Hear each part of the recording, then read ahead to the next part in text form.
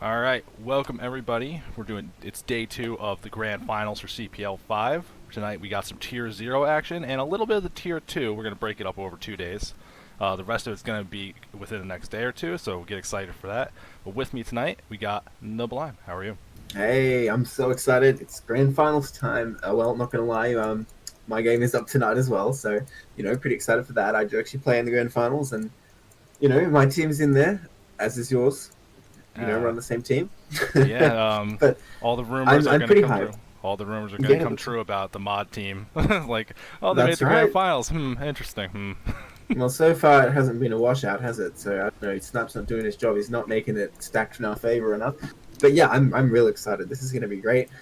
Grand finals, man. Grand finals. Yeah, we're finally here.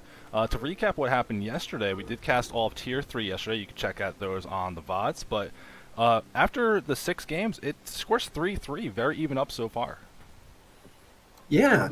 All right. So we're moving into tier zero, right? With the score 3-3. Yes, we're going to start with Tier 0 tonight, and then we're going to get started on Tier 2. And then Tier 2 is going to bleed through into either Saturday or Sunday, whenever we can get that casted. And we're going to finish up the weekend on Sunday. That's going to be Tier 1. And we're going to it's like a little week, a little marathon of casts to get the Grand Finals all set up and ready to be done. And we're going to be doing the third, fourth place match next week as well. But tonight we're focusing on what we got at hand. We're going to start into Tier 0. Our All first right. our first game is going to be between Art Turtle and Jedi 1. All right. So in the top left, in the purple, we have Ardo Turtle. He's drone getting stuck on his egg for Operation Indecision. And in the bottom right, it's us Jedi 1 for Socialized Healthcare. Here in the grand finals, score is 3-3. Get in the first game on Overwatch. Oh, I'm instinctively moving the camera around to observe. I'm not used to just watching. Nice. I can No, click all I you want. can just watch today. You can take it easy. Although later on, I'm Nice. not sure what you're going to be doing. Yeah, maybe later. Well, when I first started casting, uh, I wasn't doing the observing either, and it is quite nice that you can move around and look at whatever you want. Yeah, it's definitely not bad. Right now, we're just going to follow this Overlord across its treacherous trek across Overwatch. We saw some interesting openings in the games yesterday, particularly in PBZ for this map. So I'm curious to see if things are a little bit cleaner in Tier 0. I assume they would be. A lot of that, like that Gateway and Forge stuff, that's just not quite Oh well, optimized. do you see where this probe is standing? I'm telling you, it's a gateway already. It screams gateway. So we're doing it. I mean, Overwatch is a good map for it, right? Two-player map. It's never going to be too far for your zealots. Um, if he doesn't make a gateway, I'm going to be so mad right now. Well, also There you like go. you wouldn't make the Forge that early, so even like that, that's The why you the keep the Parliament, Gateway yeah. there. You need that. Oh yeah, for sure. So was it 9 gateway? I think it was, right? And you just started the probe after. You want to get that as soon as possible so you can get the Zealot production up. That's going to help cover you All against all right. the early Zergling pressure. Yeah, so Jedi 1 wanted to put some pressure on here. Tata Turtle's going for a very pedestrian overpull. Of course, on a two-player map, you don't want Uh, to try and get away with anything too crazy, although, Nightfall Speed is ever a threat to Protoss. He is just going for a regular build here. yeah, a little interesting probe movement that actually the Overlord that walked across the map didn't see the probe. It went up and around into that high ground. So maybe Fanny like, ooh, maybe there's a proxy. Maybe we should think about it. It's possible that Jedi 1 was also thinking about a sneaky four-pull, sending links by an alternate path. Wow, I just heard a lot for a second. I thought I was not even going to try the natural. Oh, it's just a fake out. He's going, no, I'll just build it the third. But no, the probe gets back in time. It will block this hatchery. Ah, that's so bad when you're up against Gateway first because you're going to need those lava probably. Yeah, Oh, you really don't want to slow things down, but we do see that 6 lings on the way for our turtle. So when that first Zealot comes across the map, gonna have to be careful not to lose that to the initial lings. yeah, Jedi 1 microing this quite well. Autoturtle not getting many hits yet, but the hatchery does go down, so not too bad. A decent little block there. Oh, don't want to lose that probe though. Even with Gateway first, even more essential. So 6 things coming up right away. I think Autoturtle somehow figured out its Gateway opening. Maybe he just expected it on this map, but I think he knows what's up. Well, there is always that thing where a lot of players tend to do a similar opening, but now breaking off the links once they go across the map, or at least be prepared for that first Zealot that comes in. And actually, the Zealot just turning around doesn't even want to get caught in that bad situation. Well, I think when you see 6 Zerglings, you just think, okay, well, he's already killed one drone by not making it, and the Zealot's just going to die against 6. So it's good to conserve it. But I think it's a good reaction by Outer Turtle. I don't know how he knew, if it was just like the exact timing of the probe was timed it early or what. I'm kind of impressed. But like you say, maybe Jedi 1 just always does Gateway. He's going to try and move across with 3 Zealots here, but the Lings continue to get made, actually. Looks like Outer Turtle's intent to like crush this before it even starts. Oh, I'm interested that he's blocking the bridge there to try and like hold up the Ling timing a little bit. And if the Lings go round, it does put Zerg in an awkward spot because maybe Protoss can move out with 1 Zealot and just defend with 2, for example. Yeah, a little interesting. He pulls right back. A little interesting just to see that there was that forge anyway, just to ensure that wall, realizing how many links there are, doesn't want to risk anything happening. Delaying the Nexus, but like you gotta figure your opponent's economy can't be in that great a spot if if he's making that many links early. Well, he has 9 drones right now, so definitely that's true. Now, so Zerg can come in here and try and take these buildings, but Protoss in general can micro against that, so okay, cannon is on the way. Looks like Zerg's going to try. No, change his mind. No, I'm happy to see here that the Zerg not really overcommitting here. With the 4th Zealot popping out here and a cannon on the way, it's going to be hard to actually break through this. Maybe if you had speed, you can pressure something, but I think there's a different plan in mind from our Zerg player. We'll see that building on the way. That's not a lair at all. Yeah. Who needs a Ling all-in when you've got that other unit that can kill Protoss walls? Yeah, we can already see, like, just the way this is already planning out, the amount of drones that were made early, and I think this is actually going to be very committed for this 3-Hatch Hydra play. Oh, yeah. Yeah, Zerg has so few drones. This is crazy. Well, he has managed to drone out quite a bit while the Protoss has been distracted, I suppose. But here come the Zealots now. This is the problem with this gateway opening for Zerg, that, you don't know when you can stop making units and when you have to start making them again. And, Zerg really doesn't have enough links for this right now. He's going to have to either pump some more or reveal the Hydras early to deal with this Zealot pressure. Now, that said, I think Jedi 1 was quite brave there. He didn't leave anything at the wall, so Unturtle could have actually got in there. But nonetheless... Yeah, I think just not having enough around, and the fact that speed wasn't there is actually, I think, good to see that there is no link speed, which well, you don't want to engage on this bridge. That's the worst place for Zerg to engage. Feels pretty good for these Zealots, though, getting a lot of good advantage. And you can see even Lings are still on the way. Even though the Hydrogen's finished, doesn't want to reveal that choice just yet, realizing without the upgrades, that's not going to be a good fight. And having to pull the drones out. Well, it may cost him, because, they can perform reasonably well. Speed would be finishing very soon. But he sees the Hydrogen anyway, so it's all for naught. The Zealots starting to split up a little bit. No, just a little bit. But now they're in the main. This looks really scary for Zerg. I'm not sure how Zerg's going to stop this, because these Zealots are still quite healthy. Bunch of Lings pop. Still no speed there, though. Oh, dear. Oh, he does lose 2 Zealots, though. That was kind of dramatic how they both died at the same time. Yeah, now they're on the drones. I mean, the Hydra's about to pop. Now that they have speed, that should be able to clean it up pretty good. Good drone micro to actually fight off these Zealots without losing too much. Okay, he lost 1 drone. Consider the amount of Zerglings he had to make. I think it's definitely a great move by Jedi 1. He delayed this Hydra bus so much as well. And I think, Jedi 1 now knows what's happening. He's already making 1 more cannon, although I think he's going to need more than that. Yeah, actually, I think just given that he got in there, forced so many lanes, saw that the drone saturation wasn't that great to begin with, and you can already see that Temple Archive already on the way. So if this Hydra bus doesn't hit really soon, I feel like it's going to be very difficult. When you actually see these Zealots moving out. Well, what if he hits right this second? There's nothing here. The Zealots going out to harass again.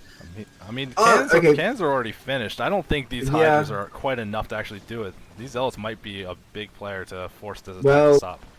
I feel like Commander of Zerg missed their window, because you know what cannons are like, and they're not finished till they're finished, So he could have hit that 1 cannon, and because there's nothing in the way. Like 3 Lings running in, 3 Hydras in the back, that crushes 1 cannon, right? And then the rest are just easy pickings, but he did miss his chance. But now there's so many Hydras here, this does look extremely scary. 4th cannon coming up, and more on the way. Protoss is making enough cannons, but I don't know if he's made them in time. Like, without any wall here, already the probes are being pulled. Jedi 1 knows what kind of trouble he's in, but at the same time, the Zealot's going into the Zerg natural. Yeah, this is going to be interesting, though. Losing that first gateway here is going to be a big problem for the Protoss player, because they're not going to be able to actually make the units, even though the Templar Archives tech is now finished. Oh, Zerg already going back into drones here, by the way. And these Zealots across the map going to get cleaned up relatively easily by these Hydralisks. Now, an Overlord died somewhere. I missed that. Yeah, I think it walked into one of the cannons. Oh, no, the course area is out. I didn't realize it was out yet. All right, he's stepping forward now, but the probe's doing a good job pushing those Hydras back. So he only gets 1 cannon for his trouble. I mean, if you're already going back to droning, wouldn't it just be better to pick off probes in that case? Because you can probably get like 5 probes pretty easily. Oh man, that Corsair's going to get a second Overlord though, so that's a bit painful for Zerg. Drones rallying across the map. He didn't catch them though. Yeah, interesting. I think just the bad rally point to have the drones going across like that. Not quite what you want, but the economy for our turtles still not particularly great. But finally transitioning into that lair, going to be able to get those lurkers online soon enough. And we can see that despite all like being able to survive the attack reasonably well, there's just like no actual units because that gateway went down. Yeah, but Zerg has just been droning, so the threat I think is over for now for Protoss. Now a DT coming up here because there is no Spire to help defend those Overlords, and we can see already at the third there's nothing there right now. So this DT could be a real threat. Lair is not even complete, so Overlord speed is not even on the horizon. This is very dangerous for Arda right now. He's just desperately trying to get his drones back up. You know, his counter's a lot better right now, but Protoss not going to sit back. Yeah, still finally getting some hatcheries online. Gonna be able to get that economy going a little bit if they decide to keep making drones, but that's what we're seeing in the production tab. No more fighting units, just drones. And 2 overlords down here at the bottom going to get picked off, but a couple hydras here to deflect that. So do you reckon Arda saw that DT running across the bridge there? I can't believe that Overlord on the bridge survived, by the way. Given the lack of reaction to no overlords are moving towards that third base, I don't think there's any spotting at all. He is building one, but yeah, he only has 1 Hydra there. You know, 1 Hydra, its main purpose is just to alert you because Protoss has to either attack it or lose the DT. Oh man, that Overlord is not popping yet. Oh, he's getting in there. Yeah. Oh no. Okay, good reaction time. He does see it. Only 3 drones fallen so far. So you know what? This isn't too bad. Yeah, you know that's not bad for the Protoss, but it's also not bad for the Zerg. I think that's a pretty kind of even scenario. And but the DT does get away actually, so that's pretty good for the Protoss. His drones coming back in, but that was a really impressive reaction time out of Turtle. He noticed right away there. Yeah, just the fact though that the DT managed to escape, it's always such a pain to deal with. Now with that break at the front, the upgrades for the Protoss are delayed quite a bit. +1 nearing completion now, right as the Spire's about to go out. So this Corsair threat not really being reinforced further, but should be able to get deflected with some Scourge once they get made. Yeah, I mean, well, could he go Mutalisk here? He does have a lot of gas. Protoss has what, 3 Corsairs? 2 Corsairs? I thought there was a third one somewhere, but I guess not. Yeah, I mean, he is making 6 Mutalisks here and 4 Scourge. If he can take out those Corsairs all of a sudden, then this becomes really dangerous for Protoss. There's no cannon in the main, I just realized. Yeah, but the Templar Archive is completed, and there are some High Templars, so if nothing else, that could emergency become an Archon, which is always a pain to deal with. But with no cannon in the main, I mean, you can get a lot of harass done. Absolutely. We do see a couple Corsairs still trying to look around, try to find something. There's a couple Overlords here down the bottom, but doesn't go quite low enough to see them. Well, I think he's going to find them. There you go. But the Scourge are out, and he's just giving away where his Corsairs are, especially if they go for that other Overlord as well. It's just like kind of exactly what Zerg wants right now, strangely enough. I'm surprised he's not positioning the Mutas to try and harass those Corsair at the same time, but I suppose he just wants to go straight into the mineral line or something. There you go, look, they're going for that other Corsair. Is Jedi 1 going to be caught on the whiz? Flies right towards the Scourge, but the Scourge are the dumbest unit ever. They still get the kills. Oh my god, Scourge is so freaking stupid. That's why you gotta get that +1 attack upgrade. Oh, it's so much the easier Templars to deal are with exposed. The Templars not even at the natural with the cannons. He's going to pick all of them off. I mean, the Stake can try and storm, but they can't really save themselves, even storming themselves to death. Oh no. Okay, another nice storm. He's done good damage to these Mutalisks, but what good is it? Like, all the Templar are gone. That's all the Mutas really had to do. I mean, there's still a lot of cannons here, so gotta be careful harassing this, but I still a great window over here on the right side to really get some damage done. And there's just no anti-here, but that's still a lot of Zealots. This might just trigger an attack of just, you know what, I'm just gonna go. I'm just gonna go fight and make you come and defend me. It looked like he was gonna do that, but it looked like he changed his mind. Okay, he's going. Now, I feel like the Mutalisks are gonna have to come back to defend this. He has a pretty great setup at his third, and his natural too, actually, so he might be able to defend this, but that's a lot of Zealots. I don't know. Again, another Corsair's out, and these Mutas are quite bruised from a storm, so they will get taken out in a whole round of goons as well. So the Mutalisks are done. They've served their purpose, but they killed, what, 4 Templars? That's pretty huge. Actually, I think they actually paid for themselves in gas. Yeah, they did a lot for sure, but I actually love this sunken placement. We see that the Hydra's already at the third, but that sunken placement behind the mineral line is going to be just the biggest pain for Zealots to actually go and deal with. They might be able to doing a lot of damage on the ramp alone. Yeah, he got heaps of damage defending that ramp as well. I think this attack's already over. Like, how many Zealots are even left? There's so many Hydras here. Oh my gosh. Okay, so this is even worse for Protoss now because not only loses Templars, he's thrown his Zealots away now too. And now with all the units getting really whittled down, and really it's just like a handful of Dragoons, it feels like at this point. Zealot production getting remade as well as some High Templar, but there's nothing to actually secure the map as Jedi 1 trying to take the third base down at the 6 o'clock. And you see a big move out of Hydras to put some pressure back on the Protoss player. Yeah, I mean, Outer Turtle, I think, has, maneuvered himself into a really great position here from a really quite bad start. Yeah, I honestly, I'm very surprised to see how robust his economy became after cutting so much to get some pressure done. It didn't really do a lot, Yeah. but this really shows the actual cost of cannons very, very high, very deceiving. Yeah. Yeah, I suppose you could say Jedi 1 might have made too many. Alright, he's coming in here with so many Hydras. There are a couple storms. No actual storms. There's empty Templars coming up, and there's just a few Dragoons to defend this ramp. There's no way it's enough. Overlord Antennae coming up. That thing's it's always an intense game when that's happening. These Dragoons just have to run away. No third for the Protoss yet. Now, this isn't the end of the world for the Protoss. Zerg is still on 3 bases themselves, so, well, I say that as he's about to start a hatchery. But he needs to keep these goons alive. This represents a considerable investment. Man, a lot of Overlords have died this game, I'll say that much. Yeah, having to Oh my remake a gosh. bunch of them, but you see our turtle got plenty on the way here. And actually, we see the Corsair production really hasn't resumed, and after already showing they're willing to go mutas, that could be something big later, but we're seeing the Overlord upgrades on the way, as well as these missile attacks. These Hydras are just in such big numbers, they're Oh. finally going to corner these Dragoons, so they're not long for the world. These poor goons, they were like behind enemy lines, but they will not make it home. It buys a little bit of time for the Protoss, but it's not worth it, really. Yeah, I think Protoss needs to spend all their gas on Templar, unfortunately. They don't really have enough, of course, although that said, they are getting shield upgrades right now. Yeah, Well, Protoss desperately needs to build up a force and try and get that third now. DT at the top right, going to harass that fourth. Might actually get it, but Overlord speed is on the way now.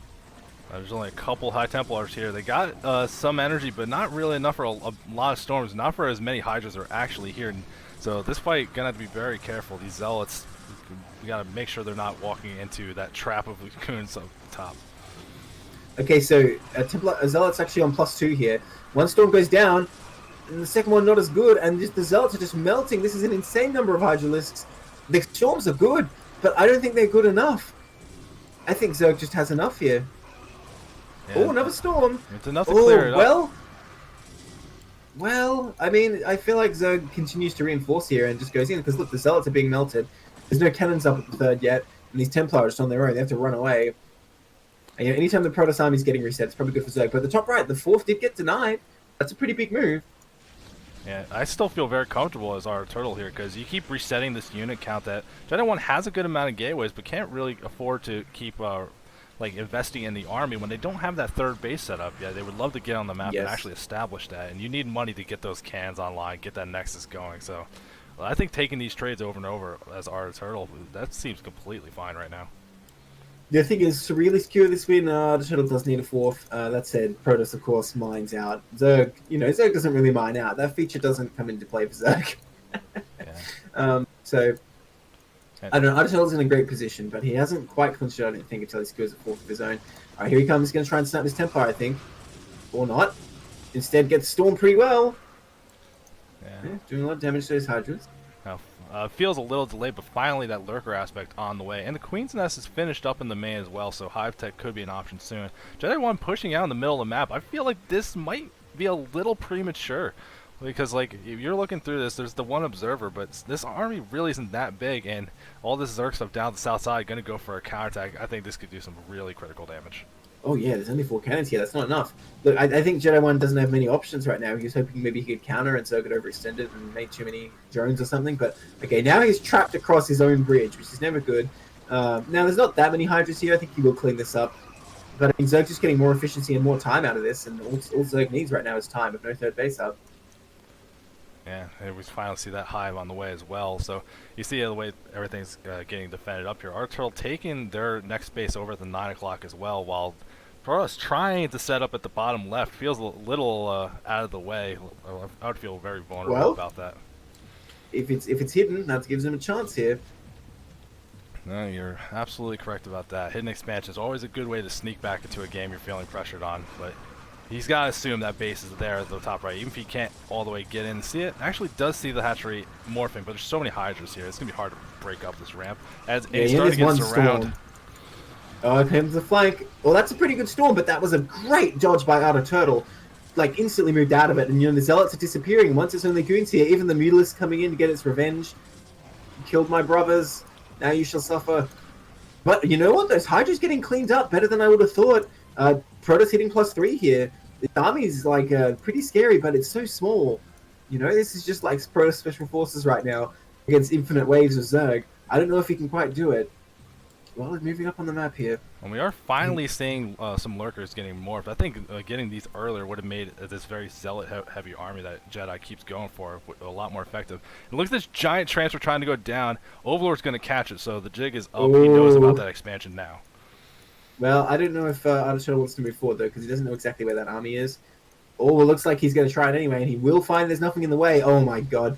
His first lurker just like, okay, you're transferring probes. Oh, no, he's running up into the cannons, though. Oh, he could have done so much damage with that. You know what? These probes are going to get through, no problem. Bunch of Hydras dying for his trouble, too. Oh, good storm as well. Really effective storms against this big Hydra army. These fights are surprisingly going a lot more in Jedi's favor than I would think. I mean, he's got good upgrades, but these storms have been really effective. Okay, so now Jedi has the fourth, and Turtle has no saturation on his fourth. Sorry, Jedi has the third, I should say. And Turtle has no saturation on his fourth. Really, actually, that DT denying the top right coming in clutch here. I think Jedi still has a chance, but he needs to be careful. I actually lost a lot of overlords in that attack down at the south, so you can see a very severe supply block. 10 overlords in production. That feels like a bit of an overcommitment. Just hitting the V button or O button a little too aggressively there. It feels like. Yeah, he's sending even more probes to the bottom left here. Like, oh my God, he wants to mine that base. That's for sure. Well, he has to. He has no other mining bases. The natural and the main for the Protoss both completely mined out. He has to get the probes over there. I feel like at this point you actually need to establish your fourth as Protoss, because going down to one very oversaturated single base is not really what you're looking for right now. I think he will establish that fourth at the 6 o'clock soon enough. Yeah, look at probes going there already. Now he kind of has control of this area. Zerg just regrouping, but I don't know when the Zerg hordes pour forth. I'm not sure Protoss will be able to resist them. Finally, a few drones coming down to this 9 o'clock. That's been very delayed. Zerg's economy really not where it could have been, but the Hive tech is coming.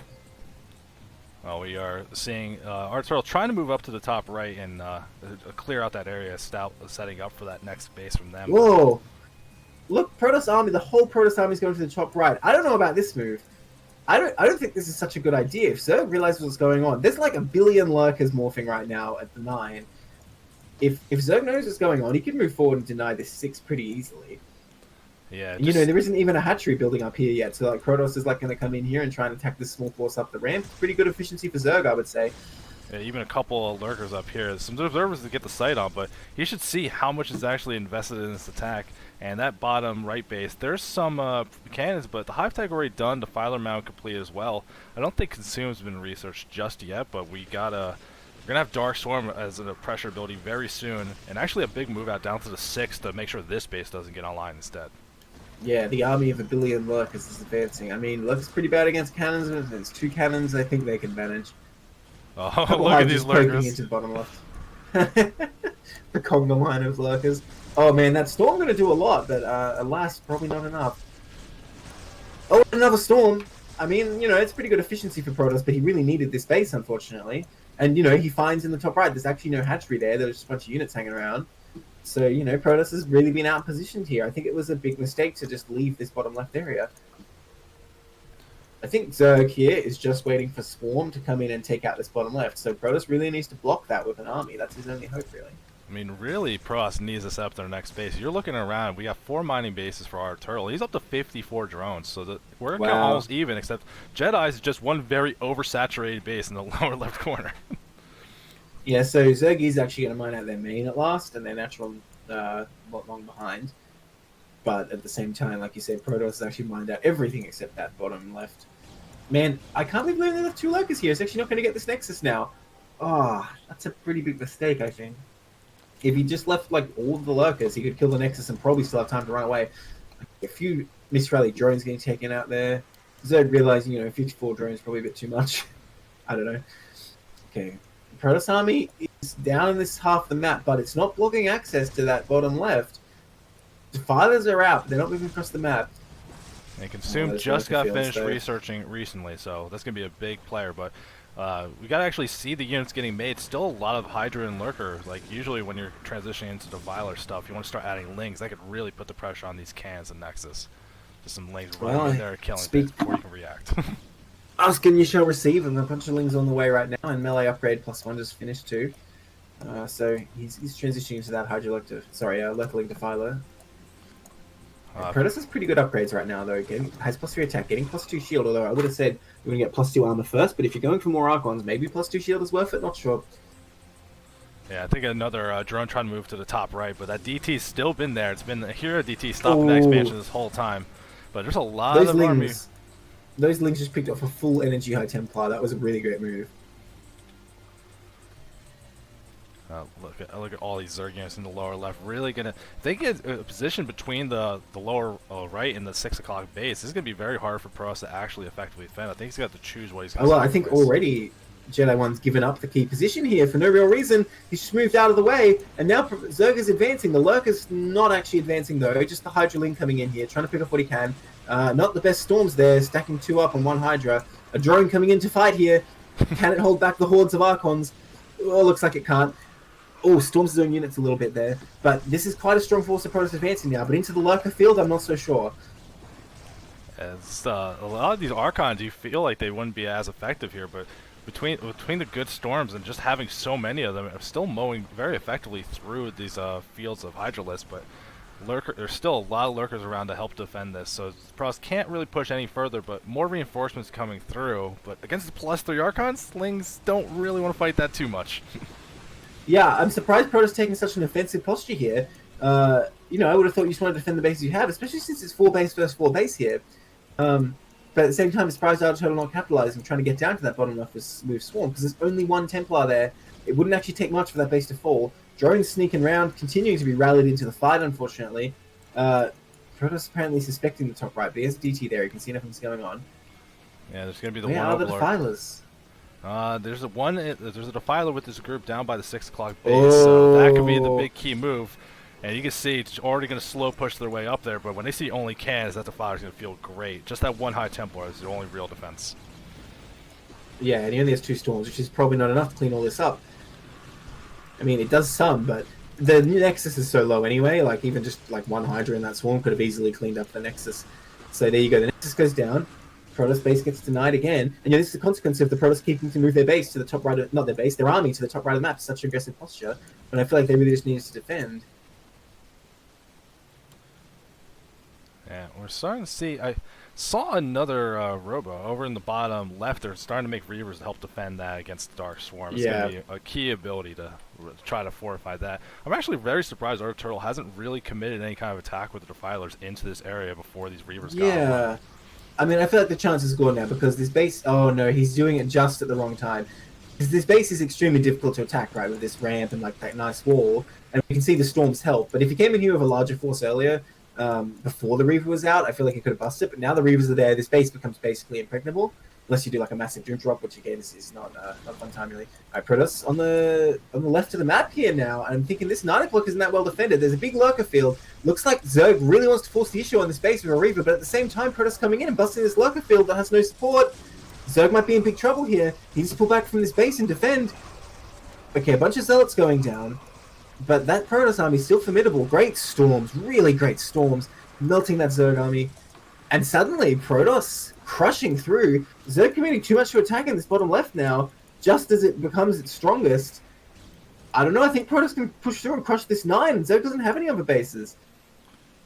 Yeah, we actually see Protoss just making sure that bottom left's defended. Lots of Lings starting to flood in here, and Plague just got finished researching, but there's no Defiler here. It's just going to be Lings walking into Archons, getting melted so quickly. Great, big losses for the Zerg player. At this point, I feel like you can't be affording to take these kind of scrappy fights. Well, he's still only on 4 bases. It's 4 base plus 4 base, and GG. Wow, what a comeback from Jedi One. That was really impressive.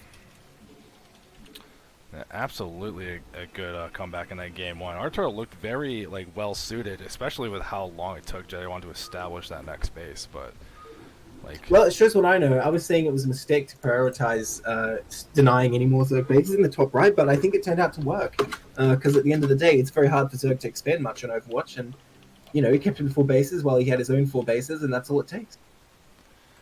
Yeah, it did definitely hard for the Zerg to really keep going. The fact that they couldn't take that top right, I'm surprised they didn't really send anything. They kept just like hoping, oh, maybe he moved the DT, but it wasn't ever really the case. All right, in the bottom left here, in the grey, it's Jedi 1, currently up 1 game. In the bottom right, in the pink peach, it's pink. It's pink. It's Art of Turtle. Yeah. That is the grossest Protoss color I've ever seen. That is fugly. That's Right? fugly on every level. I'm disappointed. All right, round 2, the fugly battle. I don't really like the pink color either. I mean, it's okay for Zerg, I guess. No, the pink. I like the pink. The pink's nice on Zerg. I think it adds like a little festive niceness to it. All right, well, we'll see if we see a gateway opening again.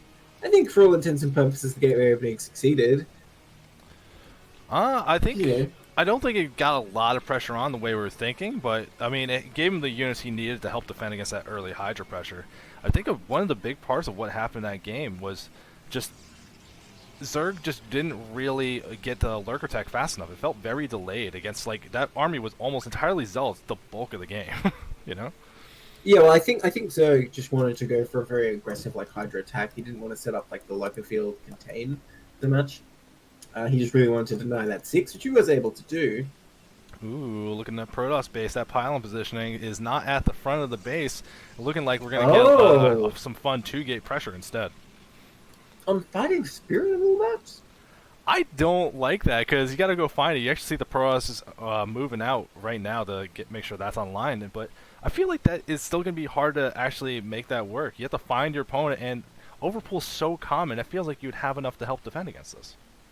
Well, look at it this way. If you don't find your opponent won't find you, right? Because his overlord's going to come in this natural and go, oh, there's nothing here. Other Turtle won't realize until the overlord gets all the way into the main what's going on. Well, hopefully he doesn't try to cut that corner and then go, oh, well, it's not here, and then cut up, trying to go up to another base instead. That's totally what I would do, right? And I would die horribly. I mean, I feel like you might just leave the Overlord over in the main, and just in case Pross takes it as like a third base later, you'll have that spotter eventually. Yeah. I mean, that's very long term, though. You can get a lot of value out of the Overlord before that. I mean, it looks like our Turtle is going to miss this base. The current path is going. Okay, no, he does turn towards the main, so he's going to find it. He sees the probe. I'm not sure if you know from that probe timing, because I'm not sure when he scouted, actually. But he sees his Zealot coming out of main. He knows everything now. And this is very scary for Zerg. He did go overpull, like you say, not hatch first, which honestly is ideal against this. Now he's got that full idea of what's going on here. 2 gateways, and we'll be able to get in. There's not going to be any anti that really dissuade this for a while. Sees that there's no gas, no cyber core. Even like can move this back to the natural and just check like, oh, there's no nexus either. I just need to not die right now. Oh, we do see those first 2 zealots moving across, and there's 2 lanes on the map. That's not the fight you want to be taking right now. If you can get them in the main, though, that'd be very good value. But no, he does pull them back. Now, Zerg's natural is a fair way away from finishing. What Zerg really wants to do is put a Sunken down there, but I don't think there's going to be time for that. Gets a Sunken in the main here. Because Probe's probably going to come in and harass drones. Takes out that probe instantly. That's a pretty big deal. That probe is very important. Yeah, giving that extra hit so the Zealots kill Zerglings in 2 hits instead of 3. That probe would have been very valuable. The hatchery does finish at the natural now. Let's see if Jedi 1 could get enough pressure to kill that. But even the Zerglings getting some good surrounds already. Gotta be careful with these early Zealots. Yeah, that was pretty good micro by Zerg, but he really just doesn't have the numbers at the moment, so he has to wait. I mean, that Sunken finishing up, I think these drones in the main are going to be fine, assuming he can market them away. But Protoss can still potentially attack the natural hatchery here. No, man, these Zealots not going to have a fun time hiding behind the minerals today. Yeah, now that that's sunk in there. And actually, I love this decision we see from our Turtle in the top left, actually taking an expansion. That it's going to be so hard for the Protoss player to detect, while there's actually still very good engagements from these Zerglings. These Zealots keep getting thinned out. Still has to commit to Zerglings only, but, I mean, 16 probes versus 10 drones, and you got your expansion set up. I think you're feeling great as Zerg right now. But Zerg is continuing to make Zerglings for now, which I think is the right move, by the way. No drones coming up, so he's kind of pinned by this. That's the only problem here for Zerg. I guess once his third hatchery is up, he can start making drones there. Okay, that's way too many links here. I mean, it's a pretty good engage for the Zealots, to be honest. The links are getting very held up, but it's just too many. They're going to clean this up, no problem. Oh my gosh, this looks really bad for Protoss right now. we are seeing from the Pros player trying to transition out, finally builds that simulator. Hasn't started a Cybercore yet, and not making any move to actually get that Nexus online. So still on one base economy. Like, this has to start doing some better damage than just trading fighting units, or this is going to get out of hand for Zerg really fast. Yeah, another engage going down here. I mean, the odds look better for Protoss this time, and he's microing very well.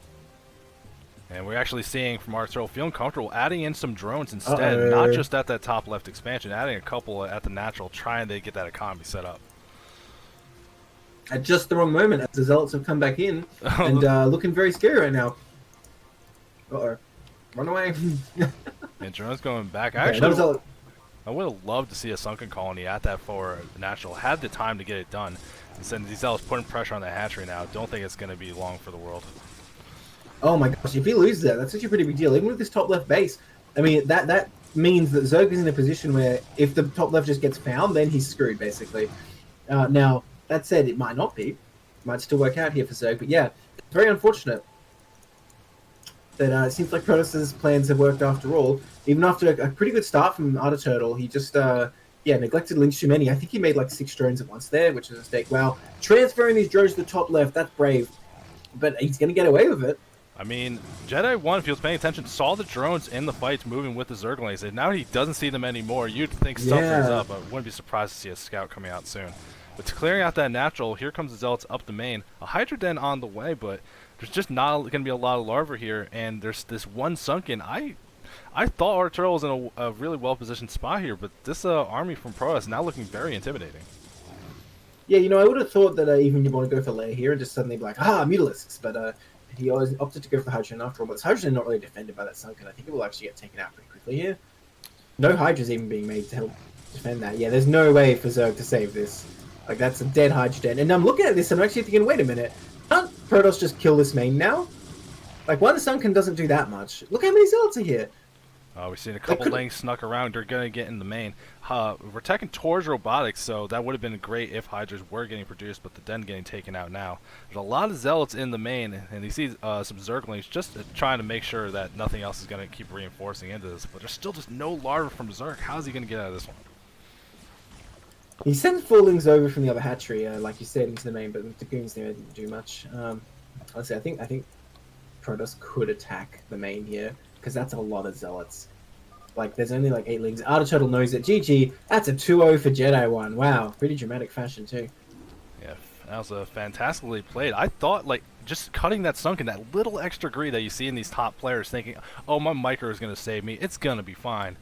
A little unfortunate, but, I'm not... You gotta remember, your opponent's a top player as well. Yeah, well, that's going to get us another point for Socialized Healthcare. Now taking the lead in the series. Alright, I'm going to bring it back before we start the next series. You got it. I'm going to take this time to get set up for the next series.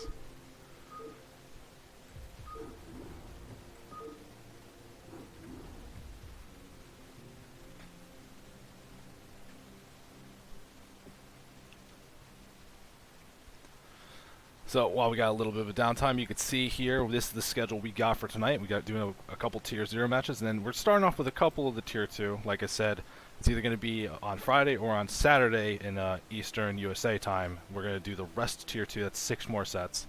And then we're finishing up the playoffs on Sunday. That's going to be all the Tier 1, one big finale. It's going to be fantastic. You can get all the notifications in the Discord, and then just also follow the channel. You'll get the any kind of notifications when we start going live.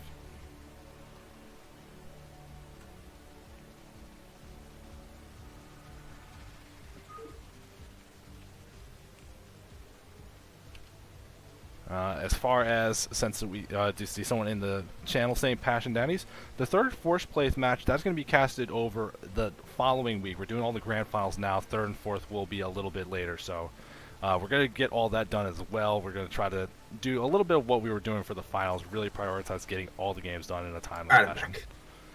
Well, welcome. That is the challenge. Absolutely. Oh, who's this? Hello, Eminem number 4 fan. Oh. Well, apparently my fun password is just not that secure, and I'll have to change it. He was only like the number 4 fan, though. Like, that's not very high up. Alright, in the top left here, in the yellow, it's Stream of Doom, aka Always Lose, aka YM Noob. There's probably more, we'll get to that later. In the bottom right, in the teal, it's Ash Space. Streamer Doom for Operation Indecision, and Ash Space here for Passion Daddies. Sorry, Socialized Healthcare, not Passion Daddies. They are eliminated. Why Damn. do I keep doing that? I keep Da- wanting to say a, Passion Daddies. a grand finals trade. Wow, high level commitment to the league. They really want to win. That'd be Yeah, you know, they're hilarious. picking out the best players. So, yeah, and TVP coming up here. You know, Streamer Doom, I've practiced with him a lot, so I think I know him pretty well as a player. Ash Space, not so much. I'm not sure I've even played him one. Yeah, I'm actually I gotta give a little special shout out just because it's so rare to see this happen. Space today, when I was trying to collect all the replays and make sure I had everything, was proactive and like, here's my replays just in case you don't have them. Like, Oh, what a god. I love that thoughtfulness from a player that's just like, you know what, I know you're trying your best. I'm trying to make things easy. It's just that they named them all differently, so they weren't all together. It's like, Yes, of course, of course. I've had that before too, where I like at the person, I'm like, "Where are your replays?" They're like, "They're in the drive." I'm like, "What?" And then I look again, they're just like at the bottom of the list or something. Yeah, it happens all the time. absolutely. Look, well, since we're in grand finals, I'm going to give the shout out. Right, the #1 team for uploading replays this season is Passion Daddies. So good job, Passion Daddies. Definitely pleasing me, guys. Upload your goddamn replays. I'll ban you from CPL or something. I swear to God. Yeah, Snipes in the chat. He can confirm or deny we're going to ban people because they're not uploading replays. And we're seeing just standard opening from Sherman Doom so far. That super fun placement on a 2-player map in case that Zell pressure comes through. I appreciate always thinking that's like, it could happen, you know. So that Yeah, so barracks I would say Streamer Doom pretty like build-oriented player. He can, you know, pull out some kind of strategy you might not expect sometimes. Not that it's necessarily going for that here, but definitely there are things Terran can do, like pushes at various times that can keep Protoss on their toes. So far, just denying this probe harass. That probe being so annoying though. And yeah, it's Protoss getting a going for- lot of damage done. This is like a hero. Yeah. We got that early game APM. Might as well use it on something. So sad they didn't add hero worker units to the game. Like maybe they would mine fast and like, oh my god, he's gonna kill that SCV! Yo! Oh my god. That's fantastic. Sherwood Doom showing showing that he even is going to drop the ball a little bit. Was repairing the SUV a tiny bit, but just lost the focus there. That probe, a monster. Yeah, that's right. Now I take it back. I'm glad they didn't add hero units to those workers. Imagine a hero probe coming into your base. Oh, its range is probably like equal to a marine or something. Oh, throughout a little bit of the chaos, is this normal for only one guy to be on the gas right now for the Terran player? It is a build that exists. I'll say that. That's all I'll say.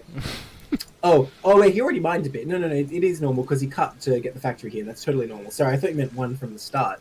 So normally what Terran does, you mine until 100 and then you pull 2 off, or you mine until 88 technically, so that you have 100. Okay. So now he gets the factory and he cuts gas to expand.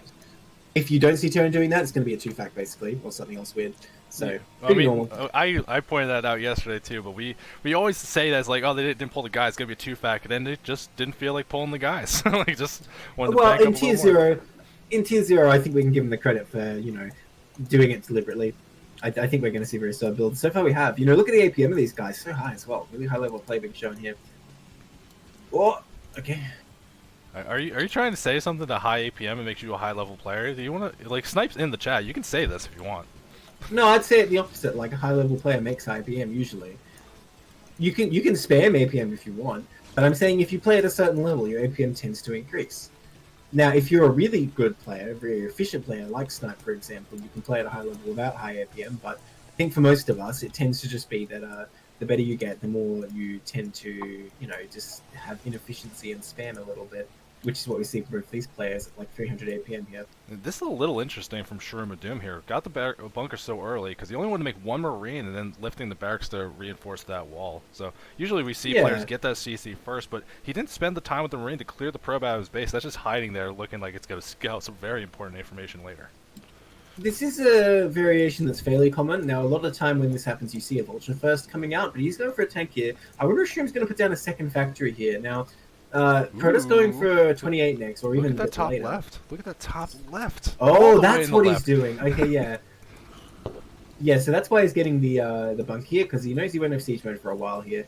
This is very interesting. This drop could be devastating. Overwatch, I would say, is a very good map for it in general. And, Protoss doesn't really have any idea. This looks totally normal so far. To be honest, it is. There's no way for Protoss to know until an observer is out. Now, Protoss is going on Gate Roper here, so he will be set up with that observer in time. But he's going for a very fast third, it looks like. So, I don't know, he might be caught a bit unawares by this. Now, Terran has to rely on this tank with no siege to micro against this, which can be a little bit scary. And I got to say already, I'm not sure I like how he's doing it. He really needs to like lift the barracks and use that as like a, sudden door, I guess how you call it. Like the goons step forward, the barracks lands, and then the goons cry because they can't get through. All 3 goons out here. If he steps forward, it's so dangerous for this tank. The tank running right forward there. Uh-oh. That's tank in trouble, but he does pull back. I feel like Protoss probably could have committed to that, but he does pull back. Yeah, Stream needs to be so careful. Yeah, I think just seeing the 2 SCVs already pulled away from the mineral line, knowing that the repair was going to be pretty fast, but there's not a lot of guys on the bunker actually putting some pressure on the barracks instead of just committing to the bunker. But more guys come down to repair. Now, I'm actually really... yeah, this is the kind of thing that's like, man, it's annoying when Protoss does this, but like, I don't think I've ever lost a game because like, no, my barracks died. It's just like whatever. You do that if you want Protoss. I mean, yeah, I don't think he needs this many SCVs, right? Because you can alternate between the barracks and the bunker easily enough. The barracks has tons of HP. It's not going to die in like 2 seconds because he's not repairing it. Now he has too few SCVs. I feel like he's hearing me live and like overcompensating. What? Okay. Tank doing a decent job pushing the back so far. But I think Protoss might be starting to get suspicious. There's only 1 tank, no siege. You must be starting to wonder what the hell is going on. Now, Protoss did get that 3rd Nexus at a super fast timing. Still only 1 gate for Protoss. The second one of them is coming up now. And you know what? I'm not sure Protoss is aware because he's still just rallying all his goons. Okay, he pulls back a little bit. But maybe just because he's expecting siege to finish up, I'm not sure. The dropship is out though. 3 vultures going to load up here. 4 vultures even. Is that speed just finishing? Oh my gosh. This is going to be a lot. And actually, like this, we haven't talked about the build order choice from Shroom of Doom, but I actually love this choice here because since it is a 2-player map, you saw how aggressively he was trying to put position like forward, make sure that the Terran doesn't set up in the middle of the map. So the goons aren't going to be in the main; they're going to be forward, trying to get some pressure on. Observer goes into base. Let's see if it's going to see it. I'm actually surprised he hasn't reused that probe. It's still just hanging out. He doesn't see it. He doesn't see it. I mean, he sees there's no second factory, but I think he assumes there's Armory Academy up there. The probe's just transferring to the 3rd now. If Shroom just leaves 1 at the 3rd, then drops in the main, he's going to do so much damage. By the way, I think he did not get speed. I think they were just, vultures are pretty fast. I'm pretty sure he got mines already, so that's going to be great. Here No. comes the drop. The this is going to be a probe slaughter. Oh my gosh. Oh, this is brutal. Okay, takes out like 4 or 5. The dropship leaves though. I'm very surprised at that. Like he could be coming into the main here. Okay, putting down a bunch of mines. Yeah, pretty good mine placement. But the observer is on call. But this is where you really need the dropship. You pick them up, you go straight into the main. We look in the main. There's actually 0 dragoons right now. He could have done so much more damage with this. But now I'm looking at this, and Protoss still has this 3rd up. You didn't lose that many probes. I feel like it's a really big missed opportunity for Shroom there. Yeah, I'm still actually surprised though. That observer still hasn't gone up, so actually developing into an armory still hasn't seen the starport or the armory, and it's just seeing that a couple factors are getting added on here. So looking like I mean, he knows there's a starport because he got dropped. Yeah, so yeah, you definitely know that's there, but like it's just feeling really interesting. Like that Shroom of Doom didn't really keep pressuring; just wanted to be like, I'm gonna do my damage. I'm gonna make sure I don't lose the vultures. And then just got out. Still has some mines that you can lay on the map as well, so gonna be able to use these for more than one. Here comes the probes again. These vultures. Do they see it? He misses it. He misses it. Could have done so much damage there for sure, but unfortunately they do slip past. But then again, this base is really like not defended at all. To be honest, these 4 vultures could still come in and just do insane damage. And they're natural as well. Honestly, I'm looking at every Protoss location. If the vultures were to attack, they would do too much damage. But they're sitting back at the moment. So again, I feel like Shroom Doom really missing the opportunity, going for this aggressive harass build, really not committing to it. Well, we do see Vulture speed on the way, maybe waiting for that. Vulture trying to move out, sees the couple goons still outside that base of his. And we're seeing the play I'm expecting to see from Protoss players usually on this map. We got Citadel with Dune. There's a Stargate on the way. I think it's going to be some kind of Arbiter tech, especially adding on all these gateways. I think what's happening here, by the way, is because the scans are so late, it's difficult to pick the location to attack. Because typically what you do is you scan a location and then decide, based on what you see, should I run the vultures in there or not? And, sometimes that does give it away to Protoss. They see a scan, they're naturally like, oh shit, move the unit to the gap. Okay, he's going to come into the 3rd now, though. Speed is done. Now this is going to be good damage here. Checking out quite a few probes already. These 2 goons not even reacting. Oh my gosh. These vultures just paying for themselves in dividends. How can this cost 75 minerals and no gas? This seems so ridiculous. All right, they pull out and only none of them even die. Great damage there. Now, Terran are actually cutting SCVs right now. I think he wants to go for a 2-base push here. With this harass continuing, I think it could be totally worth it. Now, he didn't lose his dropship, did he? He still has the dropship loading up a tank now. Oh man, if he drops this tank and 2 vultures as well as bringing his level 4 vultures, he could wipe out these 2 goons pretty easily and maybe go to work on the Nexus. I don't know. We'll see what he intends with that dropship. That's a very ballsy path he's sending it on, but apparently he picked perfectly. There's no goons there. I mean, just God, the way there's goons on that high ground. I mean, just the way you've been putting pressure on the Protoss players. Like, I'm attacking the third, pull your units back, and he sees only a couple guys outside the bridge. I feel like you would just assume, like, oh, there's not going to be stuff in this random spots. Everything's probably turtled home. The Vulture's coming back in for round 3, 4? I can't even keep track anymore of this. But get cleaned up this time by the Vultures, unfortunately. Yeah, they didn't really achieve it. But they achieved a distraction. Let's see if this stuff can get set up behind that mineral line. There's a perfect little cubby right there that's going to be just fantastic for big damage. And we'll see if that's going to be the plan. They're going straight to the main.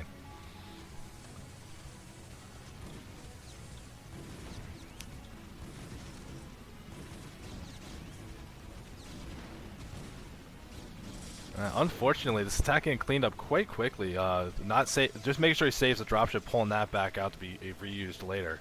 But didn't get that in a good spot where it's just not going to see anything important coming.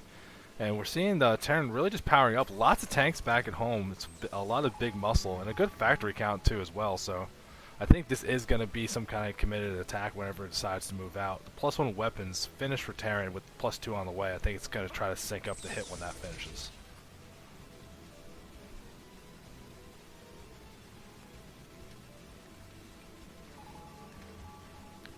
Nablime, if you're still with us, I haven't heard you talk in a while. I don't know if maybe something happened to your mic or something. Just to give you a heads up. Okay, I think I'm back. Sorry about that. I don't know what happened there. Okay, no problem. Bit of technical difficulty. Okay. This push coming down here. Now, Protoss army looks pretty small here. Zealot speed is finished at least, so that's 1 point in Protoss' favor, but I don't know if he really has enough to fight. Oh, Terran didn't have an E-Day yet, actually, but he's just starting it now. The Arbiter is on the way, though, and the Arbiter is the clock on this push. If the Arbiter's out, this push becomes very disadvantaged, because you're just going to run out of scans if you have to leave your turret radius. The Protoss trying to come in here, but just getting smashed. Oh, taking out so many Zealots and Goons pretty much for free there. I just think it's hilarious making an eBay in the field like this, not even... Yeah, that's right. Okay, Protoss getting decent engage here while these tanks aren't on siege. Takes out 1. But look at this. There's like as many tanks as there are Goons almost. Let alone vultures. Oh man, mine's on your tanks, bro. Says thanks. I just have a shuttle right now though, so can't get in there and bait those. Yeah, we're actually seeing there might be an opportunity for something big to happen from space. He's actually adding on a couple DTs in the army, not just like 1 to be cute, adding on a decent amount of them. So, okay, here comes the first one. Can he get on those mines? Okay, he's too far to the right here, but he's hitting that tank. There are scans available. Oh, he gets 1 tank. Oh, he goes the mines! Oh, that's well worth 3 it. Tanks. 1 DT for 3 tanks Huge. every day, every single day. Huge. Now this is getting awkward for Terran because you can't build turrets up here. He's moving on though. He's very close to that third now. Protoss coming in. The tank's not siege. Drag's taking out a couple vultures, but actually mostly taking out zealots, I suppose. Oh, that goon trying to get on top of those tanks. It takes out 2 tanks with that somehow. And the vulture's cleaned up by a drag as well. I think Protoss cleans this up, but there are reinforcements actually. I take it back. I think Terran has this. Needs to scan. Okay, crushes the rest of that Protoss army. And now, what's between him and the third? A few Zealots and Goons rallying out? I think Terran can get there. But again, though, the problem is he can't build turrets here. And he's going to bait these scans with DTs, and then the Arbiter will come out suddenly. Yeah, well, we are seeing though from Sherman Doom, he's really committing to this attack. Hasn't even made an attempt to go start the next CC. So even though this attack is going pretty well, this defense from space not that bad. And I would love to see that thought of like, well, what if this doesn't kill him? Maybe I should go get that next space. Oh well, the Arbiter's out now, and these tanks taking a lot of damage, splitting up the Terran army right now. The tanks in the north getting battered. I don't know, a couple mines going down. I guess those Zealots get cleaned up pretty well, but the tanks in the south getting cleaned up, and suddenly Terran only has 2 tanks here. Man, that probe in Shroom Doom's base, by the way, has been there since the start of the game. Yeah, seriously. Okay, this Terran pushes over. Now, I think Protoss is at a severe advantage here with Arbiters out. Yeah, it's these couple DTs he had, like not the one just to be cute. He had a couple, forcing more scans to actually defend it. The DTs clean up a lot of tanks throughout that push and really slowed run down. by the natural. I mean, this is okay for Terran, but I don't think it's really worth it when you're only on 2 bases. He didn't get that many probes there for sure. I mean, he got a few, but I don't know. Those vultures are all full of mines. It's still 3 base Protoss. Like even with killing some of the probes, still has a big worker lead and still well ahead on bases. Although you do see Sherman Doom setting up to make sure Pro stays on 3, but I wouldn't feel that comfortable with this Being for too scouted. much longer. This probe in Shroomdoom's main is scouting the hell out of that CC. That's Okay, hilarious. so yeah, definitely. That's hilarious. Shroomdoom just needs to be careful here because recall could come down relatively soon, and he has no defense against that whatsoever. And you know, with only 7 factory production, I'm not sure how easy it would be to clear that out. I mean, all things Well, considered, it seems we are like so far space. I was gonna say, all things considered, like there's not a lot of gateways for space either. Still on 3 base, so 7 factory production should be able to keep up with this. Trying to clear out some of these mines, Pros moving out across the bridge just to try to sweep out some of these areas. But Oh, that was a big mine hit. We do see Sherman Doom starting to put mines at the likely next expansion. So has an idea of what's going on from his opponent, but Arbiters really should be the next solid mine. And here comes some more vultures down the south, see if they can get back in that 3rd base and cause some havoc. Yeah, I mean, there's not much defense. There's only 2 cannons. They'll get a good trade.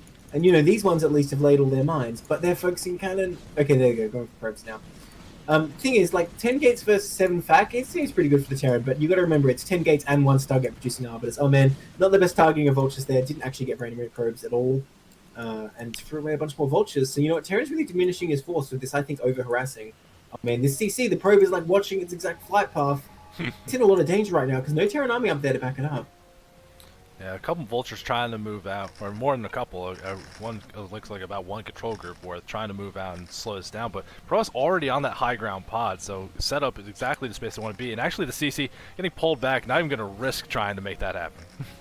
I think that's probably wise with the whole Protoss army here. The Terran army really not in position. That Arbiter has a bunch of energy. I'm gonna have 2 stasis up in just a minute here. I do not think he researched recall yet. I am Look not. at this drop. Honestly, not sure. You see That EMP hits the Arbiter just at the very edge of the radius, so unfortunately, Arbiter now has nothing but a cloaking field to help its suicide. Oh, it had two stasis as well. I mean, these Goliaths are impetuous. Look at them go. They're like, yeah, that's right. You run, Protoss army. You better be scared of us. Oh, shit. No, wait. Turn around. Okay, so you see this tank in the bottom right there in the 6 o'clock? This is actually pretty huge. If you can take out that force, that's a pretty great move. It's a big upgrade. Now here comes an Arbiter. It doesn't have energy, Oh, he's gonna get it. But it has its water gun trying to shoot down the tanks in time. It's not going to happen anytime soon. That. No, he's not. Okay, there we go. I thought he wasn't targeting the forge for a second, so I thought I saw the tanks retarget, but no, he will get it. That's a really good drop, because now Protoss still on +1. He's get the dropship out of there. Oh god, run. Alright, is he actually safe there? But no, the Arbiter gonna take it out. Oh, no, this can't happen. The Arbiter can't kill an important unit. Well, it's not right. He might as well drop here. Right, just so he can get some trade, and that is what he's gonna do. Yeah, we do see a move out from the Protoss, though, to the 3 o'clock. Clears out that mine, and then finally a probe's going to try to set up that next base. I can't believe how much value that dropship has got in this game. It feels like it's been used very effectively from Sherman. Remember what I was saying? I feel like it hasn't been used that effectively. I feel like he could have done a lot more. Well, he could have done a lot more, but even like there at that 6 o'clock, using that for the vision so the siege tanks can get harassed. That drop just now was really good. I like that drop a lot, but I think the other 2 drops we saw really weren't utilized to their fullest. Yeah, I was about to say, by the way, about this 3 o'clock. Yeah, he moved the whole army there to clear out that mine, but they just left again. The vultures are like, okay, we're coming back. We're moving back in. Yeah. You know, they're calling their parents, like their probe parents, being like, oh, well, you know, it's not working out. I need to come move back in home again. I don't have to pay rent, right? And this is the parents coming in and clean up all their mess, all these mines. You're like, god damn, stop leaving these goddamn mines on my bases. Yeah, we are seeing, though, Ash Space finally set up their next base down at the lower left, which Shroom keeps moving his entire army at once, but the Vulture's going to scout it, knows that's coming up, but now... Shroom on siege right now. This is really dangerous. There's no stasis luckily for him, but there's mines on top of this. Shroom not reacting. Oh my gosh, he needs to siege up. Great stasis, hits so many things, but hits the ones in the front. That's usually not the thing you want to be doing. If you get the ones in the back, it makes it so much easier to clean up the rest of the force. Good storm, but not on the tanks in the back, unfortunately, just at the Vultures. But there's so much here from Protoss. I think this is going to be enough. Beautiful storm to clear it and make sure. Oh my god, that's a huge storm. That's pretty amazing. Takes out so many tanks there. And with those 2 stasis, I think Protoss can crush through now. Yeah, there's so much stuff here.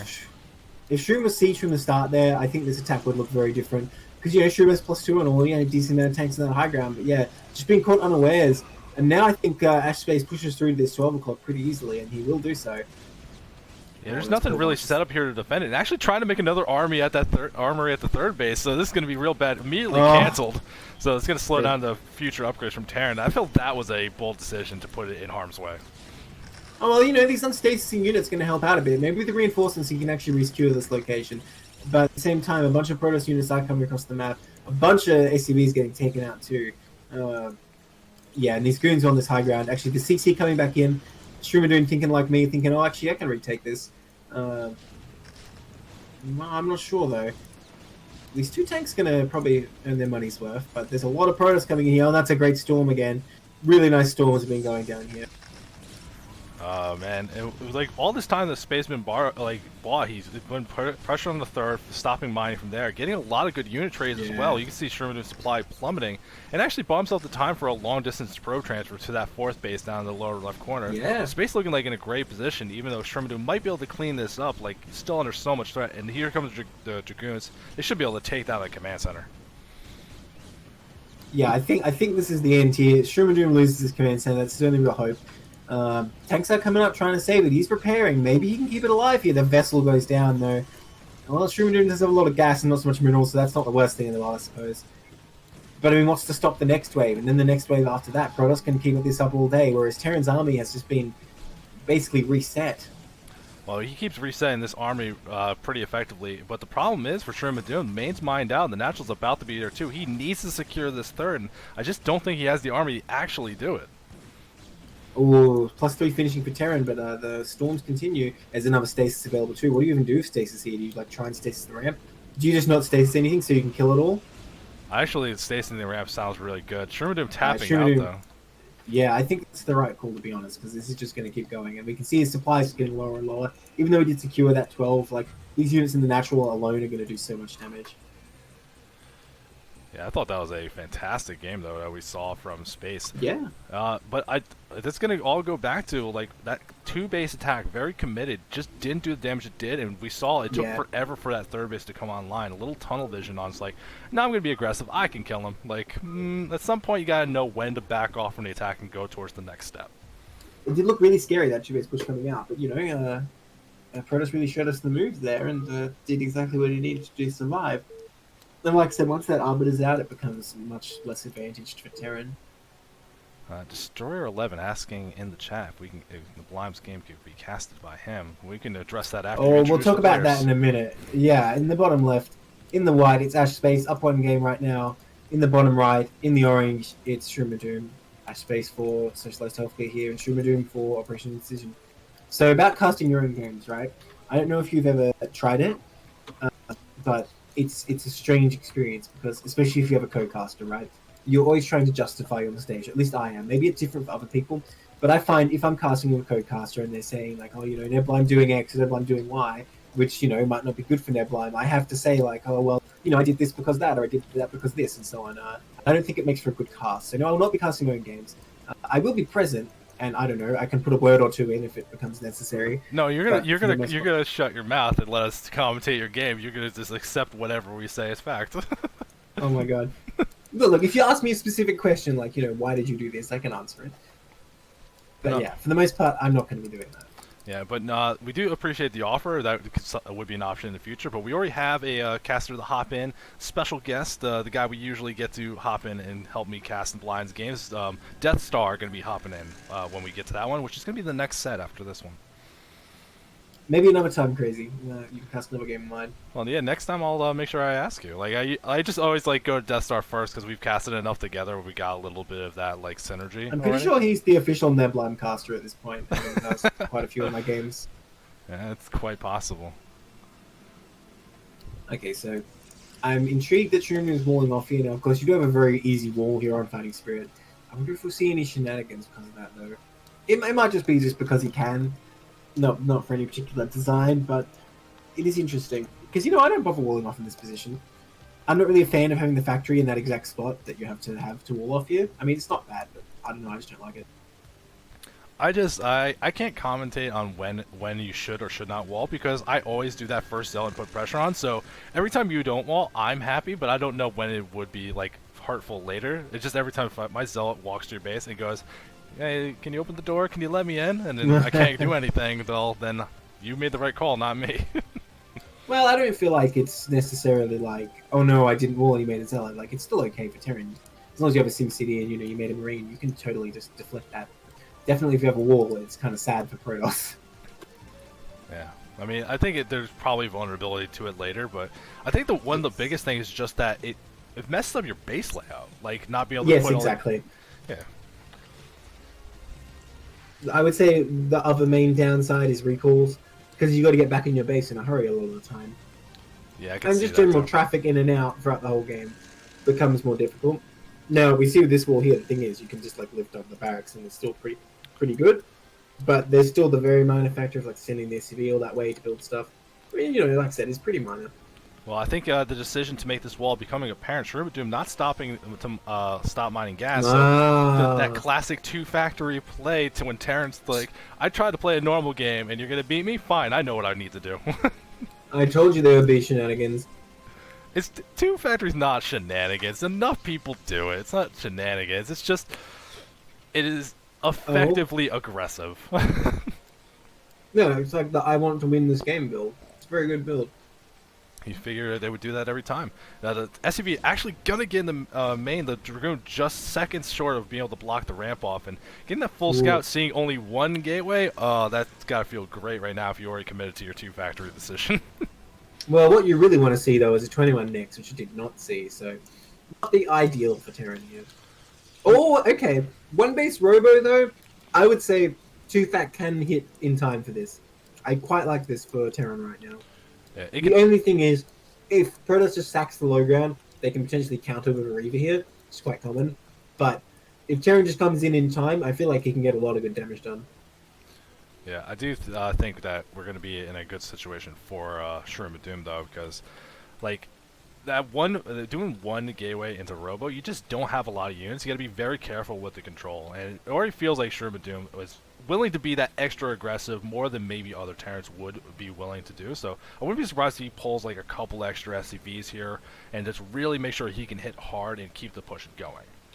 Yeah, I mean, I quite like bringing 3 SCVs with 2-fac some of the time. It depends. And this is the one-shot variant, right? Which is probably more popular than the 3-tank variant you see sometimes. So, I don't know. This is actually a less committed type for Terran here. Not going for the 2 shots right away. Although, it is still very committed, don't get me wrong. Now, this is intriguing.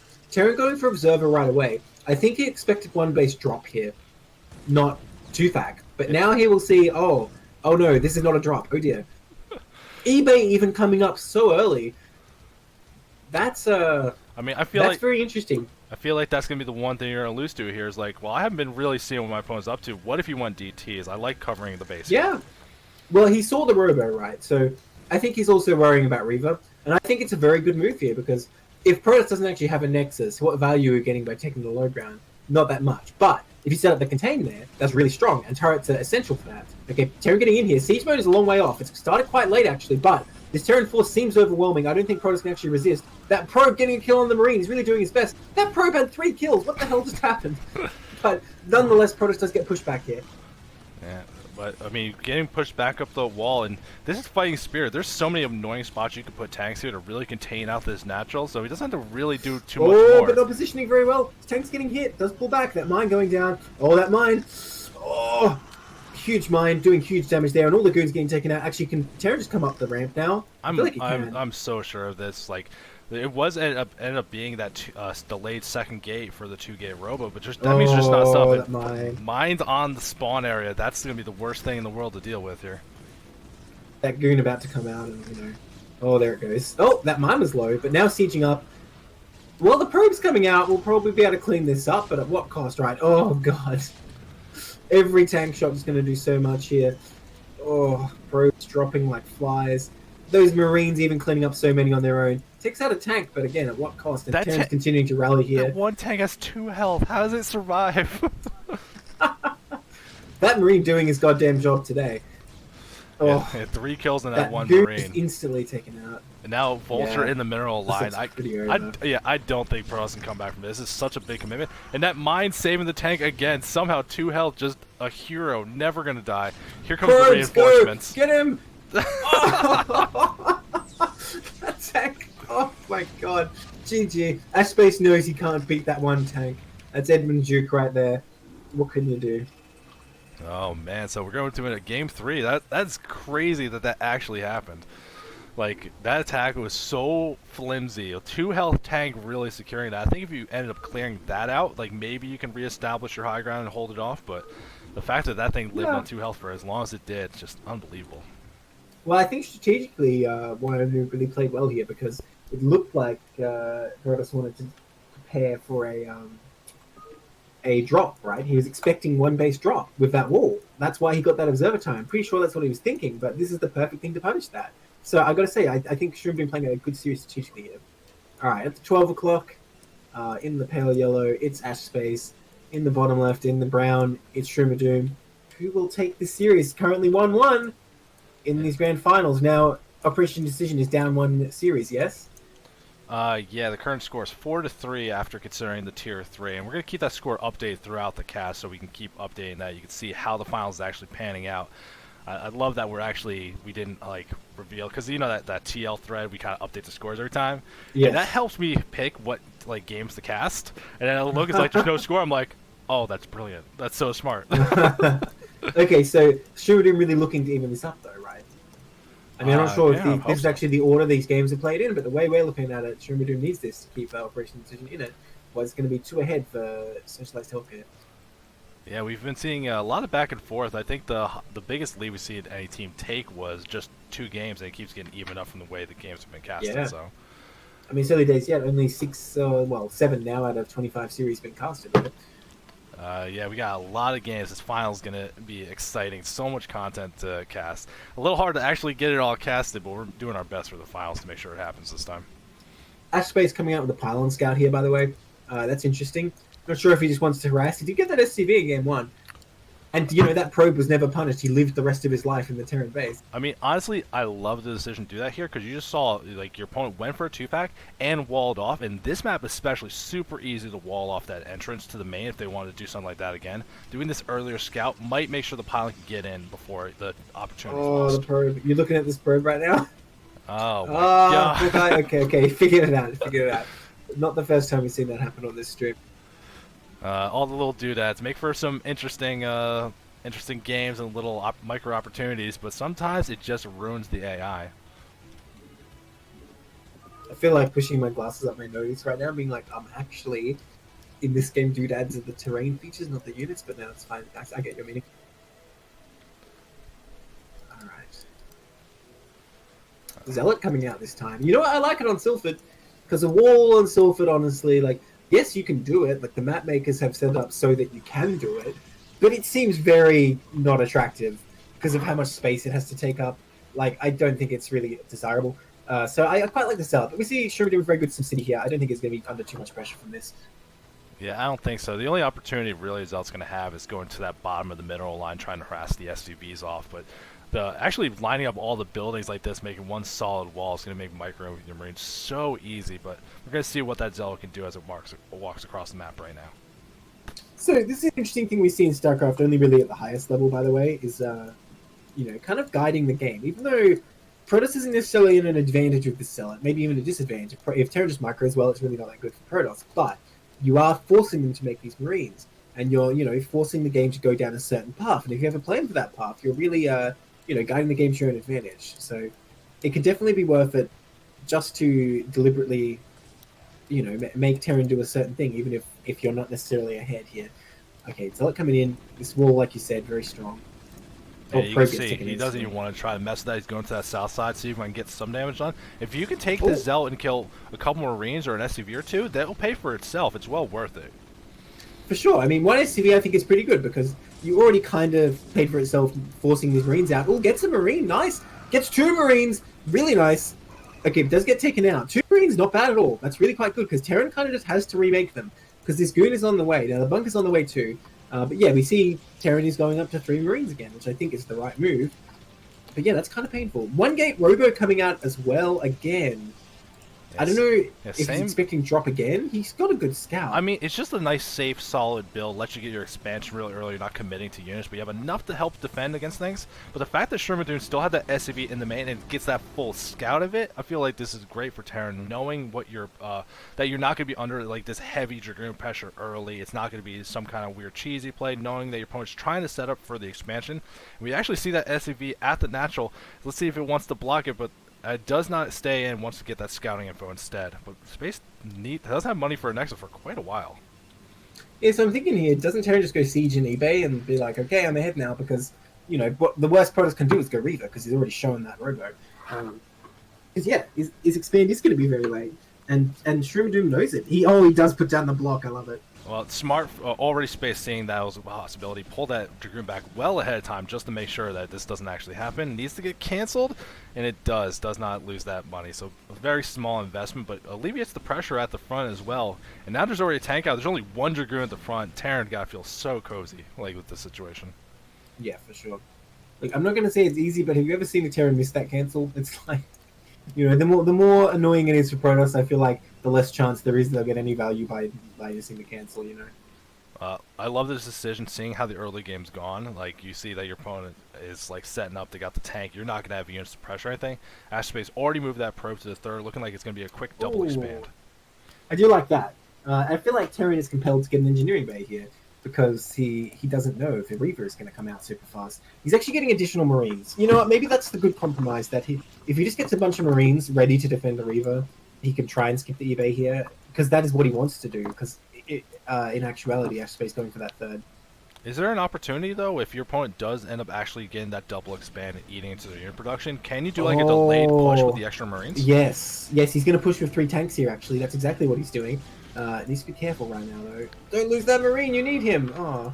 Well, tries to move out and see anything, and we see the Observer walking in, but I don't know if it caught the third tank moving up here, so it's just going to walk in and see. Not a lot of factories made. Should feel safe, but this is still pretty threatening. The tank's pushing back the Dragoons very aggressively. Now, Protoss does have 3 gates up, and he didn't actually start the third, so I feel like this only really gives Terran pressure. He can't actually push across and kill the Protoss right now. But it is still quite scary for Protoss. He needs to be careful. With only 4 goons on the field, they can easily be overwhelmed if he doesn't kite back quickly. I'm surprised Terran's not actually moving out right now. I thought 3 tanks is the trigger point, but he's going to wait for 4 in this case. Maybe against 1 gate robo, it times out better with 4. Well, here comes that push, and the tanks are even numbers with Dragoons. This feels terrible already. And a couple SCVs as well, trying to slow things down, but they're so far ahead of the other units, hopefully they don't get taken out for free. But I don't know how Space is going to actually defend this. Doesn't have a lot of muscle, and he's not in a good position. He's not even really effectively trying to slow down the push at all as Doom goes through the expansion while his Dragoons just make sure they get out alive. Okay, well, on the bright side, he does have observers out plenty of times, so mines aren't going to be that much of an issue. Vulture's only really just coming up here.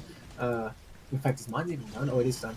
Oh, 2 goons getting taken out really easily there, and not the best engagement for Protoss, but taking out some Marines now. Once he clears all his Marines, it becomes a lot easier. And the last one about to go down here. Oh, but the goons forced to retreat. These tanks now going the wrong way, but look at those mines in the natural. No observer there. Oh my god, the goons in the natural eating mines. That's huge. You can't afford to be taking those losses. And at the same time, the goons fighting these tanks get taken out. 3 tanks left. Only 2 goons to face them, though. Yeah, we saw, like, it was a delayed push, but Ashbase did try to start that third, so 8 into the resources. You feel like maybe there could be more units. Pulling out the probes, they're going to lose control of this natural. And on this map, trying to walk through that little thing, like, it's going to be so hard to reclaim this natural once you lose control of it. And there's actually a couple of these goons up at the top. Hopefully they don't get found. I think Shroom's done it. I think he's going to win this game. Because you can kill this, and presumably you'll check for the third to kill that very easily too. Even building the turret. Like, Terran probably just never gives up this position now. Killing so many extra goons as well. Oh my gosh. A slaughter. Yeah, I'm actually very surprised, though, with only the 1 factory production, just that decision to keep making Marines there. He lost, remember, he lost, like, those first 2 to that Zealot, too, and still had a lot of muscle to get this push online. Even with that turret now in place, that Observer not going to be able to help clear out these mines. I don't know how Space is going to reclaim this area at all. He's not. He is going to die. And why I'm noob, despite the name showing he's quite skilled at the matchup and takes that in a 2-1. Yeah, his name is a lie. His name is definitely a lie. And just like that, we're back to a tie, 4-4. So we're going to be taking a short break. We got to set up our guest caster because Niblime's here is next. He doesn't want to cast himself. It's completely understandable. So we'll be back in a minute with the set number 3, Silver versus Niblime.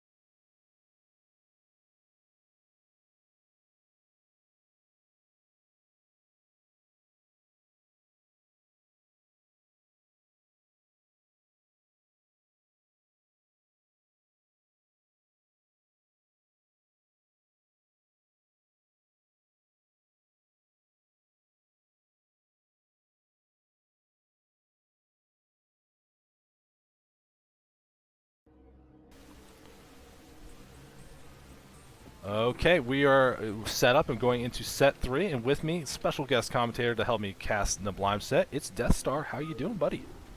Hey guys, doing good. Fantastic. Back for another Niblime game. Oh, we always got to grab a nice, fun Terran boy because I don't know what I'm talking about. I'm a little low-B Protoss player, so we got the game up and it's gonna start that series up. We're starting on Overwatch like we have been for the finals. So am I starting my vow of silence now? I mean, you can say whatever you want, but I would. Oh you no, know, I well, should let's refrain. You know, you can. It's all up to you, man. You can join as much or as little as you like. Well, am I still introducing the players? Yeah, introduce yourself. This is gonna be fun. Okay, in the top left, in the magenta, it's Niblime, aka me, aka myself. In the Terran for Operation Decision. In the bottom right, in the olive, it's Soul Silver for Socialized Healthcare. Currently tied up 4-4 here. Yeah. So I like how you listed all your AKAs, but didn't actually say not lemon. Okay, listen. The only reason my name in this game is not Lemon is because this is on Europe server. Okay, I only play on Niblime except for this particular reason. If I have to go to Europe server, then it's called that. Okay, don't judge me. Mm-hmm. Absolutely. So throughout watching the tier 3 we had yesterday, we had a couple TBZs, and I was expecting at the lower levels especially to see some of that Goliath build that's super fun, high muscle, high power build. We actually saw none of it. A lot of players still sticking to bio, and we know Niblime and how much they like that. Is he going to betray his beliefs and go for the Goliath build here, or is he going to stick to bio, which he is much more insistent that is a fun game to watch? What do you think? So the Devin? real drama in this series isn't like who will win. It's more like who will win between bio and mech in my heart. No, I would love to death if you lost the game with bio and then went Goliath and then won 2 in a row. I would love that because that's memes forever. I could just talk as much as I want about it. So we'll see if you commit to it or not. It is grand finals. The win's important. We'll see if you betray yourself. But what do you think is going to happen, Death Star? I think Niblime is never gonna go Goliath build.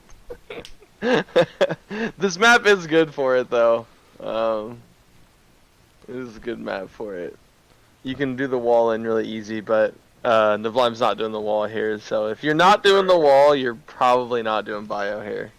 That does seem pretty reasonable. The special guest is Death Star, one of our more of our Operation Indecision teammates, because all the casting we have here is very balanced and neutral and unbiased, and we couldn't let the other team cast their game. No. well, you can yell at any of the casters you want. We offer like, hey, who wants to cast stuff? No one says anything, so here we are. I've casted Silver with you before. I'm trying to think. We saw. Have Niblime and Silver already played a series already? In the regular season, they might have. Yes, indeed, and you did cast that one as well. For the same Okay, reason. all right. Exact same scenario where I didn't want to cast my own game, so here you are again. All right. So, I remember last time, Silver, he was a little aggressive, right? And I think that's kind of been his MO. Everybody knows Silver is being aggressive, so I'm interested to see if he's gonna change up his play here. and he's gonna like kind of go more macro oriented and maybe try to throw Nablime off because Nablime knows he's a little aggressive. Am I right on any of this, Nablime? Do you think he's aggressive? I don't really want to say. Yeah, like Well, I mean, That's okay, up just to real you to quick. figure it Do you, out. do you think did you think he would be aggressive in the series? Don't tell me if he is or he isn't. Yes, I certainly did. well, I do think that is one of the big stylistic choices of a Zerg player, whether they are maybe a Muta or a Lurker player. There's primarily a choice, but also 2-hatch versus 3-hatch, and you can see here with the popularity of some builds, and just be able to showcase your skill. We're seeing that 2-hatch layer coming up. The SCV is still alive in the main, but we're going to see the timing's coming up soon. If it's going to be Lurkers, you'd have to reveal that Hydra then, but I believe Silver is much more of a Muta player, so we'll see if that's actually going to be the case. Yeah, I think it's gonna be muted here. I swear, I don't know whatever happened to 3-hatch. It was like one day, every Zerg in the entire world just decided. I think maybe some Zerg. It was like Hero came back or Zero started doing well, and they did 2-hatch, and then every Zerg was like, forget it, forget 3-hatch. It's obsolete.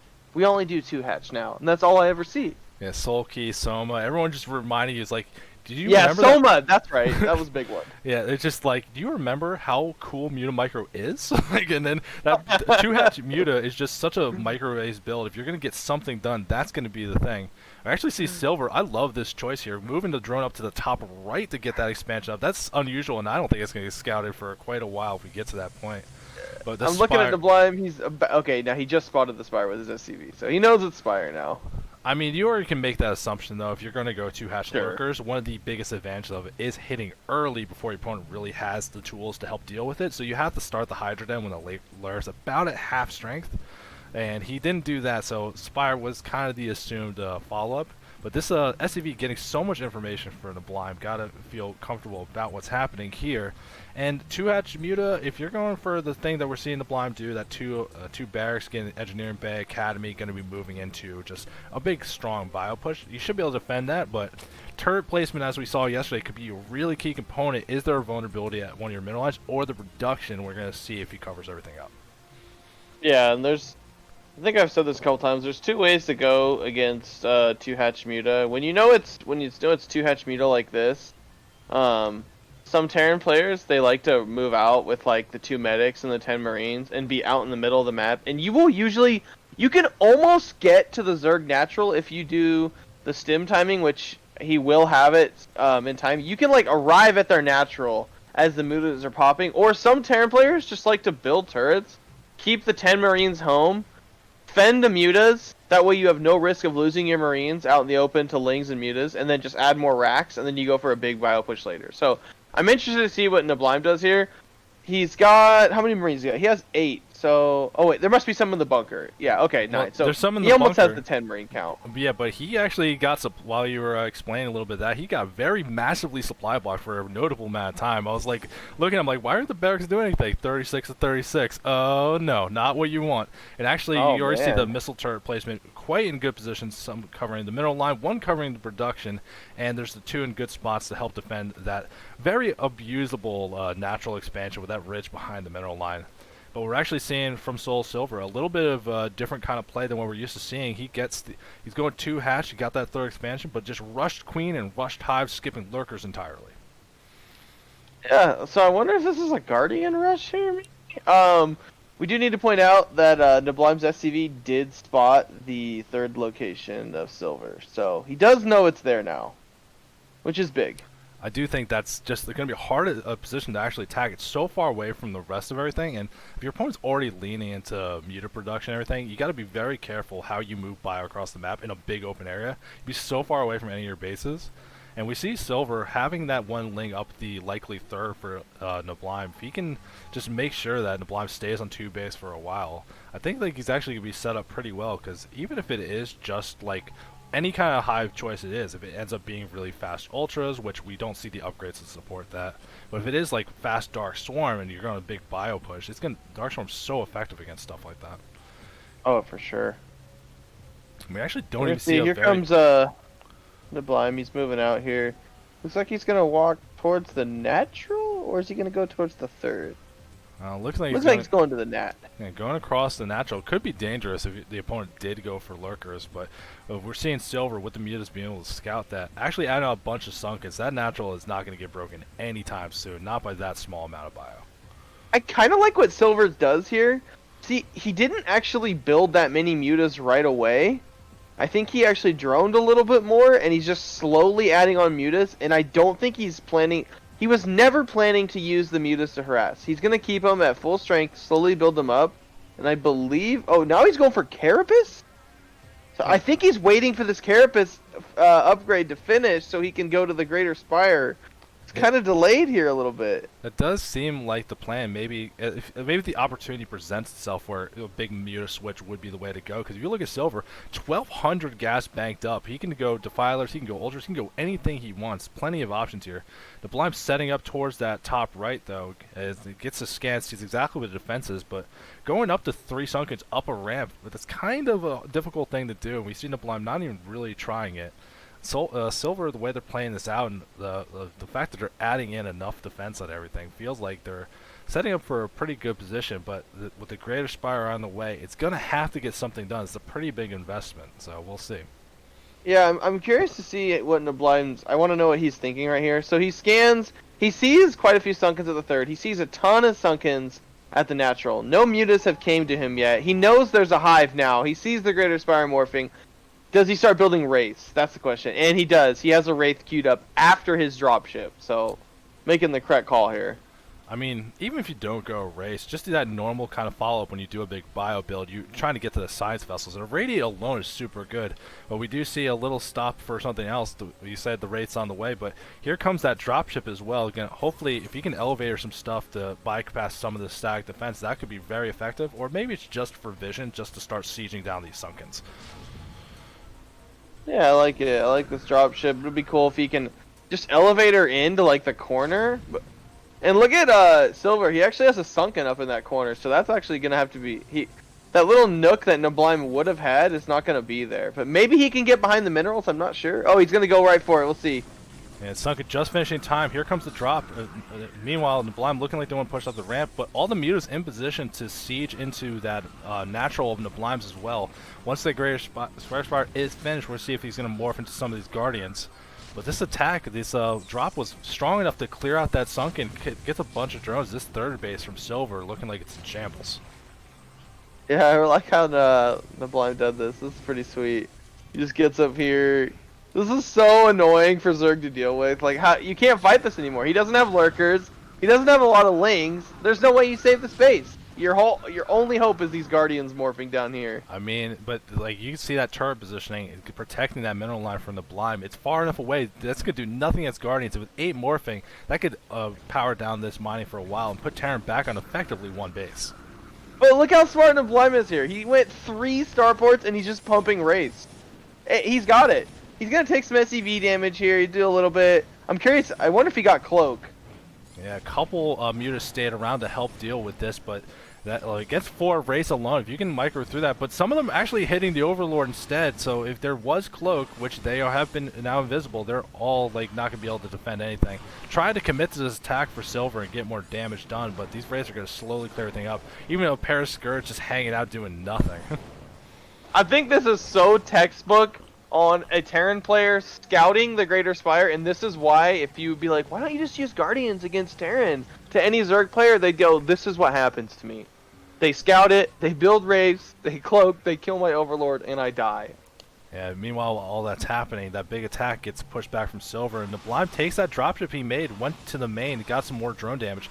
Now Silver, down a base, only on the 2 he started with early on, and also just down to 18 drones. The economy not looking good for Silver. The way gotta save this dropship, it's got 2 tanks in it! Oh, he unloads them, gets out. I mean, here comes the Race to help do this. It's a weird transition, but Race, especially at this point, are going to be very effective. Silver has a giant gas bank, but just doesn't have the money to really produce the units he's going to need to defend this. And you can even see the Race going back to that top rate, clearing out some of these buildings. Or choosing not to. The tanks are going to do the job instead. Look at the Blind. He's just going to beeline it for this Hydra Den. He's like, I'm going to kill this thing right now, and I won't have to deal with lurkers. Yeah, well, now you're gonna have to deal with lurkers, but honestly, with the amount of race, I would be more scared of the Hydras at this point. A couple Guardians getting caught out again. We're seeing the Blind channel his inner Leda, realizing race, while flimsy, can be very effective. I want to see some late Wraith Micro before we start labeling him that. Well, I mean, just anyone that's willing to build this unit in this matchup. It's so like there's so many ways to stop it. And here comes a big flock of Scourge. This is one of the ways to help mitigate it. But oh, he does have a Spore morphing, so the Scourge are going to be pretty effective here. Ah, you gotta run. Let's see the micro. Can he do it? His micro is hitting cloak. The Good cheater micro. way. The cloak way. Yeah. Hitting cloak to mitigate that. We see Silver trying to push into the natural small group of Lings and Mutas, and there's a bunker, but it doesn't have anything in it. It's really just a couple tanks on the ramp. This looks like these Lings can get in and get some damage done, but they're not pouncing on the tanks. And finally, that switch to get some of that, but a giant retreat from the army from the Blind, actually turning back around, realizing he has the opportunity to do some damage, since there just isn't enough here to really get anything done with the amount of wraiths on the field. They're actually pretty mobile defense. Yeah. Now the Blind setting It's up. actually scary when you get this. As Terran, when you get this many wraiths against Zerg, it feels like just justice, because you finally have control of the skies, and it's just so good to use. Like, you just have so much power. You can do anything. Well, here comes the real hard part. It's going to be for Silver to break out of this. Siege tanks sieging up that giant wall of Sunkens, but here comes the race. So if anything tries to go forward, actually, even the Scourge are going to have trouble with the giant ball of Marines, and the Blind not forgetting about later in the game, actually using this opportunity to build that third command center. So it's going to be tearing up a base on a Zerg, and the Zerg's just been under pressure this whole time. Yeah, I'm not sure. Silver is... He's got to do something here. I guess he's just going to try to mass Mutas and Scourge and hope for the best connections possible here, because he's 5 feet under right now. Yeah, I don't really really like this decision, because even the Blind, despite the fact he made so many raids, still very active, keeping up with the bio upgrades. They're at 2-0 with the weapons 3 and first armor on the way as well. So we have a lot of raids that are going to help things out, but you still have to fight your way through the giant pile of Marines as well. And here comes the Science Vessel, Silver tapping out of this game, and the Blind takes a very convincing game one. Well played by Sublime. Every Terran player in CPL, watch that game, and that's how you're going to beat Guardian Rush. Ah, thank you. I mean, I don't think Very kind. I don't think just in general Guardian rushing like that, because you had that third base up in the corner, you're kind of like, I hope he doesn't find it, I hope he doesn't do stuff to it, and then it didn't seem to work out that way. Like, Guardians feel like a great way to open up a very defensive Terran player, but Sublime was actively on the map, so it just didn't feel like really the correct strategy. I think getting the lurkers would have been a much safer call, but we'll see what happens in game 2. Yeah, maybe getting the lurkers a little bit later, earlier. Alright, so Sublime, if you want to introduce this again. Alright, in the top left, it's Neblime in the olive, currently up 1 game. In the bottom right, it's Soul Silver in the grey. I love that you can still pick red. Like, I know you don't like this olive color. Why don't you just pick a color, man? Whoa, what is Well, this I don't want color? I don't want to have my identity like pinned down, man. I don't want to be like, oh, it's Neblime. He picks blue. I don't want people to be able to pin me down. What are you trying to say? Don't put Sublime in a box, all right? Exactly. Exactly. You don't know me.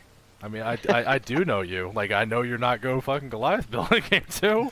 I know you quite well. Anything can happen. It's a new game. Anything could happen, just not that. Yeah, I'm gonna go with I that can't one. say anything. I'm not gonna say anything. Yeah, well, we're gonna You see don't how need to. Nah, we know. We're fine. Now, we do see that, I hope Silver doesn't really go for this 2-hatch play again, that we're on Fighting Spirit and it ends up being cross spawns. And we already saw that the Blind was very comfortable positioning well and kind of mitigating the advantage of that kind of build.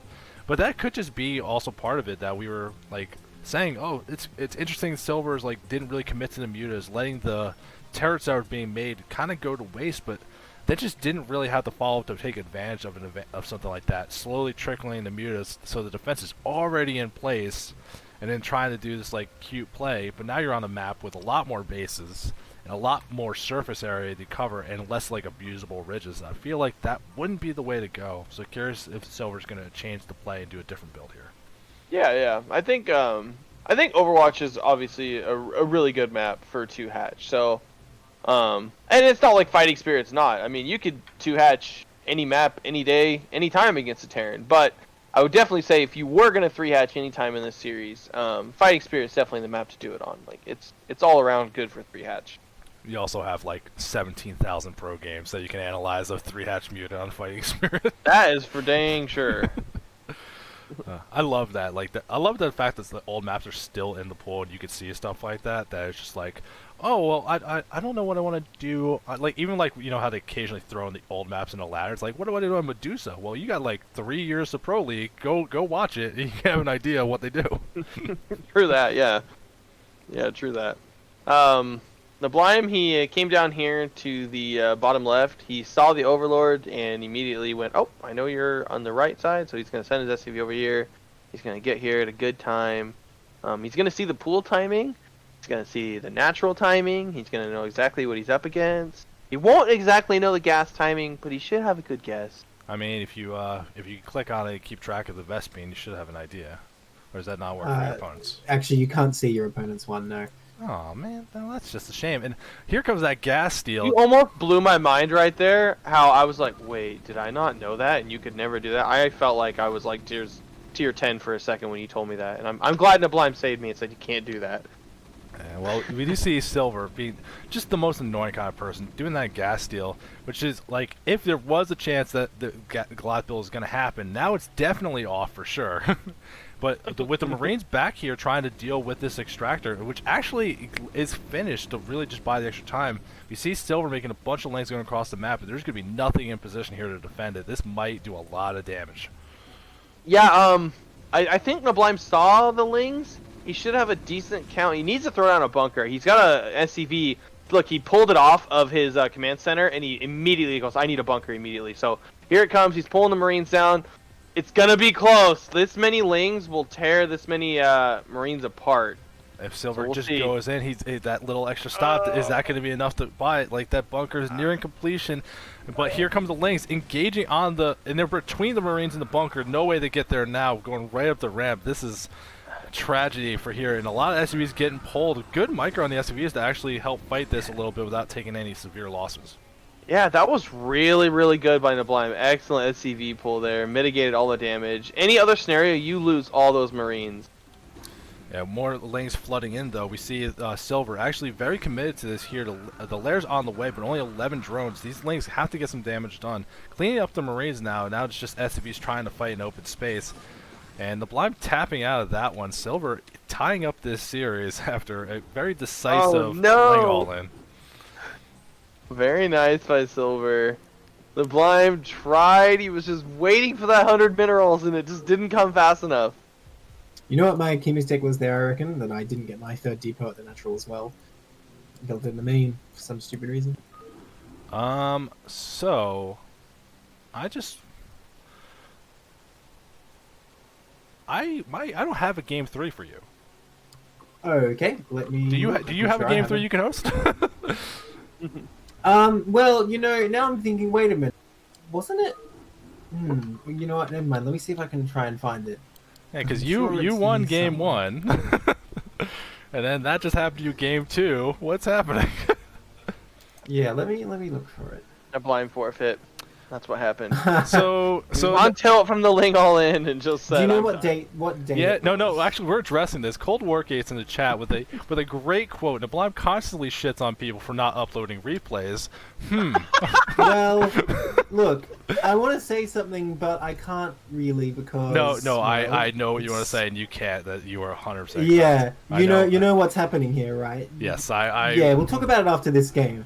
Yeah, a little unfortunate though, a little of the miscommunication, and that is the one thing I was worried about with like not being able to see the scores of the series. So I was like, oh, this is gonna be exciting. I don't know who wins Okay, them. that I don't was know how semis. things were playing out. But if I don't know the score of the series, I don't know if I need a Game 3 replay until I watch the games. No, that's not it. Well, look, I guess we'll get to it later. I found my semis replays. Gosh, we don't need your everything. Okay. So which map But is it like, going can to you be? guys just watch the semi replay where I win? I'll send that one to you right now. It's a good game. I believe it was a TVT. I'm not watching that. Not voluntarily. No, hang on. Okay, I found it. Guys, I found it. It's okay. All I right. think this is the right one. All right. Well, it would be on our Game 3 map, which I do believe is Neo Silphid. So Okay, sorry, I didn't find it. I lied. send him to Australia. Yeah, we're gonna take this opportunity while Niblam's trying to fix this, just to talk about the importance of CPL. Like we love like doing this for the people, gives players a chance to learn and do this, but we do get the cast games, which is one of the big draws for CPL. So the importance of uploading all your replays. We're not saying anything about players in this call right now or in the game we're talking about at the moment. All right, well, I am gonna have to break it down and explain here because what's actually happened is that wasn't the game 2. That was actually from semis. I uploaded the wrong one. Could I absolve myself of not uploading the replay? At least I uploaded something, even if it was the wrong one. Sorry, I have to burst the bubble here that actually wasn't the right game. The game we just watched? Yes, I'm afraid not. But wait, what? That was actually from semis. I'm pretty sure. How would we play the same team in semis and then also the finals? That makes no sense. I'm not sure. Well, no, that doesn't make sense, does it? It must have been from No. the regular season. I'm 99% sure that was the wrong game. Because I'm just looking at it, I'm thinking, hang on, I'm that glad you're isn't still in right. this call. You fix it. Like you fix what's going on here. We have some difficulties we're gonna have to work out. I'm going to mute the chat while we discuss and figure this out. Everyone hang out for a minute. We're here for comedy too. It's okay. We'll be back in a minute with this resolved and going into our either game 2 or game 3. Who knows? We'll be back in a couple minutes.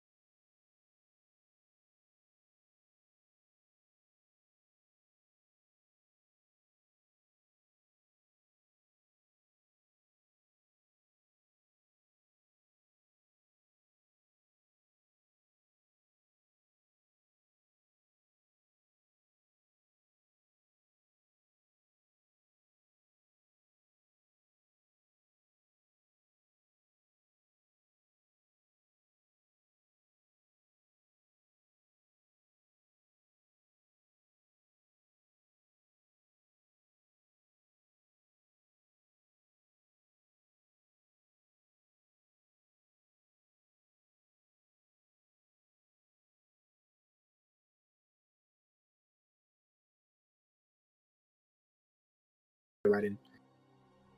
Lead us in right now. We found the correct replay. Some comedy happened. I'll Yay. explain shortly. Oh my But we're God. going to get into the real game to ignore the game we just watched. That is not quite it. Okay, so before I introduce the players, I will quickly explain. So that replay we watched was actually from a replay from a different time and place. The score is actually still just 1-0 Nebline. The wrong replay was uploaded because unfortunately I named it the same thing and accidentally put it in the same folder. So when I went to upload game 2, I thought, oh, this is game 2, right? But that was not the right game. So that didn't happen. What you just saw, it was an illusion. So now we're in real game 2.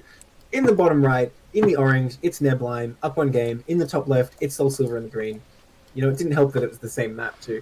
Anyway, the Also real game has begun. cross-versions. That was a warm-up.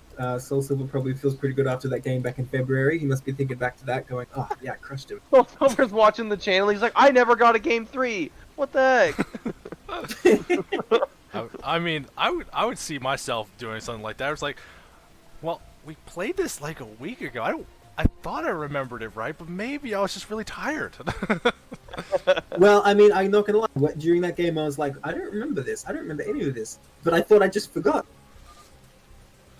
A little unfortunate. So we have a little bit of fun, an extra bonus game for you guys. We got to see Nebline lose to a Ling All In, which is always fun. You can razz him about this forever, make it a CPL meme. You can clip it too. It'll be fun.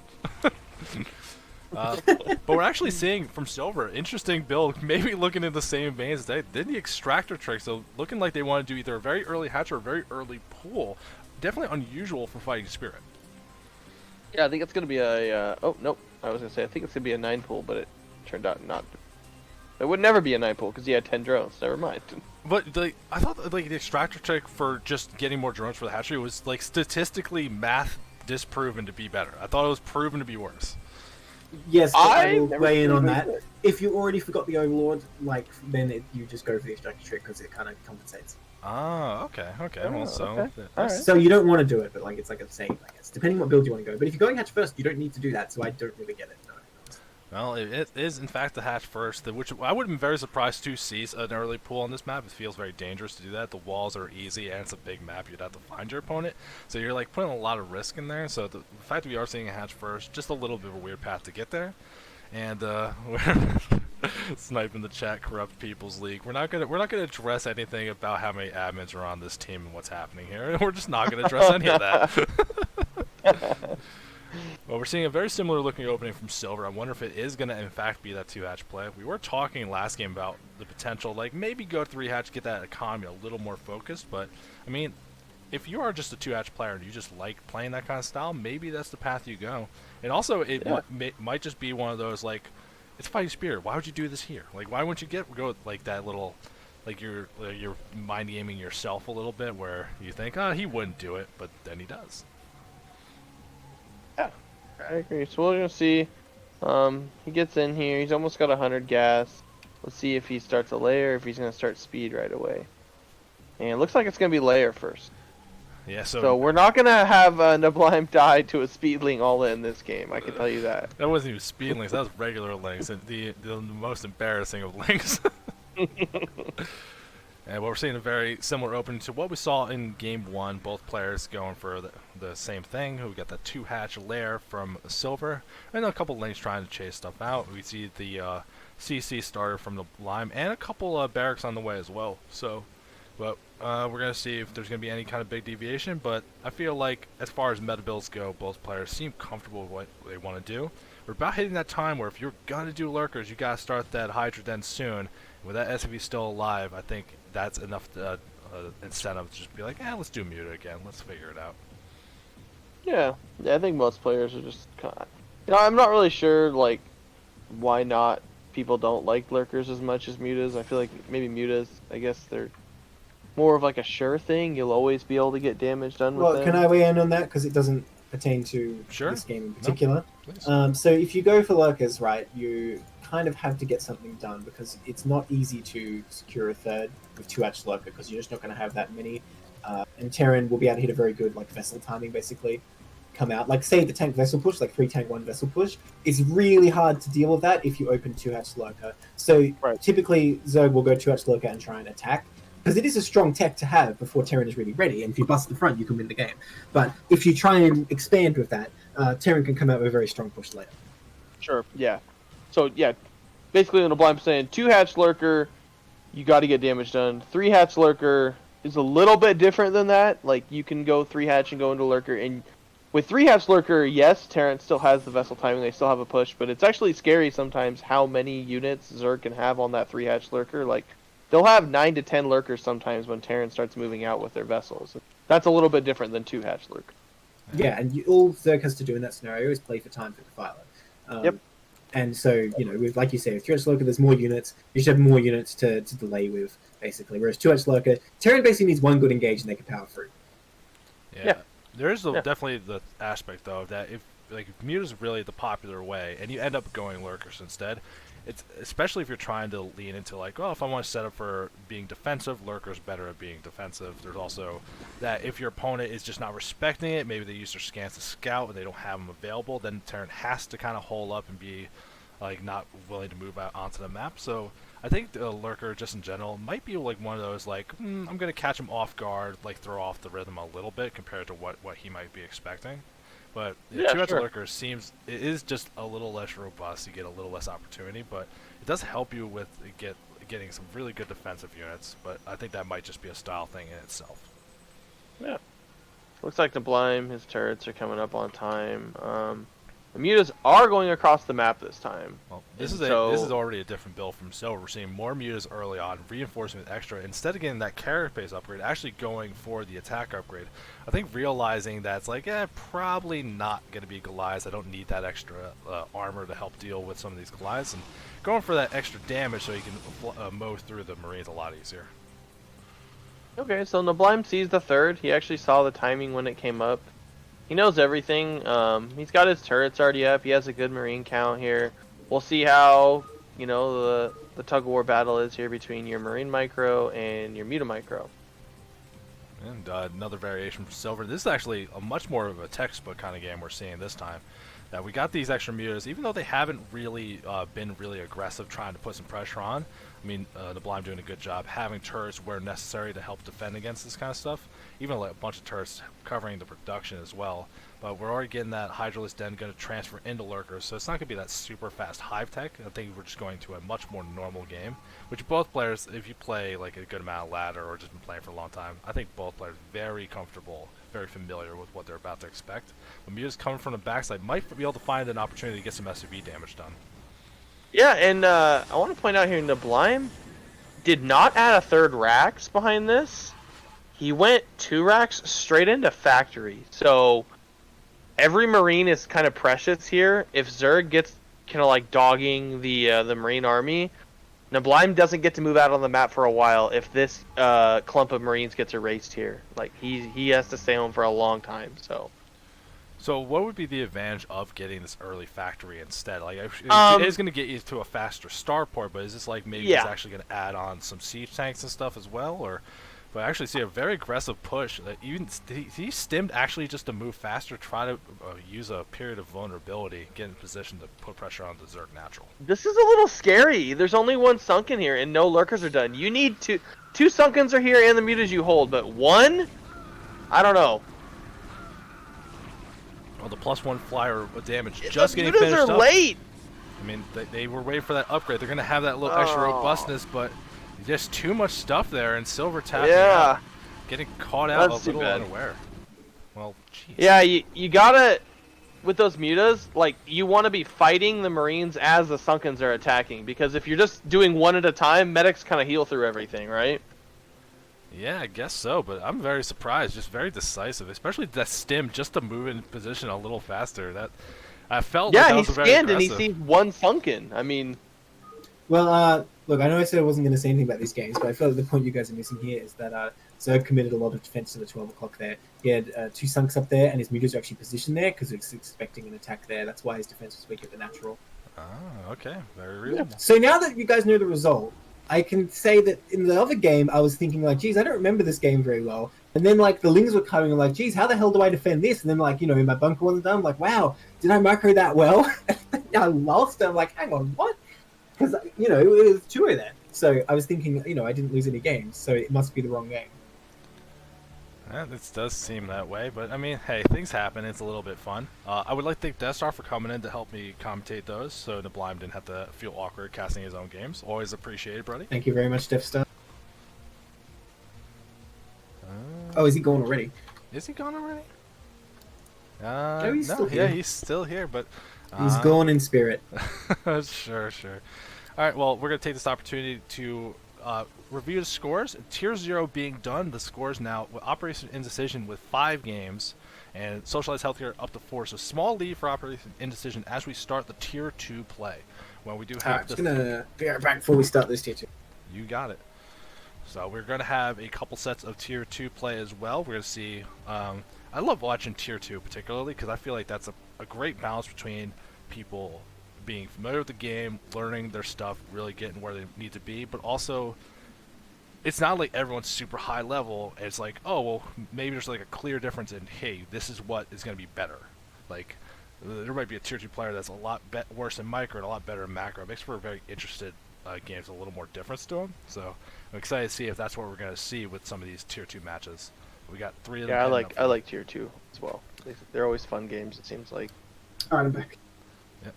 Alright, so we're going to be getting into that Tier 2, the first one we got.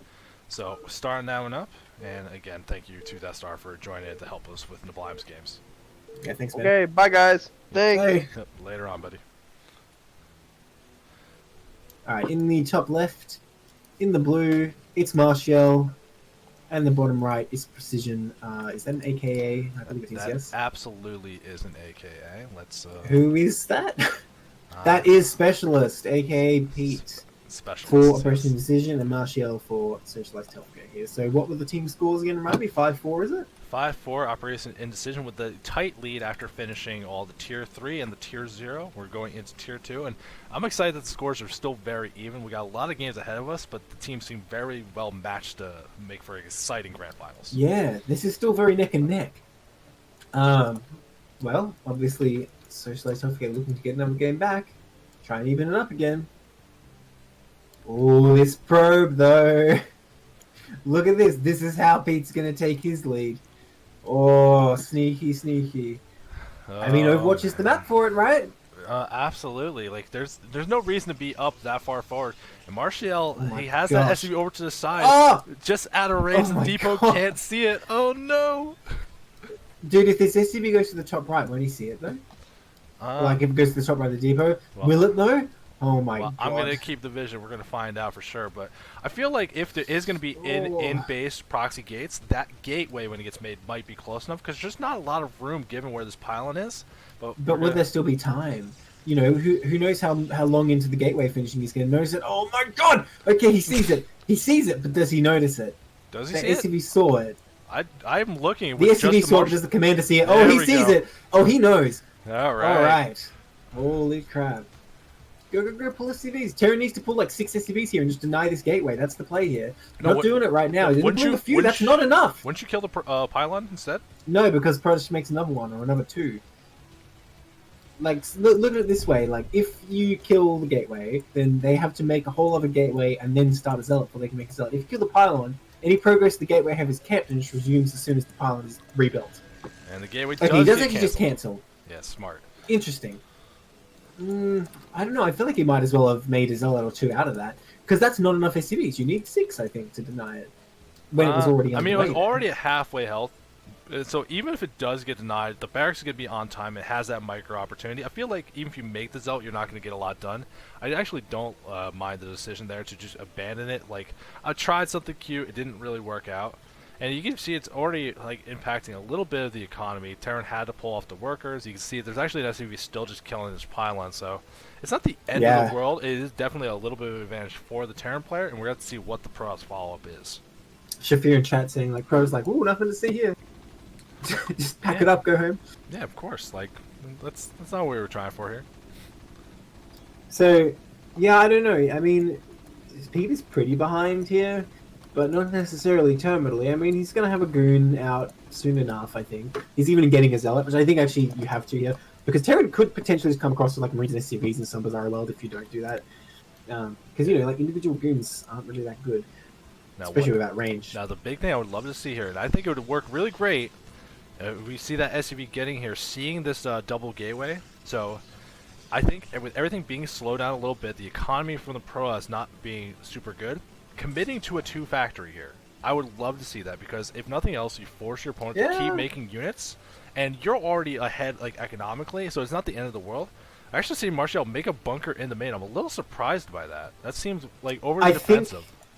Well, yeah, okay. Now that he's scouted, obviously it doesn't make sense. But I think he maybe suspected a like proxy somewhere else. Like expected Protoss just double down and be proxying somewhere else and send zealots in. Yeah, that's not the case. I definitely would at least like to see an FD here. Even getting an eBay, he just really doesn't want to lose to some follow-up cheese, and it is very common for Protoss to go DT behind this. But I feel like he has the scouting intel. He could probably have gotten away with an expansion pretty easily. Yeah, I mean, you see there's 2 gateways in the main. You see the pylon count in the main. You see that the Cybercore is researching. At some point, you just got to realize he doesn't have the money to do all this crap. And I feel like Martial, the advantage they had from defending the cheese might be kind of getting lost here, investing in stuff like this bunker, like this eBay, before you really have to. And you can actually see Martial really banking up a lot of gas, didn't pull the guys out, so looking like they're going to have to figure out how they're going to use this resource. This game looks kind of even now, actually. Well, Protoss is going 3 gates goon on 1 base, so I feel like if Terrorist goes for a siege expand here, he'll still be looking quite alright. And you know, it's just kind of good having that E-Big already, means he can secure this natural and put turrets on it right away. But wow, he is being super defensive on 1 base here. Well, this is the thing, this is tier 2, remember, and like it's a bit tricky in these scenarios where it's like, okay, it's obvious enough if your opponent's proxy 2 gating your base what you have to do. But then in this weird scenario where they started and then they cancelled, it's just like, oh, what do I do? Like this game doesn't come up very often, you know? Yeah, I do think we are benefiting from being observers. We can see both sides of it. When you're playing either side here, it's kind of a very weird thing about like, oh, they're gonna push, they're gonna kill me, or it's like, oh, he's cheesing again. He has to do it. Like, it has to be multi-layered, right? In any case, I think Martial will be in a pretty good position. Oh, he didn't start the CC because he's getting siege mode here. He's going to be able to take his expansion fairly easily. Even against 3-gate goon, I feel like as long as you just keep your tanks in good positions, you can take this expand. Yeah. Especially with so many Marines. These Marines are actually going to be quite helpful as well. Yeah, this is a choice for Martial that actually, like, it's very delayed, but actually just kind of going for a siege expand, playing units, keep staying on the high ground being the real key point. The Goons and the Zealot trying to go across the map, they're going to get to the natural. There's nothing to harass, but you can't go up the ramp. Like, you're never going to get that to work. So I think when Martial saw that there were already 2 gates in Pete's main, he realized, you know, he needs to just be careful with these tanks, for sure. I would like to see him float that barracks down. That would be quite useful, I think. I mean, I'm actually pretty fine with him staying on top of the ramp and just waiting to make sure that like move down with the command center and not have to like worry about trying to break down first. You're gonna have the siege tanks to help deflect things. We actually see from Specialist took out another scout, but sees the positioning of the Protoss units across the bridge, very far back given how aggressive this build choice seems to be. But here come 4 more Dragoons across the map. If you can deny getting to the low ground with like a nice concave, that might be effective, but honestly, at this point, it's hard to just tell who's really feeling advantage, because I think, like, just from the fact that, like, Specialist keeps making pros, finally taking the Nexus as well, like, this kind of evened up, right, Gray? Yeah, but Martial's going to land his CC well before the Nexus is up, and normally in TPP, it's the opposite, like, Protoss will get their Nexus up just a little bit before the CC in an even game, so I think Martial's in pretty good position. Oh, rip that Marine. Friendly fire. I don't know about this tank position, you know. I feel like you need 1 on the high ground, the other 2 need to be like in the back of the natural. He's going to get another bunker down here, though, so playing super defensive, and I don't think Pete will be able to do anything here.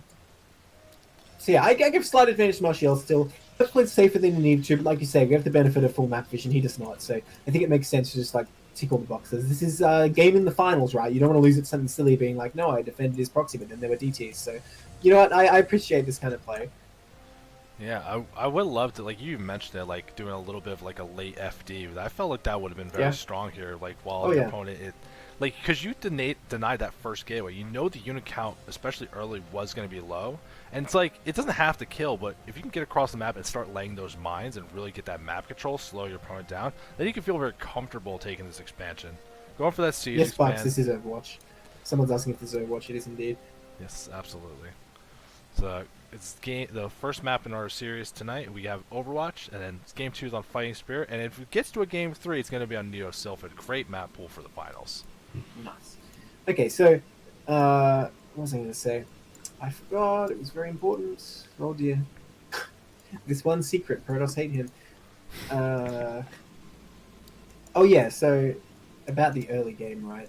Um, the fact he delayed the Nexus for 3 gates as well kind of played into Martial's hands.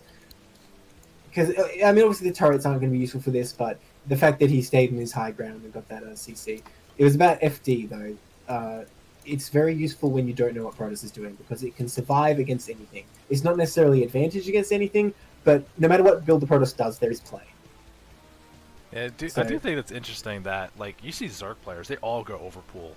With that exact same mentality. I'm not going to have an Yeah. advantage against anybody, but I'm definitely not going to die early. And I'm surprised there isn't more Terran players that feel the same way. This Zealot this Vulture trying to move around and see what's going on is going to get down to the 6 and see if there's not a third base, which I feel like that feels comfortable for Terran knowing it's 2 base versus 2 base. So I think the reason you see overpool more is because for Terrans, going like I guess like a bunker expand is a lot more reliable and a lot harder for Protoss to punish than, for example, a 12 hatch. Because all you have to do for a 12 hatch to go wrong is the Probe just gets there and micros slightly better than the Zerg, and then it's already terrible for the Zerg. So it's a lot riskier, I feel like, and that's why we see overpool so much. Oh. I mean, there was a period of time where FD was the go-to, but the meta has just moved on, I think. Yeah, I think that was just a very safe, stable build from back in the day, and that was before Micro was really as clean as it was. That was a relic of the StarCraft past more than anything. But if you saw that, the Observer trying to get into the main Martial got destroyed by those turrets at the front. So Yeah. we see Precision has no idea about the factory count, of the armory count, is there a science facility, no real idea what the next plan is. And if you actually look around, adding on a bunch of factories now, and I think this is going to be a pretty strong 2-base push the way it's setting up so far. Well, he has a third CC as well, though. And meanwhile, Pete's setting up for 2-base Arbiter here. I feel like if Pete can come out with strong stasis timing and wipe the armies, might actually be a pretty good position, because typically against 2-base Arbiter, if the Terran takes a third, it's a bit hard to defend when stasis comes out. Now, granted, everything's a bit delayed because how this game started. The stasis won't be up for a little while. Yeah, and Martial does have the units need. They're moving out away from the natural, trying to clear out. There's only the one goon at the high ground. It's not really going to deny this third. And actually going at leading with the engineering bay, making sure it's not going to be really put in a bad spot. And it looks like another observer got taken out trying to go over the natural. Really wants to get in that main and see what's going on, but the turret's well placed to deny it. Yeah, I don't think there's really anything able to get in there. Okay, so I guess Terran's going to sit defensive here. And I think that works because Protoss is still on the 2-base. He wants to take that third, but it got denied by a mine for so long. Oh, that shuttle coming out too. I don't know. I feel like Protoss does have a strong timing to attack, but it's going to be difficult to execute if Terran positions well. Yeah, actually, we see a shuttle on the field now for the Protoss player. Having to actually spread out your units to try to defend 2 locations, there might be an opportunity here for a Bulldog to do some big damage. And we see a probe over at the 3 o'clock base, looking like they might be setting up for another Nexus while the 6 is already getting established. I'm curious to see what the next step actually is for Precision. Seems like they're trying to do a lot at the same time. These vultures, though. These vultures, too slow. Wow, I can't believe that Nexus went down. Look, I think that's what you're supposed to do with 2-base Arb. Once you've invested in the Arb, then you double expand, and with the strength for stasis, you can usually hold on to that. So he doesn't necessarily have to counter, I suppose, but I feel like Terran's in a pretty good position getting the set up so quickly against this. That said, Terran's SCV count is pretty low. Not as low as Protoss's, I guess, but given that he has 3 CCs right now, I'm kind of disappointed he's not making more. Well, this is actually a bit of a situation, Oh my god, too. the mines! Ah! Right. Oh, okay, didn't kill anything, but hey, good hit. A good hit. The Vultures do get out with their lives and try to slow this down. We're gonna see Terran's gonna be at least aware of it, see how they want to position. That 6 o'clock base also go down for a pro-off, so they're gonna have plenty of economy moving forward. And that Arbiter finally getting started, pretty delayed compared to when the Arbiter Tribunal actually finished. And a couple Vultures actually got past that giant group of Dragoons at the bridge, and they're gonna move downward. Another group straight cleans into them another up. giant group of Dragoons. I feel like that's one of those things that just tilt you. It's like, why do you have goons here? Why are they here? And it's like, yeah, I get that all the time when it's like, I think I'm being devious and I move my vultures down like somewhere on the map, and it's like that's where his entire army is. Okay. Now we are seeing, though, that we're going to have a pretty strong push from Terran eventually, getting that double armory, so they're going to be moving to that 2-1 upgrade pretty quickly. Meanwhile, the stasis being researched now, Arbiter on the way, but still, got a while to build. They built so slowly, so it's going to be a lot of Yeah. gateway units, though, from Protoss whenever it gets there. And I would love to see, like, you see both players being very defensive. No one's trying to, like, really get a lot of stuff done. If Protoss would just take that bottom left now, clear that out, because only that one Oh, mine. look at these vultures though. Uh-oh. Oh gosh, so many probes gonna fall here. That's pretty huge. Because, Protoss didn't have that many probes to begin with. Takes every probe at that expansion. Nice micro there by Martial. Really nice vulture movement to get around there too. Yeah, and you already see very established defending the 12 o'clock base as well. So Marshall really going to be able to turtle up on these 3 bases without too much issue. There's so many units down at that like south end. Like this army positioning from Precision has me a little bit confused. I was a little surprised that it's not more in a position to take advantage of a moment of weakness. I mean, I don't think there's the only real spot you can attack, right, is between the natural and the third, and it seems good to go up that ramp. But you got to remember the Terran army's not firing from reinforce. Oh man, these vultures just again running into the whole Protoss army like we were talking about. I feel like if Protoss commits to an attack there, it's subject to being kind of just like reinforced, and Protoss might get crushed. And I think it makes sense to wait for stasis in any case if you're going to do an attack. So I don't mind. Protoss army is looking fairly formidable. Oh wow, that one zealot saving so many probes. These little groups of units, all these vultures trying to move around, trying to get some stuff done, but yeah, I guess just Precision not putting himself in the bad spot has plenty of things. Stasis is done being researched, recall on the way now. And there's that one Arbiter up at the 12. There's a lot of little pockets of big gateway units. This one good recall could do a lot, and if you're looking around, especially at the Terran main, there's not enough turrets to deny any of this. Ah, but he has that bunker if he fills that with Marines. Does he still have his Marines? He has 2 at the third. Is that all he's got? I thought he had more. He's got 3 in the bunker at the natural as well. I like this base layout from Marshall a lot, but definitely there's not any recall defense here at all.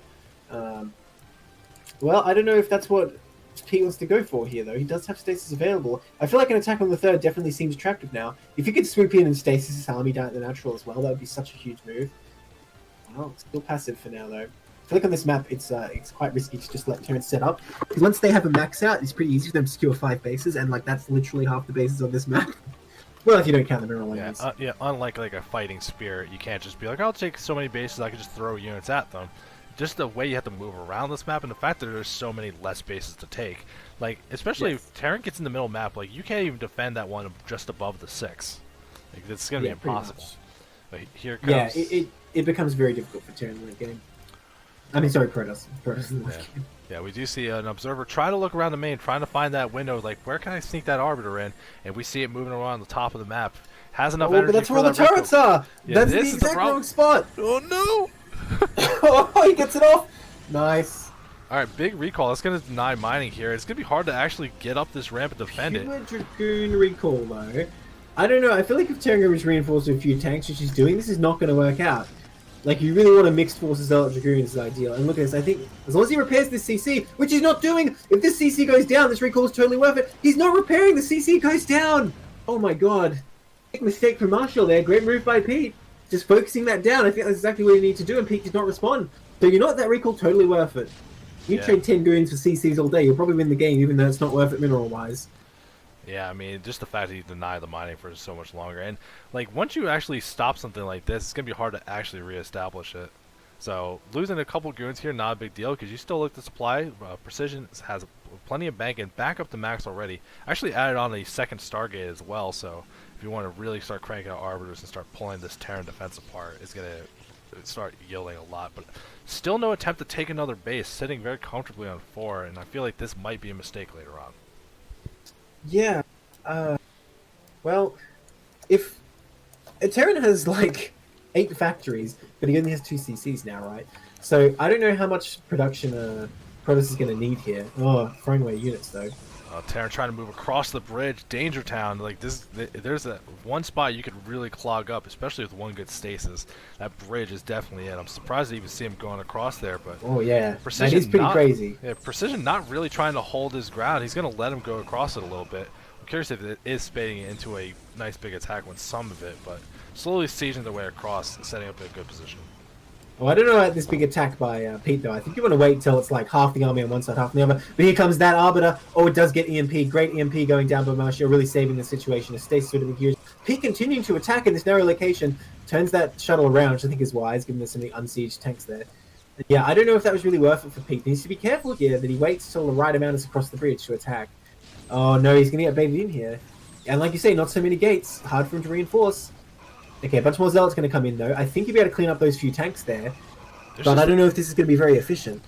Actually, Shuttle's trying to get to the back line, kill more tanks, but most of them aren't even siege, so that I don't think that even would have done anything. A big chunk of Precision's army getting killed off very effectively, and Martial's showing like that slow Terran push up to the 2-2 upgrades with +3 on the way.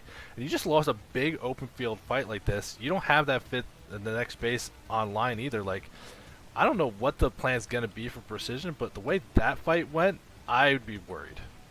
And the Arbiter production has been halted for a long time as well, by the way, which is a big mistake. Because you really need stasis to fight the Terran army at this size, especially with these upgrades. Like, this is extremely formidable. So the thing is, if Protoss can wipe this army once, victory is almost assured, but that's just the problem. How do you pull that off? I do think one of the big keys to doing something like that, if you actually look at this army, like you mentioned it plenty of times when we cast this game in particular, carriers are an option. It's not the worst thing in the world. And you see, like, there's just no Goliaths here at all. Just a lot of tanks. Doing some kind of tech switch like that, since he already has the 2 Stargates in place, might be something worth investing in. Well, I don't think he has time right now, though. Like, by the time he gets enough carriers out, Terran could probably sweep all its bases, and like you can wipe the Terran army after that and still lose. That's for sure. Oh yeah, a choice to be made earlier, not later. Well, I like this though.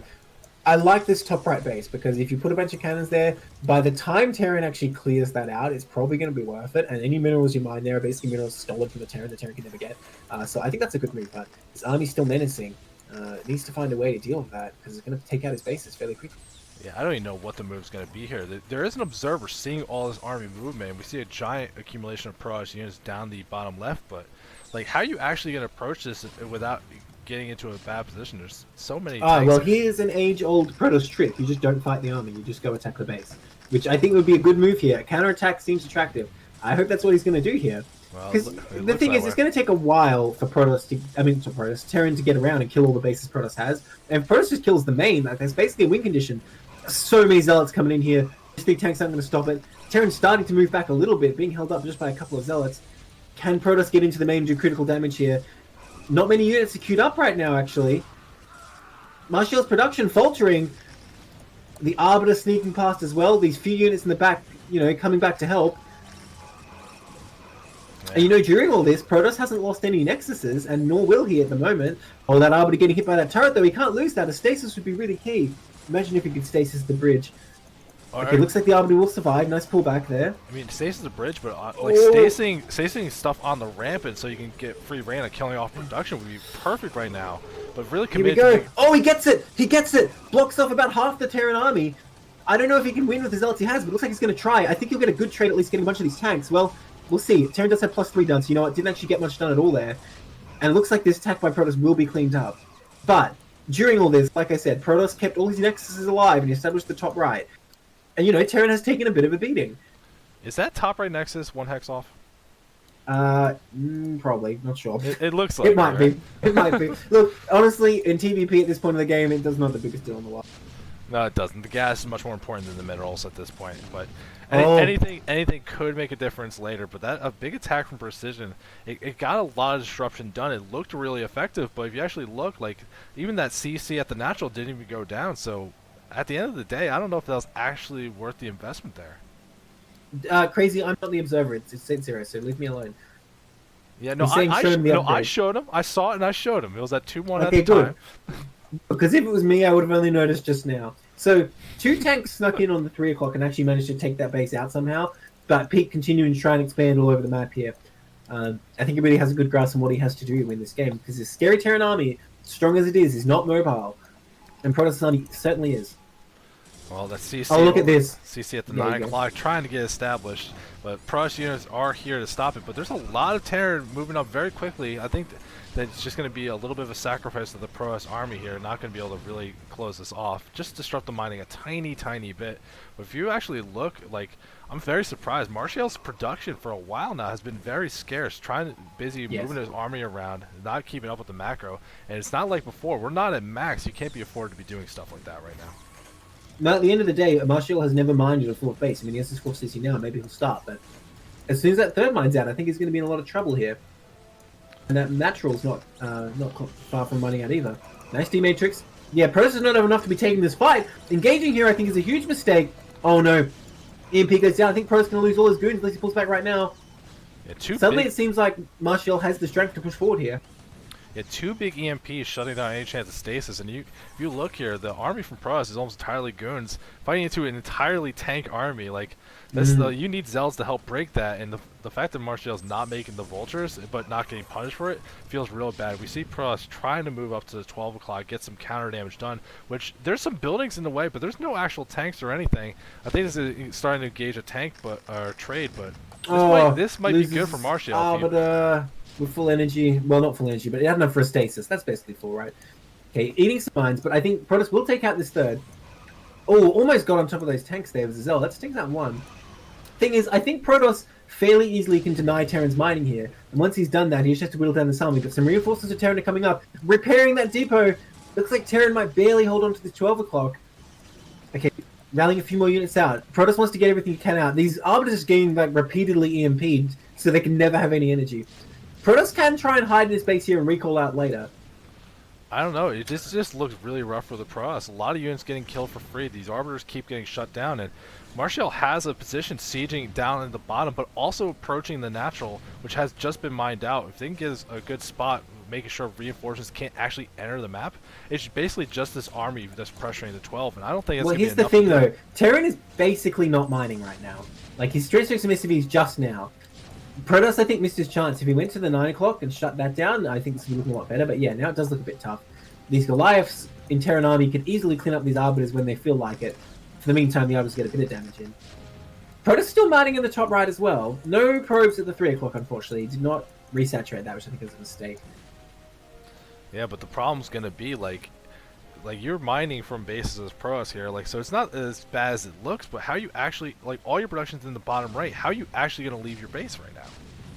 Well, I would have said recall, but now all his Arbiters are dead after being like EMP'd 7 times. So yeah, I think this might be the end for Protoss.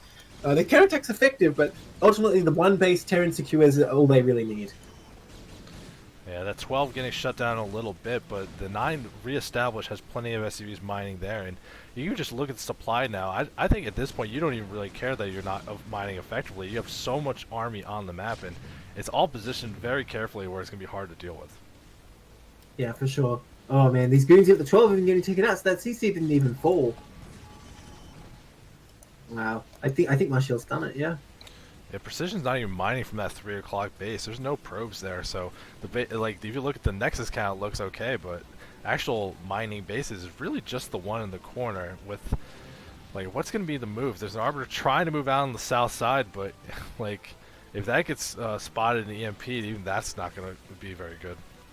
And now there's a Terran task force looking for the last remaining bases. And with them, I think he'll take out Pete's last hope in this game. Yeah, I mean, no unit shall ever leave this main. Look how many Terran units are here. But he's setting up for that recall. But it's going to be a long time before he has energy. That's the thing. Yeah, we're starting to move towards that top right base. Plenty of siege tanks here can slow push their way to that. No way Terran's going to be able to help. And actually, the Vulture's moving down towards the 3. You're going to see that one. And with only 2 cannons here, I think this is this third's definitely not going to be surviving with the 3 o'clock base. For sure. Yeah, it could be taken out very quickly.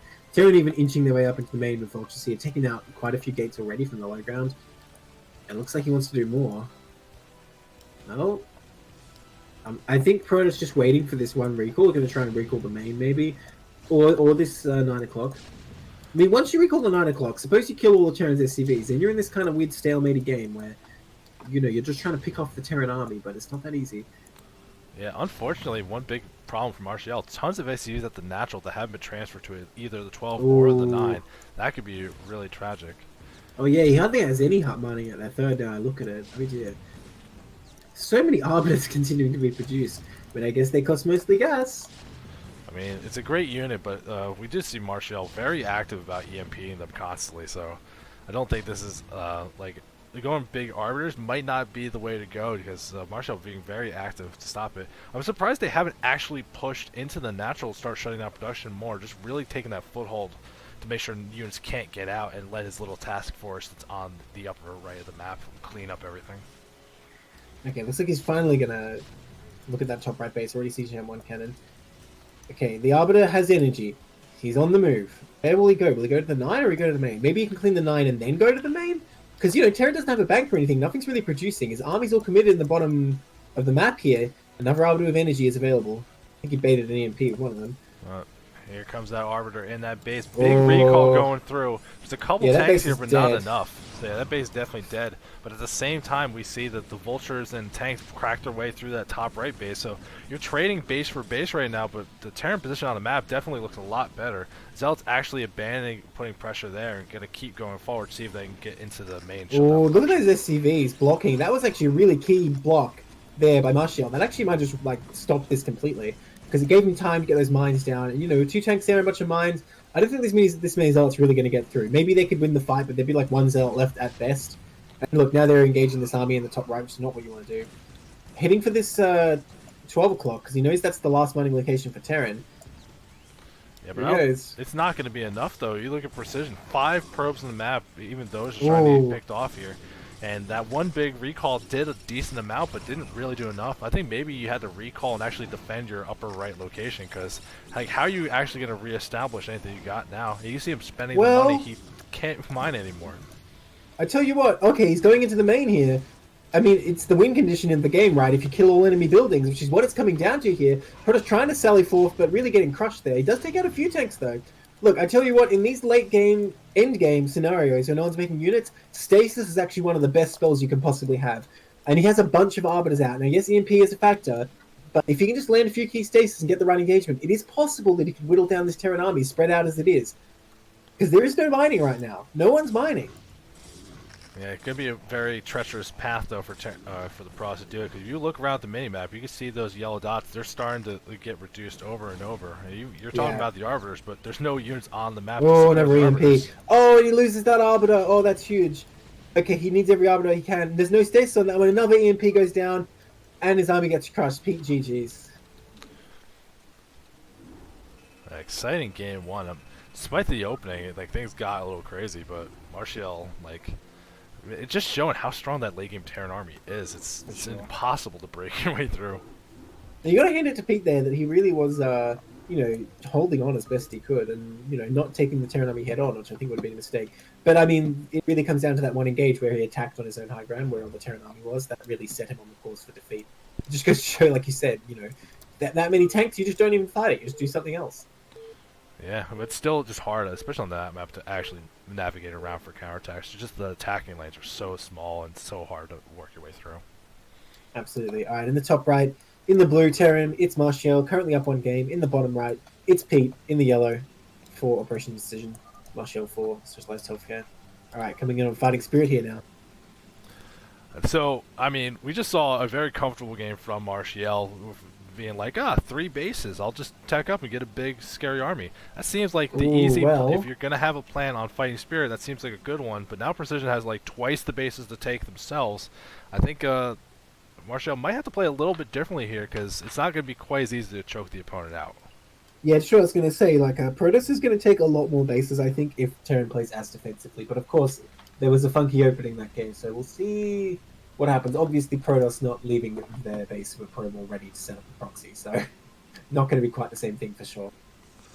Yeah, and even like if you think about how that game 1 opened, despite that Martial ended up winning that game, it's such a weird, crazy, aggressive opening. I wonder if that is going to play into the decision of like, maybe I should do something a little more conservative, a little safe. What if he did that in game 1? What do you do in game 2? You know, well, Nexus first, obviously.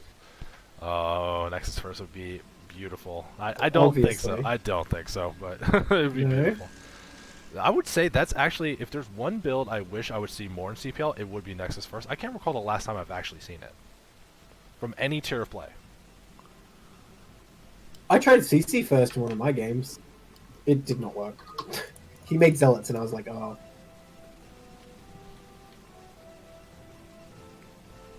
Yeah, CC first. Also, like one of those things that could work out well, but I don't know. Like it just feels like everyone's very comfortable. It's like I don't need a big advantage. Just get me through the early game. I want to let's actually play the game. That seems to be the mentality of a lot of players in this league. I suppose. I mean, it's not a bad attitude to have, but when it comes to the match, you're not here to learn. You're here to win. Come on. So I'd say pull out all the cheats you can. Oh yeah, it's grand finals. Take the win. Yeah, I'm gonna say like on ladder, I'm not going like 3-star board Wraith like we saw. I'm just like, all right, well, if I really want to crush him, kind of what he's doing with the utmost. What is this cross scout going on right now? Or maybe he was expecting a proxy, although I say it's not common for Terran. I'm expecting either it is just to check for a proxy, which like you said, is not common for Terran. It's not. I don't think it's a good build on this map just because it's too hard. You have too much time for pros to set up. But if he confirms that his opponent's not cross ones, that might change the decision between like going like one gate into Nexus versus like maybe getting like a 10-21 gates. He has the time to make that decision. Yeah, I suppose that actually does make sense because yeah, you don't really care which close position Terran is at, do you? Just as long as they are in close position. Oh, this is a kind of cool SimCity we see from Terran. That's like Marine safe haven in there. You run a Marine in there, Zealot can actually get inside. I mean, I don't know if the Marine's going to be able to help you survive, but he'll be okay. Well, that's really funny, but we do see Martial not pulling guys out of the gas, just doing it now, actually. I was like, oh, he's going to go 2-factory, but... No, we're back to tier 2 where nothing is certain. Yeah, well, he did end up pulling guys out, so looking like they're going to set up for that early expansion, but... And we're not seeing like a second gate or anything from Precision, doing a very safe kind of one gate, just get the units up, and I'm expecting it to either be a Nexus or a Robo. A lot of players, like, no one likes doing the 2-gate things. Why is it just me? I love the 2-gate thing. Oh, you know what? He was going 2-fac after all. What? Yeah. It's 2-fac. Let's go. So, we'll see, yeah, if Pete, having scouted that it is close positions, see if what his adaptation is. I guess he's not going to go for 21 next year. There you go. It is the one-base Robo. Or, you know what? I quite like this for Pete. Maybe if he doesn't get the extra gates down, though. I don't know if he's assuming 2-fac or what at this point. We'll see. I mean, we saw in the other series that Mayam Noob was able to punish this quite easily with a 2-fac. I mean, I would also be like, because we saw the Martial did pull guys out of gas for a little bit. The scout was there and saw that. I would be like, oh, you're expanding. I'm going to start prepping my double expand now. We're fine. Like, I think this could really hit hard for Martial if he commits to doing this big push. And Oh, maybe that's why he did it. It was just a fake out. yeah, that's great mind games to pull out in grand finals. Oh, there's that Nexus. Yeah, for sure, for sure. I mean, this kind of plays into what I was saying, doesn't it? They're not here to learn. He's not here to be like, okay, let's see how I go in my 1230 max at. He's here to be like, 2-fac, die. Get out of my game, Protoss. And it's actually And he's going for the double add-on version here. yeah, it's going to be a lot of tanks, a lot of muscle behind this, or if he wants to just get a lot of upgrades up online for those vultures. But I'm expecting just a couple tanks push across. You got plenty of Marines here. Stopping the Marine production. I think once you get to like, what, 3 tanks you push across with this? Yes, that's exactly right. Rally vultures, basically, with mines and siege. Now, this is interesting, though. We're seeing from Precision. He's got that shuttle on the way, support base. So this is actually a very fast Reaver. This could be good to help defend against this, but that does mean you have very few actual ground units. So you got to be very careful about how you actually play with the units you have available to you. Well, a couple of things to say about this. I feel like technically this would be in Terran's favor because he can push across and get a decent position before the Reaver's actually out. And it is possible to just micro against it. But a couple of factors here. Main one I'm looking at is this really just looks like DT from Terran's point of view because Protoss blocks the ramp and is like not moving down, and there's like a probe just scatting a natural. Like that really looks like DT in this scenario. The second thing is like the micro can definitely go Protoss's way, especially if they catch Terran unawares or if they just counter right away to their SCVs. Because the thing is, if it was like a super fast Reaver timing of that expansion, I would say definitely it crushes 2-fac. But since it's a bit delayed, I'd say Terran can probably get in here. But the Reaver is almost finished. You might have time here. It all comes down to the engagement. Oh, Yeah, sorry, you go. This Goon Scout moving across the map. Gonna see the stuff pushing across. See a bunch of tanks. And if he loses, like, he can't lose any of these goons right now. Every unit is so important to help defend against this. And there's actually still an SCV in the natural. Sees how much is actually mining these base. And Terran just Terran just walking right across, getting set up. Has plenty of SCVs too. And Siege gonna start whittling down these. But here comes that shuttle. Let's see if he gets something done. It's actually choosing just to counterattack and trade damage. It's not being used for defense. I don't like this. Here's the thing, right? Terran is producing another tank at home. I mean, the Reaver's going to do a lot of damage, I think, but the question is how much damage will Protoss take? The thing is, with Siege Mode finished, it would be very difficult to actually get the engage on the army here. So I don't know. I think I agree with you that this is not going to work out in Protoss' favor. We'll see. There is nothing to defend here. One Marine, one tank coming out, and I feel like on the margins that can take out that Reaver. Oh, he needs to shoot the Reaver. Just ignores it so far. Uh-oh. Okay, that tank's sieging up, actually. Oh, gets a hit. Every siege hit he gets here is enormous. Only one siege hit more would kill that Reaver. Oh, that's Scarab. Meanwhile, the Nexus taking fire only from a Vulture. Martial not really microing his units down the Protoss expansion here. But he does have the position where ultimately he will be able to clean up that expansion. Oh, that's a huge hit. That's a... Oh, that Reaver's so close to death. The shield's just regenerated enough. I'm sure that would kill it. If he drops next to these tanks, these SCVs might finish the job. Oh, where's the Reaver? The turret coming up. If that turret finishes... Oh my god. Oh, there's so many SCVs there. Kill it. Oh, it doesn't get the shot on the SCVs. Oh. My god. I was about to talk it up. So smart to unsiege the tanks there, knowing it's like, oh, you just gotta hit it one But then more he time didn't with shoot anything, them. and then they try to siege Yeah. again. So this Reaver actually gonna be able to escape, get back home. Now this Nexus is still taking a lot of damage, but since the tanks aren't actually hitting, it still has about a third of its health left. And it's, while Terran's taking their own expansion instead, like I'm surprised Protoss how has well it's went. Protoss has no observatory, and Terran does have a natural, so I'm pretty sure this is death for Protoss. The observatory is just coming up right now. And then this is what I was saying, right? It's like you can't really stop the push. There isn't really time for that, because Terran will get sieged up in a decent enough position. The Reaver can't really break it. And this counter just, it's hard for it to do enough. You can see how it could have gone Protoss' way, but on balance, it usually ends up something like this, I think, with this type of Reaver build. So yeah, unfortunately, I think, unless Harass can still go down, I think Pete's in a terrible position. Now, he can elevate it here, which looks like he's going to do. He could definitely just come across as some kind of surprise attack to come back into this, but I definitely think economically, Terran will take the lead, even though his SCV count has been diminished with these two CCs. It actually has a second shuttle to help get this done faster, Yeah, so this might be able that's to... kind of funny. The Terran's not in a great position if he does get approached from the south side, but having that extra expansion up, you can see Martial took a lot of damage, but that SCV count almost equalized already, and should be feeling pretty comfortable with the spot they're in. But let's see how this elevator attack goes from the Protoss, if they can break out of this position and retake that natural. Yeah, I mean, if he's going to try and attack this contained position, I can't see that working. I think a better move would be trying to counter. Because, yeah, I just don't see Protoss having an efficient break of this. Maybe he would break it and like, take his own Nexus by such time as the Terran is fine anyway.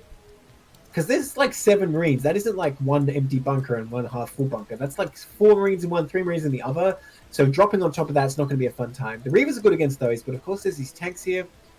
I guess the one thing in Protoss' favor is the fact that 2 tanks are at home to defend against Reavers.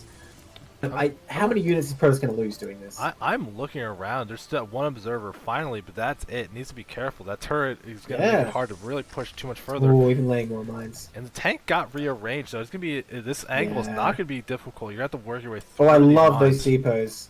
Those depots are beautiful. This is the beauty of Terran right here. It's building buildings.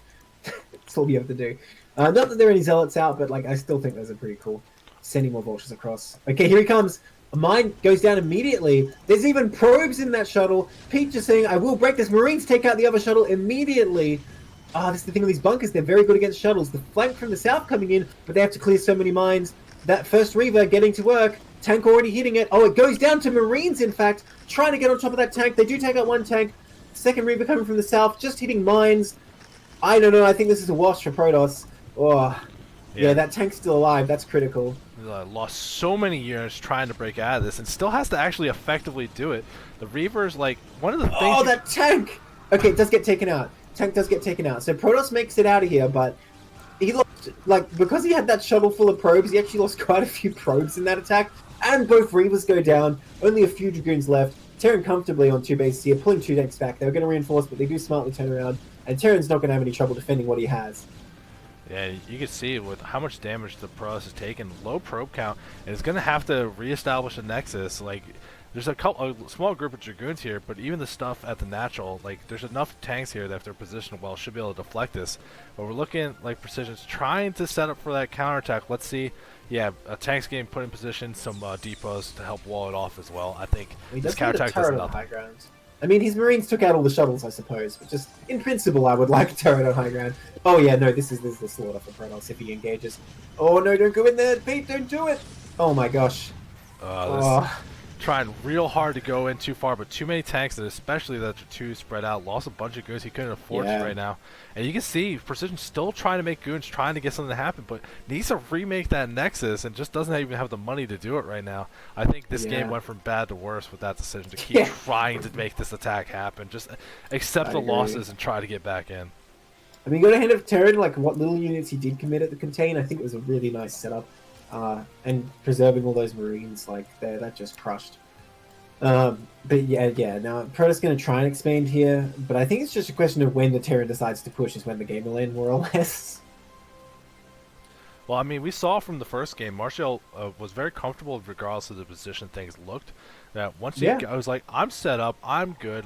I can macro up. I'm not in a rush. Feels very comfortable playing that longer game. And given, like, especially looking at the position it is now, I wouldn't be trying to push out because I feel like that's the way you lose. Like, you just try to push out too early.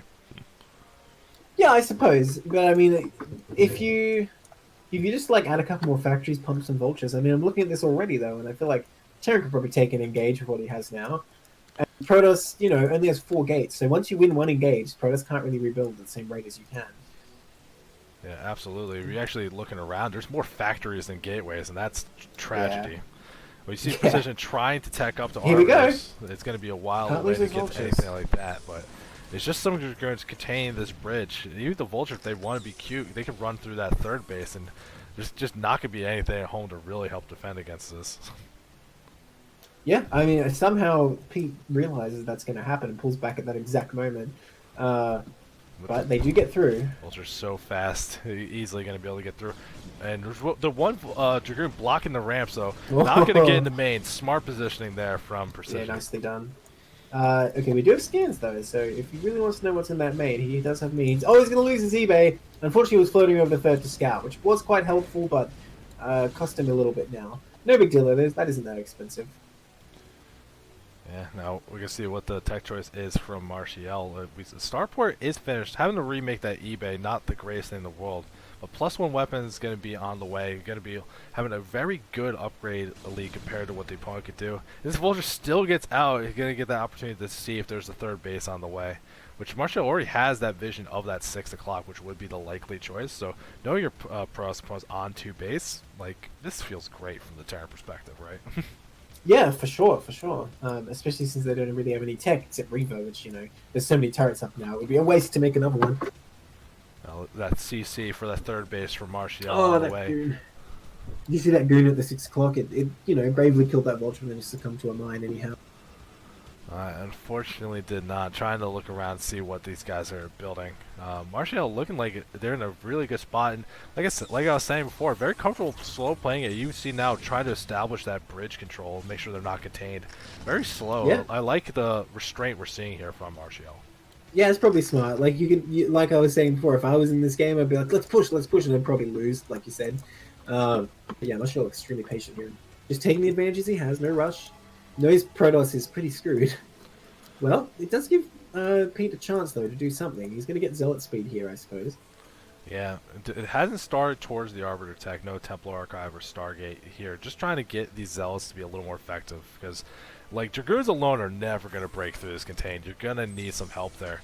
And if you could save those shuttles from earlier, that would make things so much easier. But losing those, just Precision's going to have to really think about how to balance their army. But this still looks bad. A couple observers seeing exactly how strong the Terran position is. Yeah, it's almost like these observers are a disadvantage. You'd rather just not know. Okay, Terran not really moving his army very well, though. These Vultures going to get picked off for free by these goons. That's pretty unfortunate. Okay, they do pull back. Yeah, Terran having some trouble moving his army across this bridge. I think he wants to move to the 3, try and secure it, maybe. But yeah, just having trouble finding the right position. Okay, Protoss army coming up to 3. CC coming down as well. Just in time to deny this third. It's going to make it so difficult to break up. There's still a lot of muscle, though, for Terran, but always trying to siege through a high ground advantage against Dragoons. That's never a fun time. Oh, running into mines at the front as well. At the same time, Pete was trying to attack across the bridge, but there's so many mines there. He's just getting slaughtered. Oh, so much damage going down. Yeah, Protoss army actually getting annihilated in this attempt to deny the third. Yeah, I mean, supplies seem pretty even compared to where they started at, but Like, this isn't this defense of the third didn't stop the CC from landing. Trying to reinforce it with more. I think this is like all in on like, no, I gotta stop this. I gotta get something done. But the siege tank's already well set up. These goons are definitely trapped now, and I don't think they can get out if they tried. Yeah, for sure. Yeah, this might be. I don't know. Pete might tap out here because he's lost so many goons now. I mean, I guess if he didn't give up before, he's not going to give up now, right?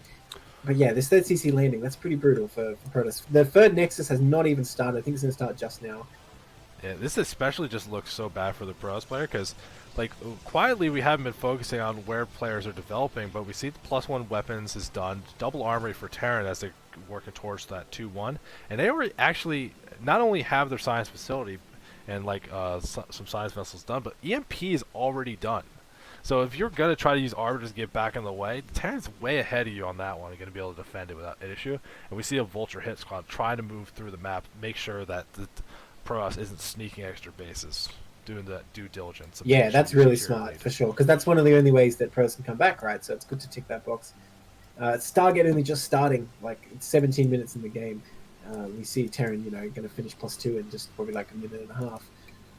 I mean, I don't like Martial's base layout, though, because all these factories are down here in the bottom right. They're really better off near the ramp. But nonetheless, he gets the factories he needs, even if they're in a dodgy spot. Yeah, I'll take the factories I want to have in a bad position compared to a good position, but like having 9 factories right now when you have this big economic lead over your opponent, you can see that third base from Protoss just about to finish the Nexus. So like that, there's such a good economic advantage for Protoss here, or for Terran, not for Protoss. For Terran, yeah. I know what you meant.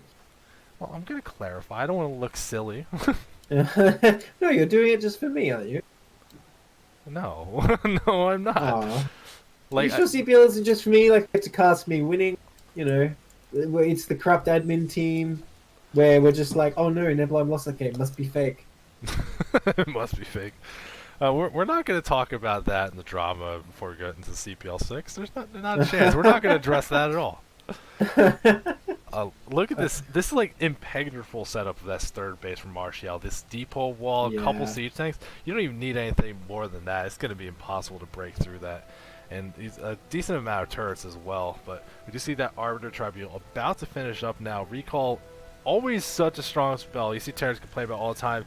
But I think even at this point, it's just not going to be enough to equalize this game. We'll see. Well, I think I stand by what I said. Just as soon as Terran decides to push is when the game will end here. I mean, he's waiting for Max, I think. And he has +2 now. Yeah, I don't think there's even going to be a stasis ready before Terran pushes here. I might be wrong about that. Yeah, I mean, it'd be far away. I do like the decision here from Precision, actually getting Psystorm, realizing I might need a little help actually killing some stuff. And Psystorm is a very good spell, especially against tanks once they're set up in a position. As long as you get the opportunity to cast it before they get killed. Yeah, that's right. That's the tough part, because tanks just delete them. I just love Psystorm in this matchup, and I see so few people do it, but it feels great. It feels Yeah. amazing. I mean, it does cost a lot of gas, right? You gotta wonder, like, every Psystorm is like half a stasis you could have had, more or less. But yeah, it is pretty good. It's just the execution difficulty, I think. Trying to like land those Templars down from a shuttle or something and cast a storm before they get deleted is quite difficult. Alright, here comes Terran though. Coming out with a scary army here. And no Arbiter out yet. It's still on the way, man. Arbiters take so long to build. Which takes longer, Carrier or Arbiter? Surely it's Carrier. It might be close. It actually might even be the same. They're both. They take so They take long. forever. Yeah. Okay, so Protoss forced to retreat here. Actually got kind of a nice Mind Dragon, 2 Vultures there, but that's not the level of efficiency he's going to need here. Even Vultures just hounding this Protoss army, but now they have to turn around. Alright, the Storm's going to be available in a second here. I love this position though from Martial, pushing down that right side, but already put mines and vultures in the middle to make sure they're not going to get flanked through. There's just this big one fight. Good concave from Dragoons, but is it enough to actually get anything done? So good D-matrixes on elite tanks to make sure they don't get killed. Yeah. Realizing there's no Arbiters out, he's just going, well, might as well use this energy. And that makes it so tough for Protoss. To be honest, D-matrix unsieged tanks are actually really dangerous. Oh, that Storm goes on both the D-matrix tanks. Oh, how unfortunate. Without even sieging, Terran just going to roll through this army. The Arbiter comes out, but he's too late. All his friends are already dead. And, wow, look at all that blue goo. GG. It's a 2-0 for Martial. Oh, man. That game looked very convincing, too. I feel like it's so hard in these situations to try to get some things done. It's like, oh, like, I'm going to be cute. I'm going to try to do this thing. But Martial just being like, I'm getting 3 bases. I'm getting my upgrades. We're good to go. playing that like just inevitable Terran late game that so many pro players have so much trouble fighting. Yeah, I feel like after that game, you'd be feeling like pretty smug. You wouldn't be like, hyped up. You'd be like, yes, like, I won that close game. You'd just be like, yep, that's right. Took him down, no problem. Just, standard play. I think I should be feeling pretty good with myself after that one. All right, well, we're going into our 5th set here, and we're done seeing Terran. We're tired of Terran. It's gonna be PVZ. Aw. Aw. PVZ. What do you mean? Aw, come on. I love Terran. I know you love Terran, but that's Terran up 50 supply, Terran's delight. That doesn't even rhyme. I mean, but it's true. Yeah, it is true. It is very true.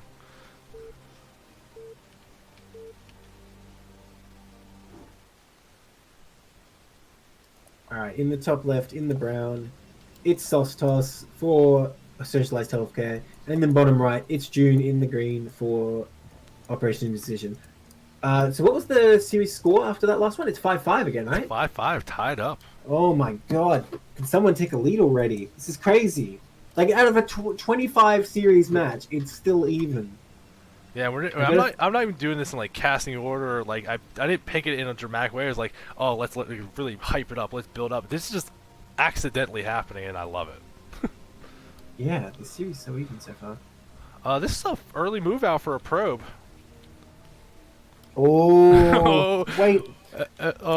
Surely you can't. Yeah, you Surely can. You can't proxy in base against a Zerg. Well, I don't think I it think has he to can be. proxy on the map. Yeah, he's gonna go to the 3 o'clock. I feel like. Oh my god. Overwatch, just a brutal cheese map. Just delete it, please. Oh my god. I mean, I appreciate doing an opening like this, though. You know exactly how much time before that Overlord gets to see, oh, there's not a pylon at the natural. Yeah, like the exact moment you notice that is like when it's too late, isn't it? And we're gonna see. So the Overlord's on the way. Is June at least gonna do an overpool, or I don't see anything making a pool yet. Don't tell me this is the game you choose to go hatch first. Not like this. Oh, on Overwatch? No. Oh, on Overwatch of all maps. Oh, you're right, it is too. Well, if you can hold off initially, this works out quite well, because you have the creep for a colony, you have the lava for lings. Oh man, sure you're suspicious when it's like, where's the probe, Where's the probe? It's coming now, but like, where was it? Oh no. Yeah, definitely unfortunate. He's gonna see that hatchery started, and Sauce is probably already playing game 2. I have no idea how June's gonna hold this. Oh my god. Yeah, pretty much. Yeah, Sauce just like sees this, he just like gets out the build for game 2. Just playing with one hand, sending the zealots. Well, I don't know. Look, it's not over. It's not over. Like I said, June Zerg made does have another some drone. advantages He from didn't this. even rush the spawn pool. Jesus. He wants to die. This is a man with a death wish. Oh. It's sending that drone scout across. It's gonna get there in time to see that this is not a great situation to be in. These zealots on the way, and there's just not that spawn pool is not gonna be finished anywhere remotely in time to help defend this. And unfortunately, even just like that hatchery at the thing, maybe if you get some sunkets up, but without the spawning pool, you can't transform. I really have no idea how this gets held from Zerg. I want to cast this oh, it's gonna be hype, but you do it. I can't do it. Here's how Zerg wins. You sack the natural, you just get a sunken and SimCity in the main. Unfortunately, he did not put the pool in a SimCity position, but he should be able to do it. And then you proxy a hatch on the map and send speedlings into their base, because there's no buildings there. There's nothing there. 6 speedlings show up in this Protoss main, the game is over. But Protoss not taking the bait, not going for that natural, but you can micro the drones. This is definitely possible for Zerg. If you could just get a sunken up, oh, but he's not trying yet. Oh, that drone! He pulls it back. Nice micro so far. Gotta get that probe. No, just running. Alright.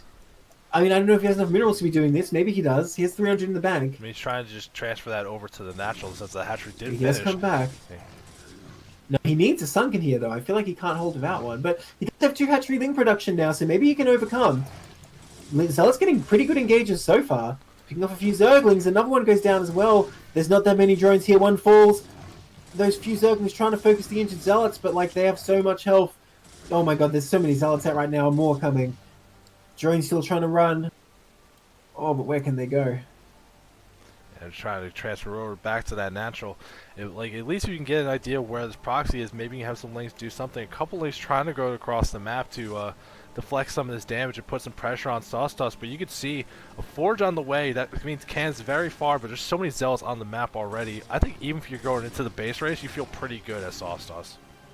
Well, don't forget the win conditions of StarCraft is killing all enemy buildings, and Zerglings do damage to buildings quickly, but not that quickly. GG. June knows his beat. Damn, brutal takedown by Solstas. He picked the right build, that's for sure. Oh, freaking Overwatch. Of course, Yeah. of course. Yeah, that was like the worst possible build matchup you can get, basically. I mean, I do love the commitment. It takes a lot of courage to actually Yeah, for proxy sure. gates against Zerg. That's such a Oh, yeah. dangerous kind of thing. And if that was just like a normal overpool opening, which you see like 90% of the time, right? Like that gets held. I think. Well, if it's 9 pool speed, you just look really silly because you made this proxy and then you send zealots back to your own base, right? So I agree, it is kind of brave. Yeah, but reading the thing, I think June's reputation for playing macro games is getting ahead of them. Maybe. Yeah, maybe. Alright, in the bottom left, in the brown, it's Solstas, currently up one game with some shenanigans. In the bottom right, in the teal, it's June. Alright. It is also Lag, the unwanted third player in the game. Yeah, that's brutal. Kick that guy. I mean, that guy's cool. Like we can we can I hang don't out with know. that guy. Oh yeah, he helps me out in TVZ a lot, but other matchups I'm not so sure. Yeah, I'm not gonna say about how lag helps or doesn't help my Protoss strategies. We're not gonna address that. I think lag adds like 2 damage to zealots punching you when you can't migrate. basically. No, look, if it's like a game, I'm pleased because I'm pretty used to it. Whereas other people can sometimes get flustered by it, which I think is just an advantage. What is it like? You're like Bane. I was born in it. Yeah, exactly, dude. I quote that all the time. That's exactly it. Born in the lag, Yo, raised is by the this? lag. All right, this is not the early probe. I'm like now I'm like looking like, oh, what if happens Twice again? in a row. Well, you just guess like 25% chance I just get the 2-0. God, that'd be brutal. Imagine if you did. I mean, you just have to do an early probe scout to actually find it in time, because especially with the Overlord moving, you could check the spots that will help you eliminate some options.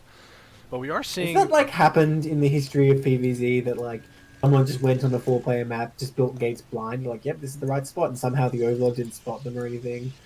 I don't know about PvZ, but I've had that happen to me with a 4-pool. Oh yeah, I've had it happen in TVP where like on Fighting Spirit they came and built gates in my main without even scouting. I don't know if they like listened for minerals or something. I really don't know. But when I watched the replay, I was just like, how? Well, I mean, things can happen, but we are seeing Sauce actually just going for a forward expand. I'm a little surprised it doesn't put on the aggression that we saw in Game 1. And June, learning the lesson, going for that overpool, not going to risk doing the hatch first again. Yeah, for sure. And I mean, it's kind of disappointing because I would have said had a Fighting Spirit be a good map for it. If only he swapped the builds around. yeah, and we see that Overlord finds this little wall off, so June maybe a breath of relief after what happened in Game 1, and actually reacting very quick to bring the drone back. Was seeing that he doesn't need to scout around, but actually still looking around. I'm a little surprised to see this from June, that he pulled the drone back and is doing it again anyway. Yeah. Well, he really wants to build a hatchery here. That probe not even like checking properly, really. Okay, looks like Sauce just wanted to make a Nexus there, but he changed his mind. He's gonna make a gateway now. Ooh, do you see this in that corner by that 3 I o'clock do base? see that. I do see that. Oh, I love it. This is what I want to see when I see PvZ. But you gotta wait till he puts the hatchery down. So I don't know. Maybe he should just cancel that. Well, I guess he needs it for supply, so whatever. But like, come on, you gotta wait till he puts the hatchery down, man. Oh my god, he's gonna do it. Oh no, June, no. Not that he knows, but like, oh. Here's the thing though, why doesn't June just send his lings over? I mean, he's trying to block the ramp, I suppose, probably because he's gonna go for a Hydra bust here. But Sostos is also not putting any cannons down. I mean, yeah, just having that. oh one wait at a the minute, front. what is going on in the Protoss space? We're over here on the Zerg side of the map, like, oh, he's cannon rushing, but he must be expanding behind that. But no, Sostos isn't that predictable. You can't pin him down. You can't understand him. Oh my god, what is this? He is, Oh. and we see June actually getting a lair, so not going to be a 3-hatch Hydra play or Oh. anything. And we're seeing this very heavy gateway commitment. I have no idea what I'm looking at, but I love it. Sauce Toss is really the pinnacle of Protoss play. This is what peak performance looks like. I think he's going to go Dragoons here because he already has gas. I'm pretty sure this is going to be Dragoons. I could be wrong. Maybe he just goes straight for a Citadel, but I would have thought that would kind of take too long. But I might be wrong about that. But there's still no Cyber Core.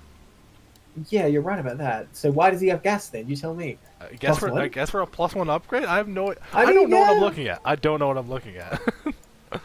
This is amazing. I wish he'd cannon rushed as well, just to add to the pain for Zerg. Then again, you don't want Zerg making a bunch of links, do you?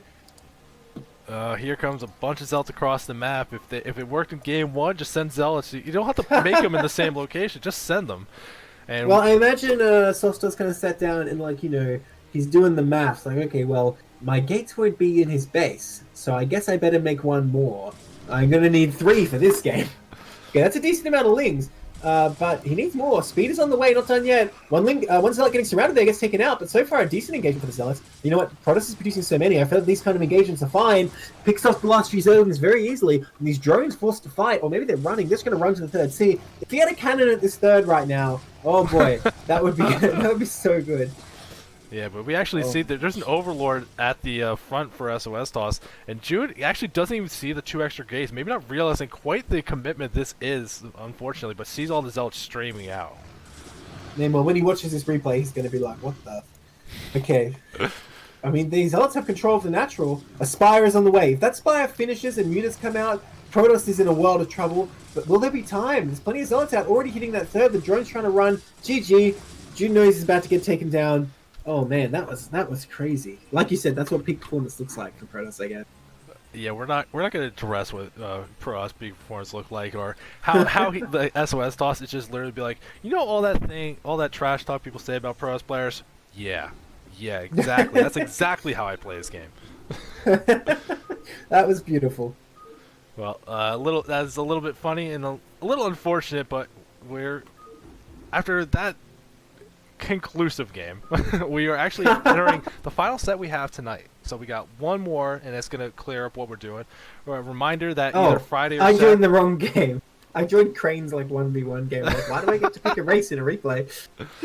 Oh, you can go fight Crane. It's cool. I'll cast by myself. You can just tell us how your game's going. But a little bit of a quick reminder for everybody that this is the last game we're doing tonight for Tier 2, but either Saturday or Sunday we're going to finish up Tier 2. You got 6 more sets ahead of you. That's going to be exciting, and we'll definitely broadcast that on all the Unals channels. But we got one more game tonight. Let's get into that. All right, in the top left, in the blue, we have Avanhoki for Operation Indecision, and the bottom right, it's Inject Printer for Socialized Healthcare. So, Socialized Healthcare going 6-5 now. We'll see if Avanhoki can even it up for our cast today. But it definitely seems like those other Tier 2 casts are going to matter a lot. This is not a one-sided series. It's crazy how neck and neck this is. You know, just when one team pulls ahead, the other one just comes back. Like, you know, a decisive 2-0 maybe. Maybe it's a 2-1. Maybe we'll get to see a 2-1 today. It's all been 2-0s so far, hasn't it? Oh no, there was 1-2-1. Yeah, there's 1-2-1. We saw it Neosylphid one time. Yeah. It was Wire Noob versus somebody, wasn't it? Yeah, somebody. I'm thinking about the game we are now because we've seen a lot of very interesting and crazy plays from everybody. And PvP, I feel like if there's going to be a matchup where it's like, what if games don't go as expected, PvP might be the matchup to really personify that as best as possible. Yeah, I'd agree. Anything can really happen here. So Overwatch PvP, huh? It doesn't have a reverse frame, it's not a flat map. I don't think I've casted PvP like that in a while.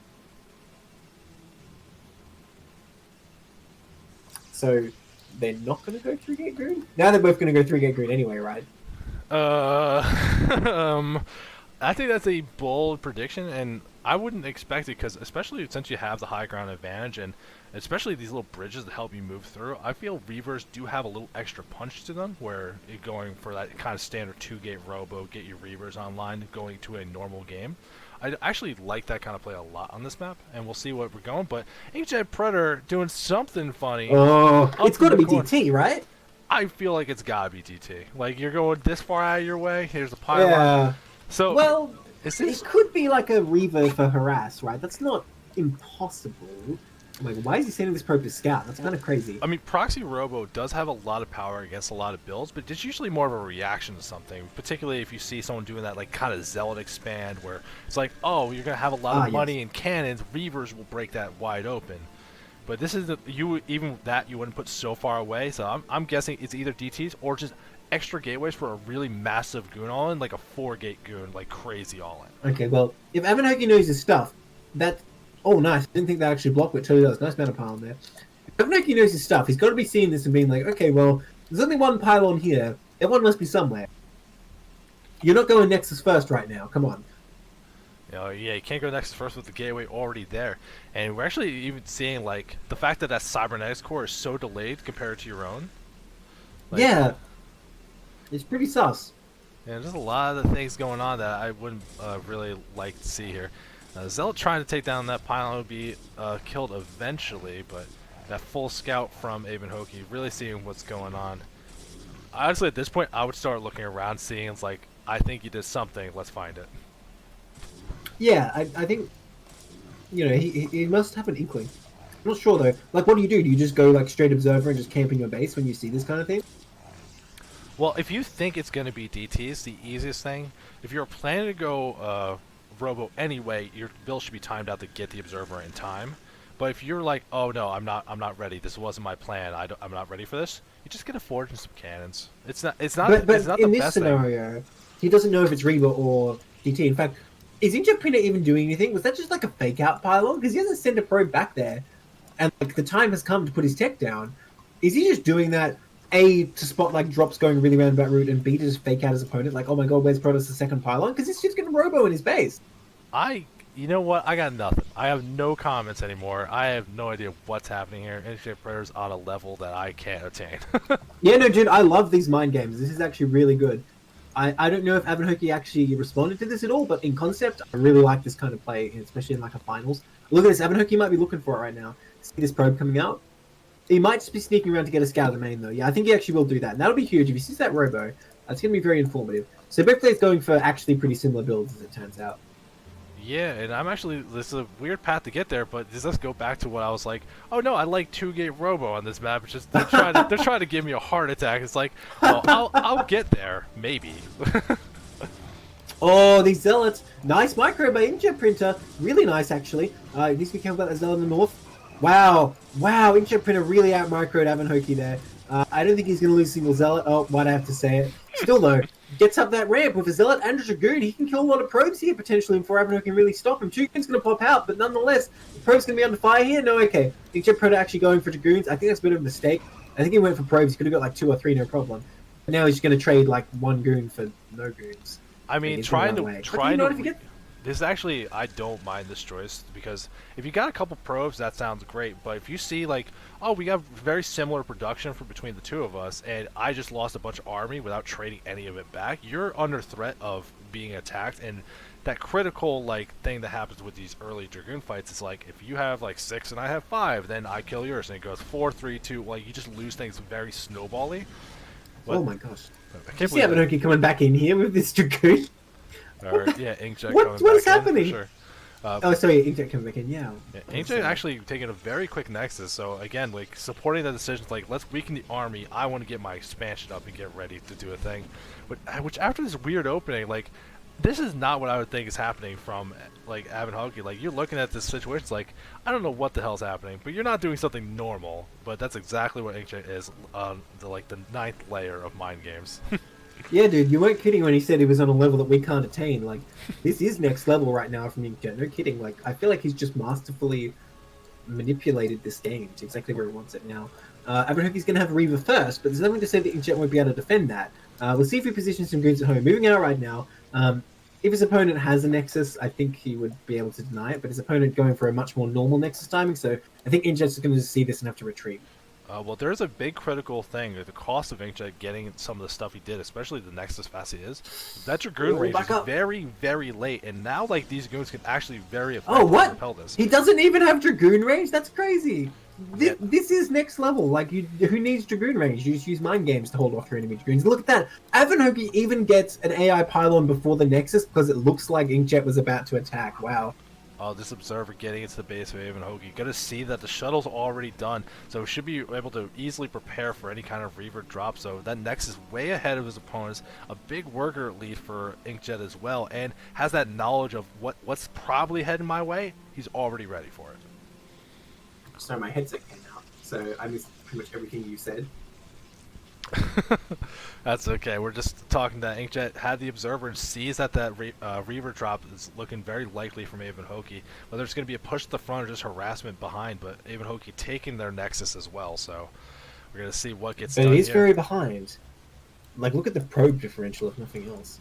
Yeah, no, Avon Hoagie needs to get some damage done to get back in this game. This advantage that we see from Inkjet. He cut corners in a very intelligent way, and that ends up with a very nice advantage that I don't even know how he actually has it. It's a little unbelievable to me to watch this. That Yeah. he's not getting punished for some of the choices he made. I wonder if Avon Hoagie will go for the harass here, or if he's just going to chill. I don't think he's aware of Inkjet's Nexus timing at this time. This probe might come in and have a look. Well, seeing that the third base isn't there, always nice information, but I think anyone taking 3 bases that fast in PvP, that is someone in a world that we don't actually exist on. Taking expanses that fast isn't really an option. We do see Avon Hoagie just adding on some extra gateways now, looking like they're gearing up for some kind of a big push eventually. But So, Avon Hoagie does confirm Inkjet's Nexus. He has the goon count right now. Obviously, the Reaver's even. I don't know if he wants to come across an attack here, though. And it looks like he will go for the harass. He even has a goon that shuttle. Man, it's kind of risky to send this shuttle out on its own without moving your goon army out. He did scout that area with a probe before. Oh my god! what if these shuttles fly into each other? Like, what Well, if they Avon see Hoagie each has other? a dragoon. Inkjet doesn't know. Avon Hoagie has a bad feeling. The pilot's like, you know what? We're not going down there today. Turn around. Oh my god. That's unbelievable. We already see Inkjet trying to get some pylons around the map, get that extra vision to give him some warning.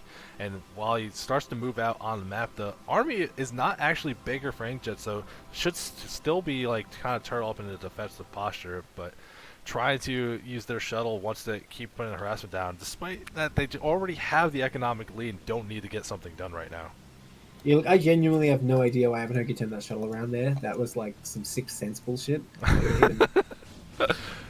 Well, we see Inkjet trying to go across that bridge. Terrible position. Like, there's always gonna be goons like ready. But here comes that Reaver drop here. First It shot doesn't on even the hit the goon. probes! First shot on the goon. So it Dude, takes this out. is like, that's like a mana Reaver. Like, I could have killed all your probes, but I don't need to. I'm just gonna go back. Oh my god. Yeah, clearly sending a message like, listen, Yeah, that's right. listen. I want to play a long game. I'll be nice. This is an early Christmas for you. Here's the gift. And then it's like, oh, you didn't want it? And he's like, fine, I'll give you the Reaver. Like, holds it out in his hand. Then when Avon Hoagie tries to grab it, he pulls it back. Like, oh, what's wrong? What's wrong? You can't grab the Reaver? Like, that's basically what's happening here.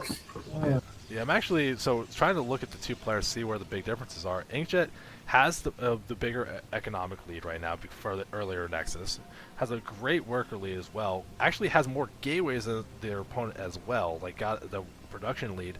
And really the only thing Avon Hoagie has going for them is that at least they have that Citadel, so they might have a tech advantage, but they're not even rushing towards Templars right now. So everything kind of just looking great for Inkjet. It was a weird path to get here, but everything just looks pretty solid. Avon Hoagie has a probe at the 12, though, looking like they might be thinking about that third base. Oh, maybe it's for drop, but maybe he's also getting the Nexus. Like, I think Jet's going to take a good position on the map here because he has those pylons to spot for drops coming in, and just in general, he's been moving around a bit more, making sure the enemy army isn't there. And Avon Hoagie's in his defensive posture after that Reaver scare, like that Reaver jump scare that it's one of those jump scares that just disappears, nothing actually happens to you.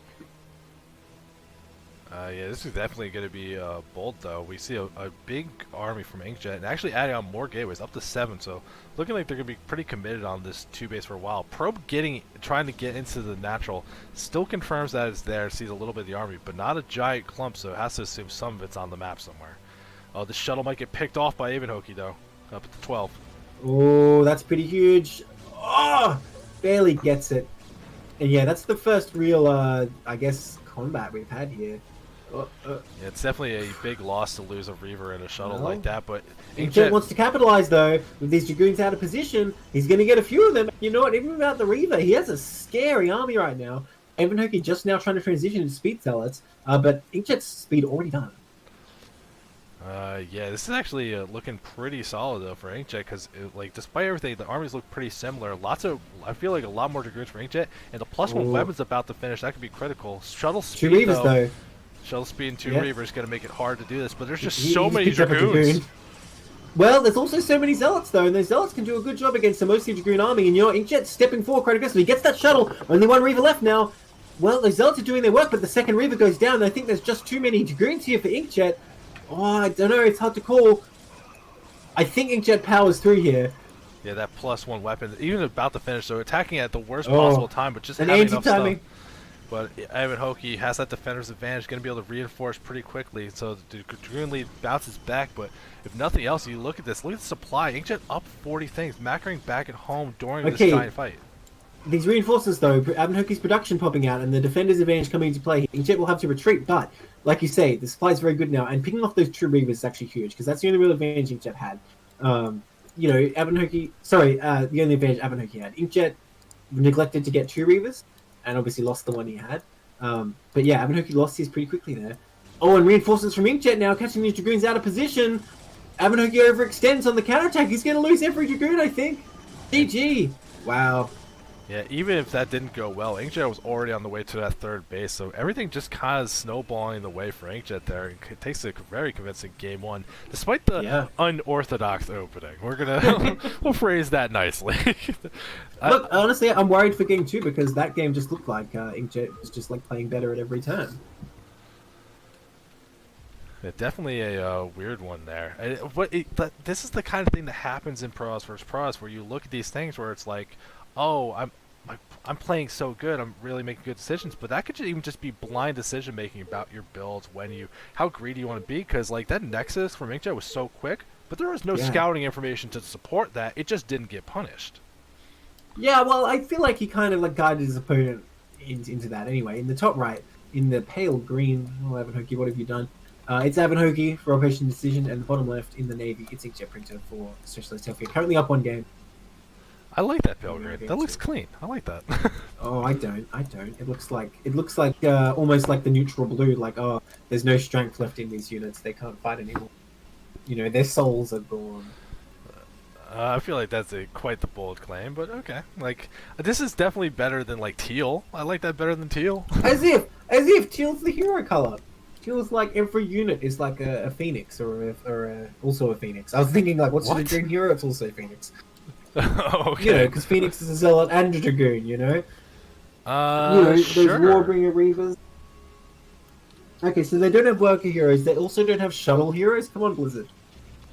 I mean, do you want a hero shuttle, like a shuttle with 500 health, just going on your turrets or Dude, nerds? imagine doing storm drops with that. Like, what can anyone do against that?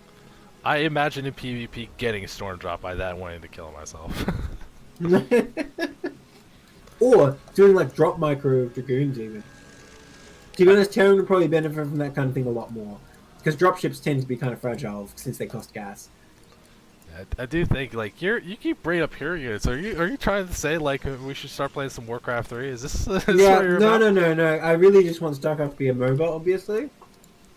I mean, I'd be down for that, but they already made that. It's called Heroes Oh, of I Storm, wouldn't. and it's not that No, I good. wouldn't. I'm not a MOBA fan, that's for sure. Inkjet, look at this probe. He's doing it again, being weird, or just maybe scouting for. This is like the high level. Like I'm gonna take that 33% chance to win the game right now, Proxy. So, do you think Inkjet keeps his pylon as potentially he might want to set up proxy just as the option, or it's just a spot drops? I think it's like this is actually kind of cool. I've never really thought. Oh, by about the way, this. Ivan Hoki actually scouted the middle for a proxy. Yeah, respecting the choice there. Even though that's not what happened in game 1, seeing the opponent might be playing some weird stuff, willing to make that choice.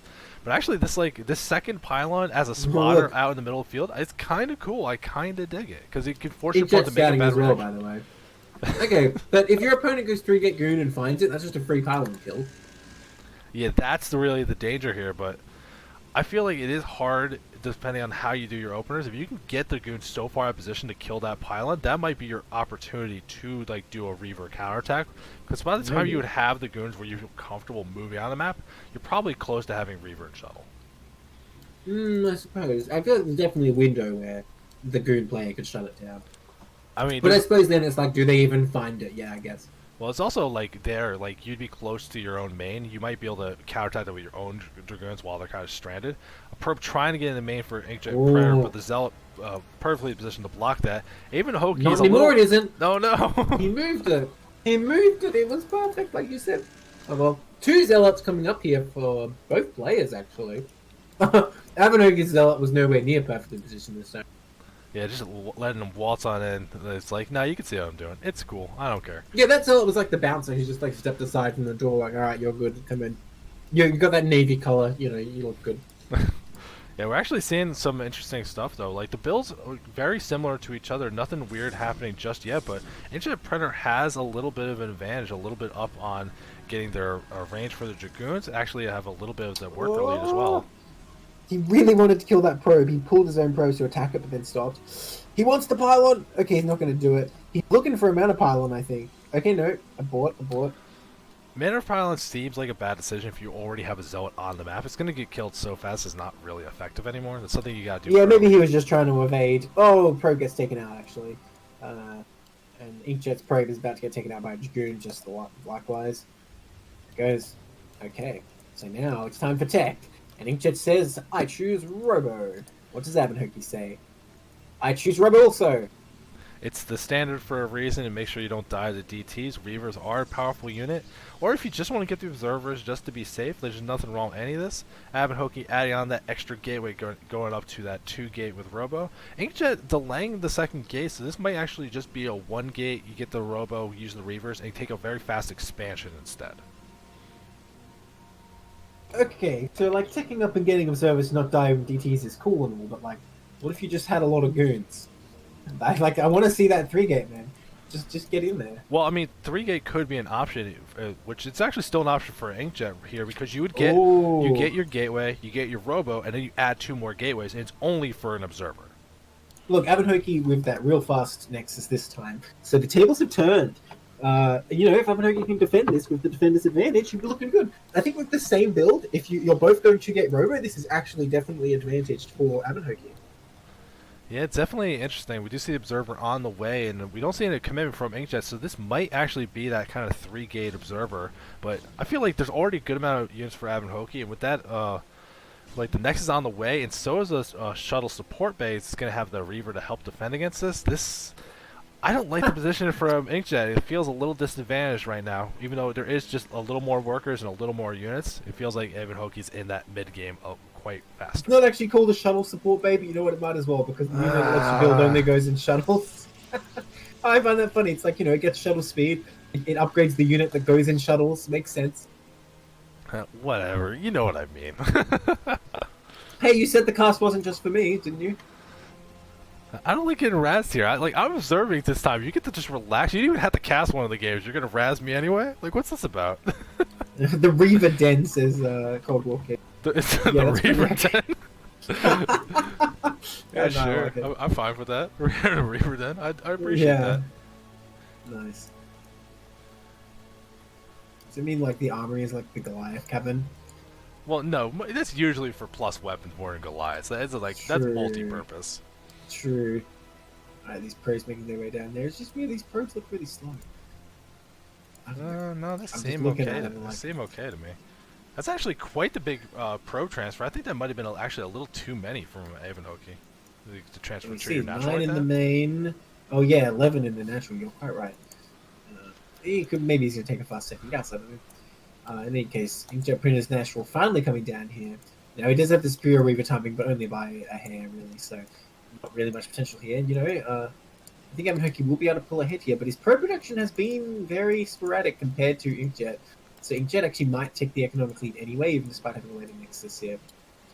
I feel like it was a lot of commitment from Avonhoki to get all this tech and to get this Nexus online so fast. Hadn't cut some corners to get there. So like when this Nexus gets finished from Inkjet, he actually might still just have a pro bleed. It's a little unbelievable to me, but it's definitely possible. Yeah, I guess it goes to show strategy isn't the main thing; it's really mechanics. Inkjet getting a great scout off with the Observer knows what's going on here. I think he'll be able to prepare for Reaver pretty well, just like last game. Already some goons getting set up in the main there. Yeah, I actually love this position from Aben Hoki though. Realizing how fast they took the natural, they're really committing to just building Reavers. No shuttle, just wants that muscle to make sure they can defend this and get that 2 base up comfortably. Reavers are just a bunch of Hydras in an explosive slug suit. Why do they kill their own kind then? I mean, they transfer to the other team like it's that betrayal arc, you know, that you got to do that true right. anime opening. Like when the Reaver suit peels back, they're like, it was you, Hydralisk, all along. Yes, and I do it again. Yeah, exactly. I mean, Death to the Overmind. You can't trust Hydras. Like, would you ever be able to say I trust a Hydralist? They're Hell definitely no. they're devious. Yeah, I definitely agree with that. I mean, you even look at their like body shape. It's like, I don't know, man. Don't trust that thing. Okay, so Abenhoki went for the double Reaver before shuttle here, presumably because he's worried about a timing coming in. But both players still sitting back here. I wonder if Inkjet's going to go for the harass here with that shuttle position. He does have this observer in Abenhoki's base, so you know he can see where the Reavers are. Oh, Abenhoki loads up. I wondered if he was going to leave and they were going to cross paths again. Maybe Inkjet just sends this shuttle out to see an incoming shuttle. Maybe I don't know. I mean, I feel like moving out with the shuttle here, if you want to like try to open up your opponent, but if you're seeing Inkjet in a pretty good position here with the Dragoons, making sure that there isn't going to be a shuttle that just waltzes into the main and really gets something done.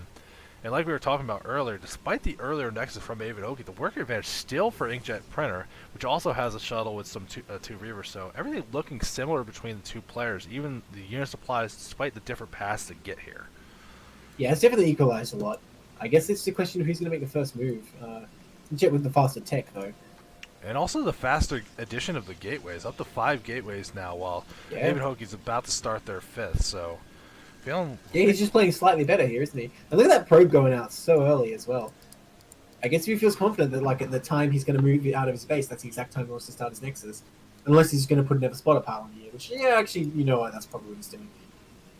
Yeah, both players being very conservative, but the one big advantage that Aben Hoki just putting down now, that Templar Archive's already on the way. And that can be so helpful in defending against Reavers, because Storm hits the shuttle and also hits the Reaver you drop from the shuttle, so it can kill everything all at once. Yeah, for sure. It's extremely strong, just against armies in general. We were talking about the worker production of Aben Hoki and actually pulling ahead quite a bit, while Inkjet looking like they're trying to set up over to the side, but maybe that is just spotter pylons. And finally, we're seeing an army move out from Inkjet onto the middle of the map, but there's plenty of Reavers here, there's plenty of Dragoons. Trying to push across that bridge feels very difficult, especially with the unit supplies being so even. Okay, so I'm interested that Inkjet went all the way across the air to this third. I mean, is he going to try and attack from an unexpected angle here? I don't know about this, because his army needs to really get together. He's already given it away, so Abenhoki sees it. I mean, he's got... It looks like... Ooh, look at that. It's actually going to cover... That shuttle can fake out if it wants to go in the main or not. Yeah. So this could open up an opportunity. Split. Oh, bit of bad armor control there. 2 Dragoons going the wrong way, getting split off. But looks like the harass will go down here. It's going in. No shuttle speed, but committing anyway. But at the same time, Abenhoki's saying, okay, well, if your Reavers aren't here, I'm going to take a fight. But how many probes will fall? And Inkjet just going to run his army away. That giant shot. That probe lead immediately got equalized from Inkjet Predator with that one Reaver drop. And that managed but how to is escape. this Reaver... How are these Reavers going to get out, though? They have not escaped yet. I mean, I guess they can come over the high ground here. It looks like they might make it. The Dragoons trying to move to cut them off. They're going to focus that shuttle. 1 volley, 2 volleys. The Reavers have to drop, but now Inkjet, I think, can take this fight. The Reavers might fall, but how much damage has been done? I mean, Reaver's definitely not even falling. Aben Hoki losing that fight in a tragic fashion. Tons of probes going down. But now also, like, you have a good amount of goons and some Reavers. Like, you don't have the shuttle to move them, but you can still slow push the natural if you want to. Inkjet did a ton of damage. Has to feel very good right now.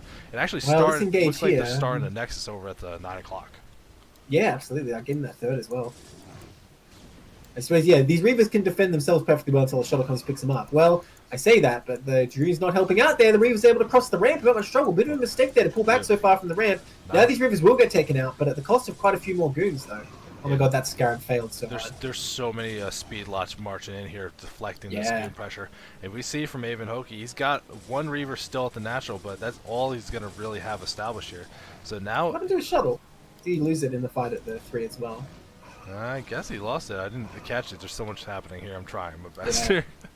Yeah, for sure, for sure. I didn't see it either. Yeah. Inkjet actually having plenty of army here, but actually taking that like smart decision, deciding to recall back and defend that third base they have established here with a big worker Well, you lead. say Now, that, but nothing actually at third base. Even if you might just walk in there and kill it before Inkjet can react. Probe's going there, but that's not what you want. This is just undefended. Evanhoki's gonna walk right on top of it. well, here comes these units. It's just a lot of probes though. Play opportunity though. Big move from Inkjet to catch us stuff from behind, but we're gonna lose probes and might lose the Nexus. We'll have to see how this fight goes. Well, whichever way it goes, Evanhoki is going to lose a lot of army here. I don't see these Dragoons escaping. And, I don't think he has quite enough to kill the Nexus before Inkjet can stop him. More units coming up the upper ramp of the third. Probes are going down. But Evanhoki has no third of his own right now. And this is most of his army getting lost right here. Now, we do see a big cleanup from Inkjet defending that third base, but here comes one of those things that's just like, if you're not ready, it's going to kill everything. One shuttle moving into the main has a DT into it instead of a Reaver. So let's see if that DT can get a lot of stuff done. We do see that 9 o'clock base get cleaned up. Lost a lot of probes here, but there is a cannon in the main mineral line, so the DT not going to be able to do that. But still, plenty of opportunity to start whittling away at some units or pylons, gateways. Lots of free opportunities. This is going from like deadly to annoying though. With that cannon there. Oh, absolutely! Like that cannon in the main was so smart. Oh, I was going to say if he gets the observatory, that would have been sick. But no, he doesn't actually go for it. Oh, too close to the cannon. Oh, I can't believe he didn't get detected. Okay, yeah, he did get detected. I was going to say. So I think Inkjet anticipating third of the 9 here, 3 rather, might move up. Okay, he's going to go for the natural maybe? I don't know if Evanhoki can resist an attack right now. There's no Templars out. Yeah, we actually see it. There's a lot of supply tied up defending that potential third location of Evanhoki. And now moving out with the shuttle looking to do some counter-attacks. But this is a very impending army from Inkjet with no Reavers at this natural. Like, you need some splash damage to fight off this many speed lots. Look at all those zealots over on the right hiding behind that rock formation. They're like, oh, I don't want to take part in any war. Hell no, I won't go. That's these zealots right now. Here comes the shuttle also moving towards Inkjet's natural. We're going to see if this could be some good harass. There's some Dragoons in position, but one good hit. Oh, no, that Reaver kills lots of probes going through. Oh, that second one even lands. But he's too greedy. He wants more. Oh, I don't know about that. If he kept the Reaver, this would have been a great move, but now I'm not so sure. Well, oh, dear. Like, all these trades of economy and units going through, we see that Evanhoki has a big worker lead and started to work on that third Nexus as well, but with the supplies even, that does mean that Inkjet's army looking a lot more intimidating, and with Evanhoki having to spread out some of his units for defense, like, there's still an opportunity here if you want to go through, but we do see a High Templar on the field with Sidestorm nearing completion from Evanhoki. Once that finishes, it'll be so much harder to push through into the natural. I thought Inkjet got Storm already, right? But he just doesn't have any Templar. Maybe he didn't. I'm not sure about Inkjet. I've been trying to watch it for Evanhoki because I know it's going to be needed for the defense. For sure. I mean, he has another Reaver out. I'm not sure where it is, but he does have one. Evanhoki's got a Reaver up in his main, so there he's got to crawl quite a distance. Probe's getting transferred to the third, but here comes a big attack from Inkjet into the natural. Storm is ready. Storm is ready. Oh, that's a beautiful Storm doing so much damage to those goons in the back. But ultimately, I don't know if it's enough because there's just so many units for Inkjet coming down here. Drops that DT just to sneak to the third, and that might be the perfect move. But there is detection here. Oh no! Inkjet all not the forces of Evanhoki getting whittled down. Inkjet not coming in to attack though. A lot of goons getting caught up in pathing, not going across the bridge, but still a lot of forces looking like they're going to be enough to clean their way through. Whoa, that Reaver! That Reaver just killed 5 zealots with 1 Scarab. That was amazing, but it's not enough. The storms were good, but if he had like 30 seconds more for these other Templars, maybe he could have held here.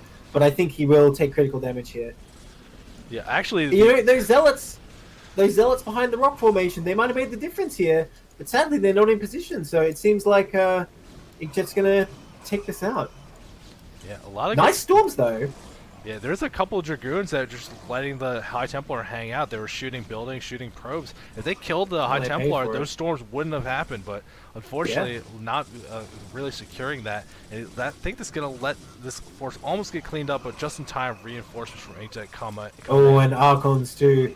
Oh, Archons are very good in low-scale engagements, so that might be all Evanhoki can do here. So many probes have already fallen. The third still stands, but Palong finally notices the slacker zealots. They're going to come in here from the back, and some from the front as well. Archon's a pretty good unit to counter zealots, though. Yeah, Archives are very good against this, but it's shutting off all the mining from that Well, natural. that's a lot of zealots. Yeah, I think he's actually going to clean this up. Yeah, Wow. yeah. Between like So there's... yeah, between the Sorry, beginning you of go. that fight and later on in that fight, we saw that Inkjet had a good army, but really the target selection, really the thing that made him lose that. Not using the Yeah. Archons to fight the Zealots, not using the Goons to kill the High Templar. And now even Hoki moving out with some of these Zealots, trying to rush across the map to that left-hand base. And with only one cannon there, they might get something done, but they're looking for a base on the top left instead. Oh, expecting the 4th here, I guess, but it's actually at the 6th. Although, I don't know if Inkjet should really be taking this extra engage here. I'm not sure it's going to really work in his favor. Oh, he does have a Templar of his own. If he could storm the probes. Oh, that Templar is getting body blocked. So Get in much there, energy. Templar. It's moving in This- for the storm, but it goes on the Zealot instead, trying to keep That's the like attack the going. least effective storm possible. Could have got so many probes there, but the attack will be deflected. And, now, Evan has lost a lot of probes, but Inkjet's been shoveling his army just into the furnace there, and there's not much left to defend this third. Yeah, this left-hand base under siege from a couple Zealots. Not pulling the probes immediately either. But the Nexus down to 6 o'clock finish, nothing here. Saving those probes would be critical, but here comes some Zealots from Inkjet to clean this up before they lose too much stuff. But still getting a lot of damage done with these Zealots. Unbelievable. Yeah. Zealots in a mineral line, man, they crush.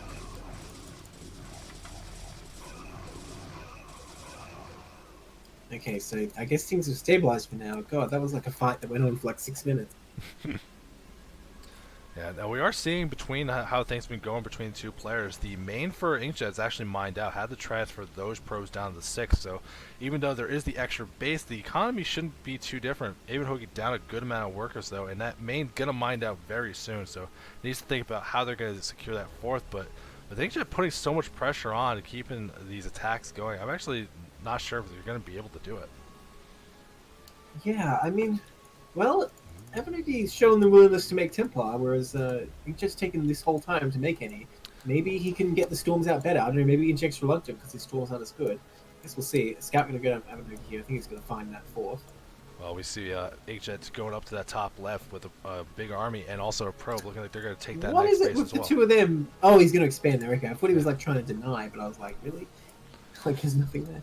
And we're seeing there is a shuttle in the middle of the map for Inkjet that has one High Templar. If anything can do Ooh. critical damage as fast as humanly possible, it is one storm drop on your probe line, which with only one cannon over Absolutely. there at that 3 o'clock, this could happen in a hurry. And he's on the right trajectory. Hasn't been spotted yet. DT coming out for Avanohi. That's his answer to harass here. And you know what? The cannon at the 3rd did get taken out, so that could do a lot. All right, Templar's going to come in first here. And let's see if he forgets about it. Derek, good. Where's it going? There we go. There we go. There it goes. Oh, there's so many probes here. A good Oh, reaction nice to pull pull them off, away. actually. Yeah, didn't kill a lot of them. And lose the shuttle with the High Then I'm Templar. picking That's that not up. great. He might as well left the Templar on the ground and try and hide out of range of the cannon. But yeah, 6 probes going down, even though it's such a good reaction, just shows how strong the storms are. But the DT is going to work. Up to 6 kills already. Oh man, losing that cannon was critical. And Inkjet's reacted, but we can't really do anything as well. His probes are already dead. That equalizes the probe count yet again. And even though he could try to get his own 4th now. Yeah, I was like, what DT? I didn't even know what you were talking about. Looking at the Hoagie taking that. That's exactly Nexus how to it feels 12. when you're playing too. You're like, what DT? There's no DT attacking my pro. Oh. Well, You know, well, that's you what happens. don't even know about that. Your SUVs can survive a hit. You get a warning. Oh no, Yeah, that I'm buff DT could have raced. killed walked right past the High Templar, and actually moving right into this natural. There's a cannon and one Dragoon there. Gonna be able to reflect Well, that that's without a taking dead DT. losses. The whole Protoss army at the 3rd, like, let's look for evidence. This is the scene of the crime. Meanwhile, DT is just like, attacking natural. Okay, Evanogate coming across for an attack here. Oh, I don't know about this. Well, the Inkjet army is kind of out of position. It's all trying to run through this 3rd, but half of it the natural at the same time. If Evanogate can defeat one army at a time here, he might be able to crush this. Going straight into the natural, but the other half of his army is going to get cut off. Oh my god, this is too big. I have to zoom all the way out. What is even going on? Storm is available for both players. Decent storm for Avanoki going down. Zealots getting on top of the Templars though. Oh my god, such an amazing storm on Inkjet's Zealots. Avanoki Zealots getting into the natural. Oh my gosh, I don't even know what's going on. I think Inkjet has it though. Oh yeah, Inkjet crushing through.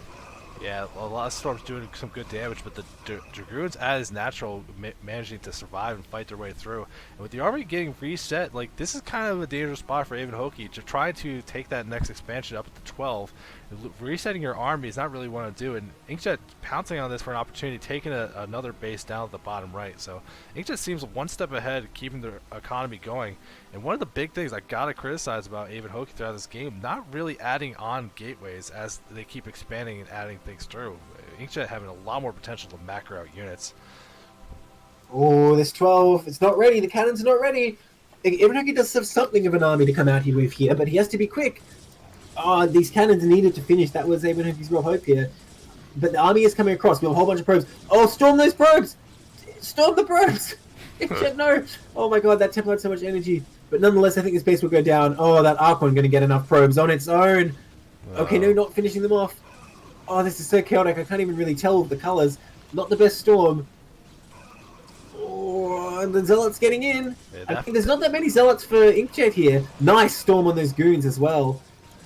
I mean, it's I too don't know. little too late, though. Aven Hoki's army really got cleaned up in a hurry, especially since most of it was pros move commanding.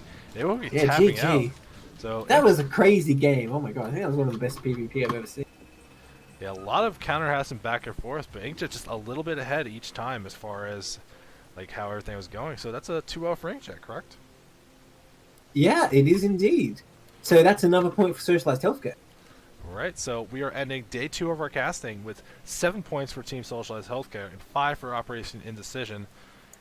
So, like I've been saying a couple times before, but we're going to make sure you're in the Discord so you get the notifications. I also put it on Reddit. You can also just follow the channel, know what's up, but we're going to finish Tier 2 either Friday or Saturday. We're still trying to work out the details on that.